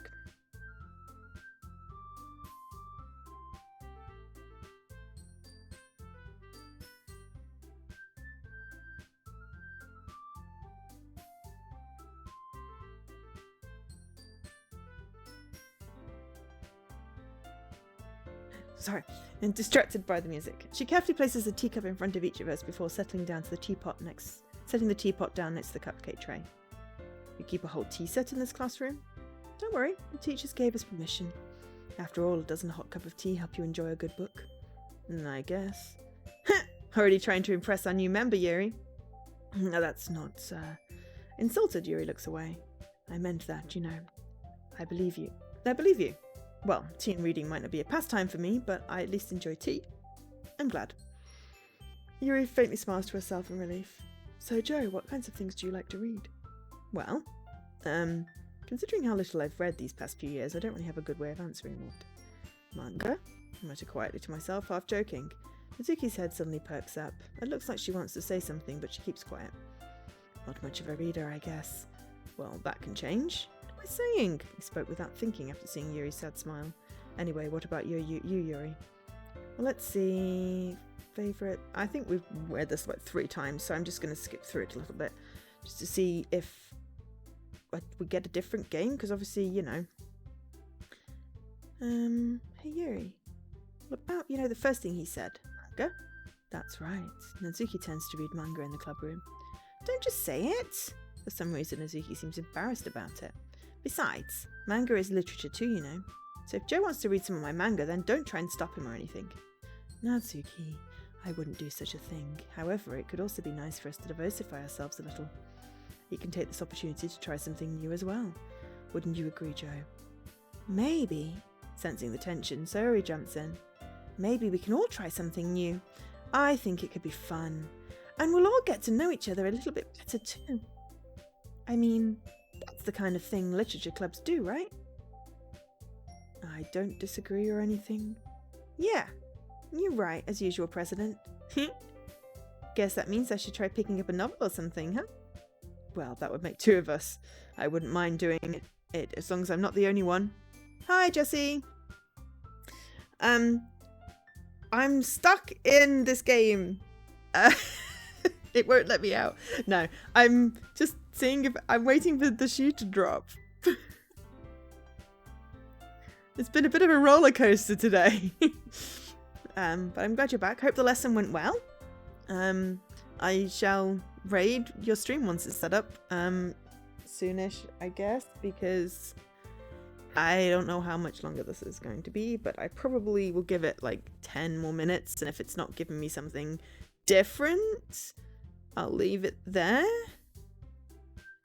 Because I'm not quite sure whether it's just going to then play through the whole game, or whether it'll go, whether, like, you know, Monica will come back. Wouldn't mind doing it if I'm not the only one. Then, as for Yuri, I have to read manga. Jeez, you were the one who suggested we diversify. You should be a little more open-minded. It's kind of hurtful. Hurtful? I didn't realize. With a guilty expression, Yuri thinks to herself. I'm sorry for disrespecting your interest, Natsuki. If you're into it, then I'm sure it's a worthy form of literature. Are you just saying that? No. I've realized my error. So if you're willing to consider starting a novel, then I'll offer my gratitude by finding a manga to read as well. Really? I mean, it makes me happy that you do that for me, Yuri. You can trust me to find something that you'll really like, okay? Same here. Perhaps I'll visit the bookstore after the club meeting. Just you? Would you like to come along with me? If you don't mind. Not at all. I mean, that is the perennial question, isn't it, Jessie? I always go alone, so yeah, me too. This is so cute! Sayori, shut up! I'll show you some manga there too, okay? Yes, I look forward to it. Natsuki and Yuri start to clean up the food. I guess the meeting's over, huh? Yeah, looks like it. It's nice to see everyone getting along. Isn't it? I think everyone likes you too, Joe. You think so? Well, everyone always seems to get along a little better with you around, Sayori. Aw, Joe. Don't say something like that, it's embarrassing. Well, whatever. I was surprised when you told me you were starting a club. But I think you're pulling it off just fine. We're going to make the best club ever. Now that you joined, every day is going to be so much fun. Hey Joe, I really want to thank you. I mean, I'm really happy that you joined the club and everything, but the truth is I already knew you were going to. There is actually something else. I wanted to thank you for getting rid of now we're getting into the thingy. Majiggy. How should you know about Monica? Monica was deleted. That's right. I know everything that she did. Maybe it's because I'm the president now, but I really know everything, Joe. I know how hard you tried to make everyone happy. I know about all the awful things that Monica did to make everyone really sad. But none of that matters anymore. It's just us now. Oh no! It's the happiest girl in the whole world. I can't wait to spend every day like this. With you. Forever and ever.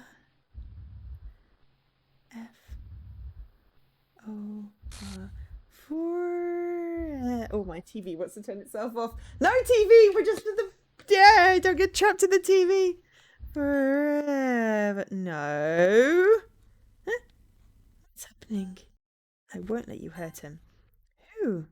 It hurts. I'm sorry, I was wrong. There's no happiness here after all. Goodbye, Sayori. Goodbye, Joe. Goodbye, Literature Club.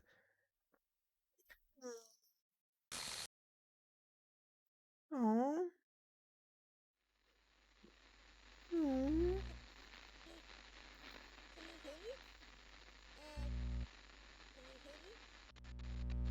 Can you hear me? Oh. Hi, it's me. So you know how I've been like practicing piano and stuff, and not really any good at it yet, like at all. But I wrote you a song, and I was kind of hoping that I could show it to you, because I worked really, really hard on it. So, No, yeah. I'm still here.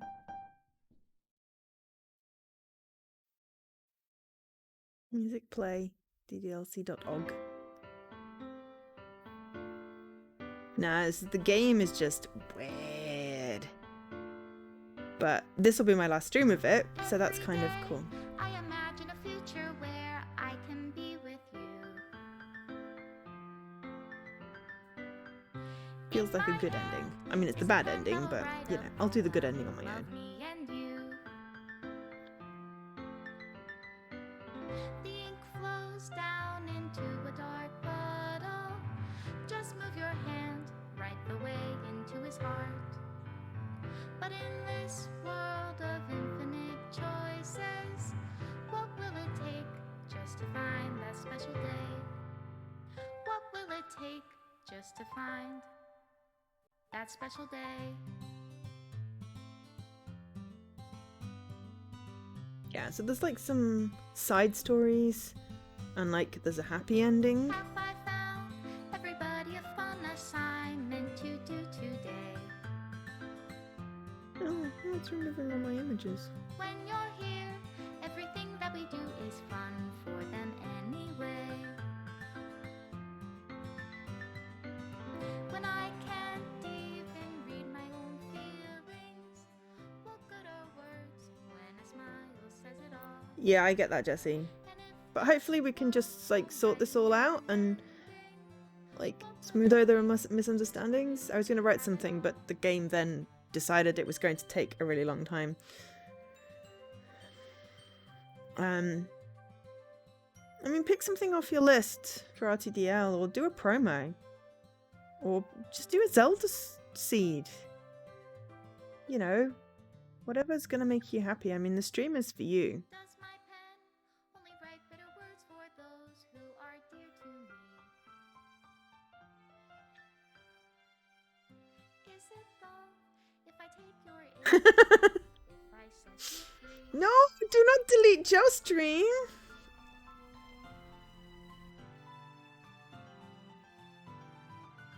The ink flows down into a dark puddle. How can I write love into reality if I can't hear the sound of your Oh, sometimes you. Interesting. heart? You call love in your Extra special thanks to Monica and Joe. in your reality. If I don't know how to love you, It's just literally just removing everything. I'll leave This is not how you... Yeah, Team Salvato. Serenity Forge. This has been a really intriguing, very clever game. This is my final goodbye to the Literature Club. I finally understand. The Literature Club is truly a place where no happiness can be found. To the very end, it continued to expose innocent minds to a horrific reality. A reality that our world is not designed to comprehend. Can't let any of my friends undergo that same hellish epiphany. For the time it lasted, I want to thank you.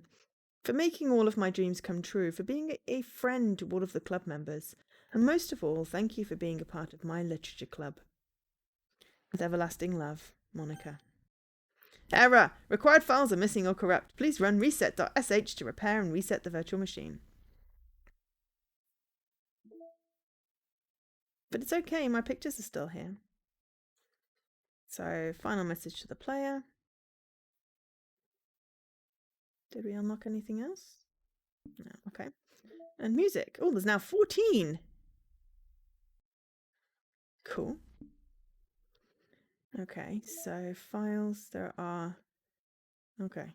Game. 2 saves. Internal. Okay, so it's set. The traceback is still there. Okay, so run reset.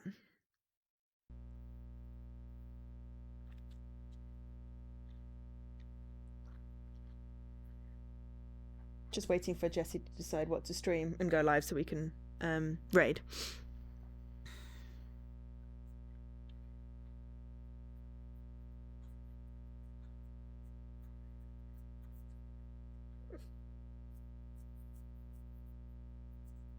Rebuilding file system. File system rebuild complete. Virtual machine restored. Successfully starting virtual machine. This game is not suitable for all children or those who are easily disturbed. Individuals suffering from anxiety or depression may not have a positive experience playing this game. Would you like to review detailed content warnings which contain spoilers? Yes. Thank you for your interest in Doki Doki Literature Club. Doki Doki Literature Club is a horror game. Please do not take this lightly. May not be suitable if you're affected by any of the following themes: depression, suicide, self-harm, abuse. These themes are not merely suggestive but are often portrayed as realistically as possible, and thus may disturb you as if they were real. Furthermore, the above list is not 100% exhaustive. If you would like to be warned when potential sensitive content is about to occur when playing the game, detailed content warnings can be enabled in the settings menu. For those with extra concern for their mental health, a recommendation of the safest approaches to avoid playing Doki Doki Literature Club. We trust that given your understanding of your own mental health, you are able to make the decision that is right for you. Thank you for your consideration and for staying safe.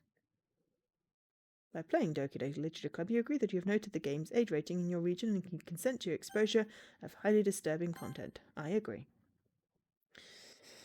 Because yes, I am able to make my own decisions, but I really appreciate all of the warnings. I think that is a very sensible way of doing it.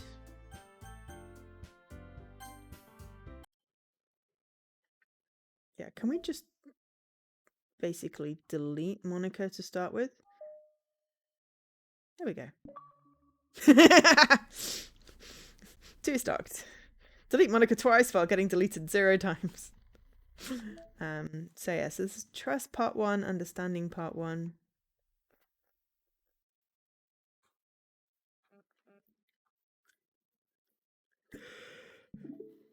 I wonder what happens if you try and start it up with Monica removed. Oh, okay, maybe she's not actually removed. No, I don't know.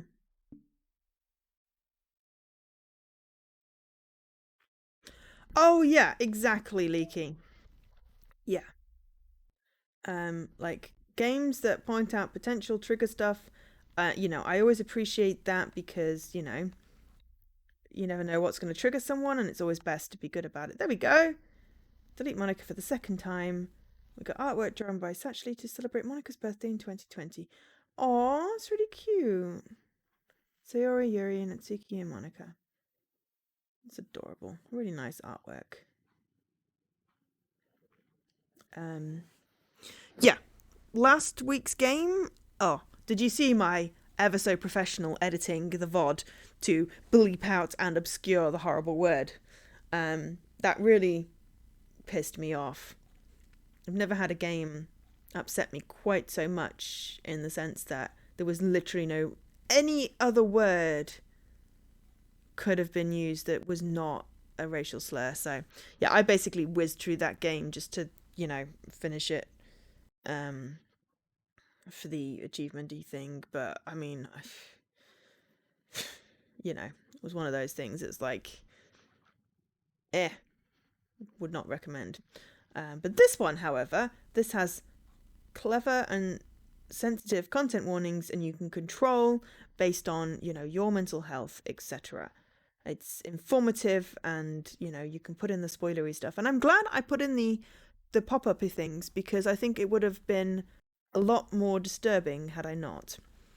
I'm glad I did, because I think coming across that not being warned about it could have been quite shocking. Plus, anyone that's watching the VOD has a choice to then stop. Or anyone that's watching the stream also has a chance to stop. So, there we go. Okay, Jessie, I am done now. So, I would like to raid if you are ready to go live with something. You are live with something. Cool. So we're going to go say hi to Jessie. Thank you so much to I'm Mr. Coolness for the raids today. Thank you to everyone for sticking with me for way longer. My Sunday streams always seem to do this. It's like I put a 3-hour slot in and then do 4 and a bit hours later. I'm still, you know, whatevering. Maybe I should just admit that I'm probably going to do 4 hours, but either which way, we are finished with Doki Doki on stream. We're finished with Doki Doki on stream. I will clean up those achievements, you know, at some point later, or potentially, you know, see if I can get a good ending, share it. But that means that next weekend storytime will probably be Danganronpa, just to see how it goes. But I will be back tomorrow. Bonus stream, 7 PM UK time, so an hour earlier than usual on a Monday. I'm going to be doing the new Artifacts Monday game, Demon Hunter Ascendance. And then Tuesday, normal time, 8 PM. Hopefully Jessie is up for more Faraday. Because I do so love, and we've got the new co-stream emote, which is amazing and adorable. So yeah. That is good. So I'm going to go, right, I'm ending my stream. I have a button for that. We have raid messages. Please copy appropriate ones. And then do I have a button? Does this work? So then we are going to go and raid That did not do what I expected it to do.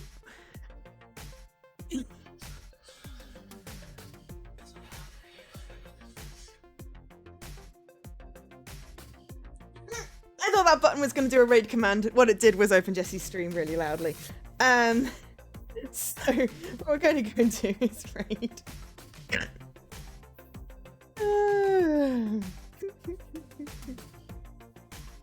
So if you're subbed, you can use the S raid. Otherwise, use the normal raid command. We'll go say hi to Jesse. Thank you so much, everyone, for watching. Oh dear, accidental pigeon.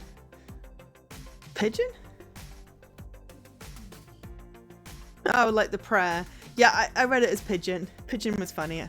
So yeah, so we're going to go say hi to Jesse. Thank you again, everyone. I've been Joe, otherwise known as Angel SK. Monica knew that was slightly freaky. I mean, obviously it's just programming, but it was cool. I will catch you all later. Have a great rest of your weekend. Bye.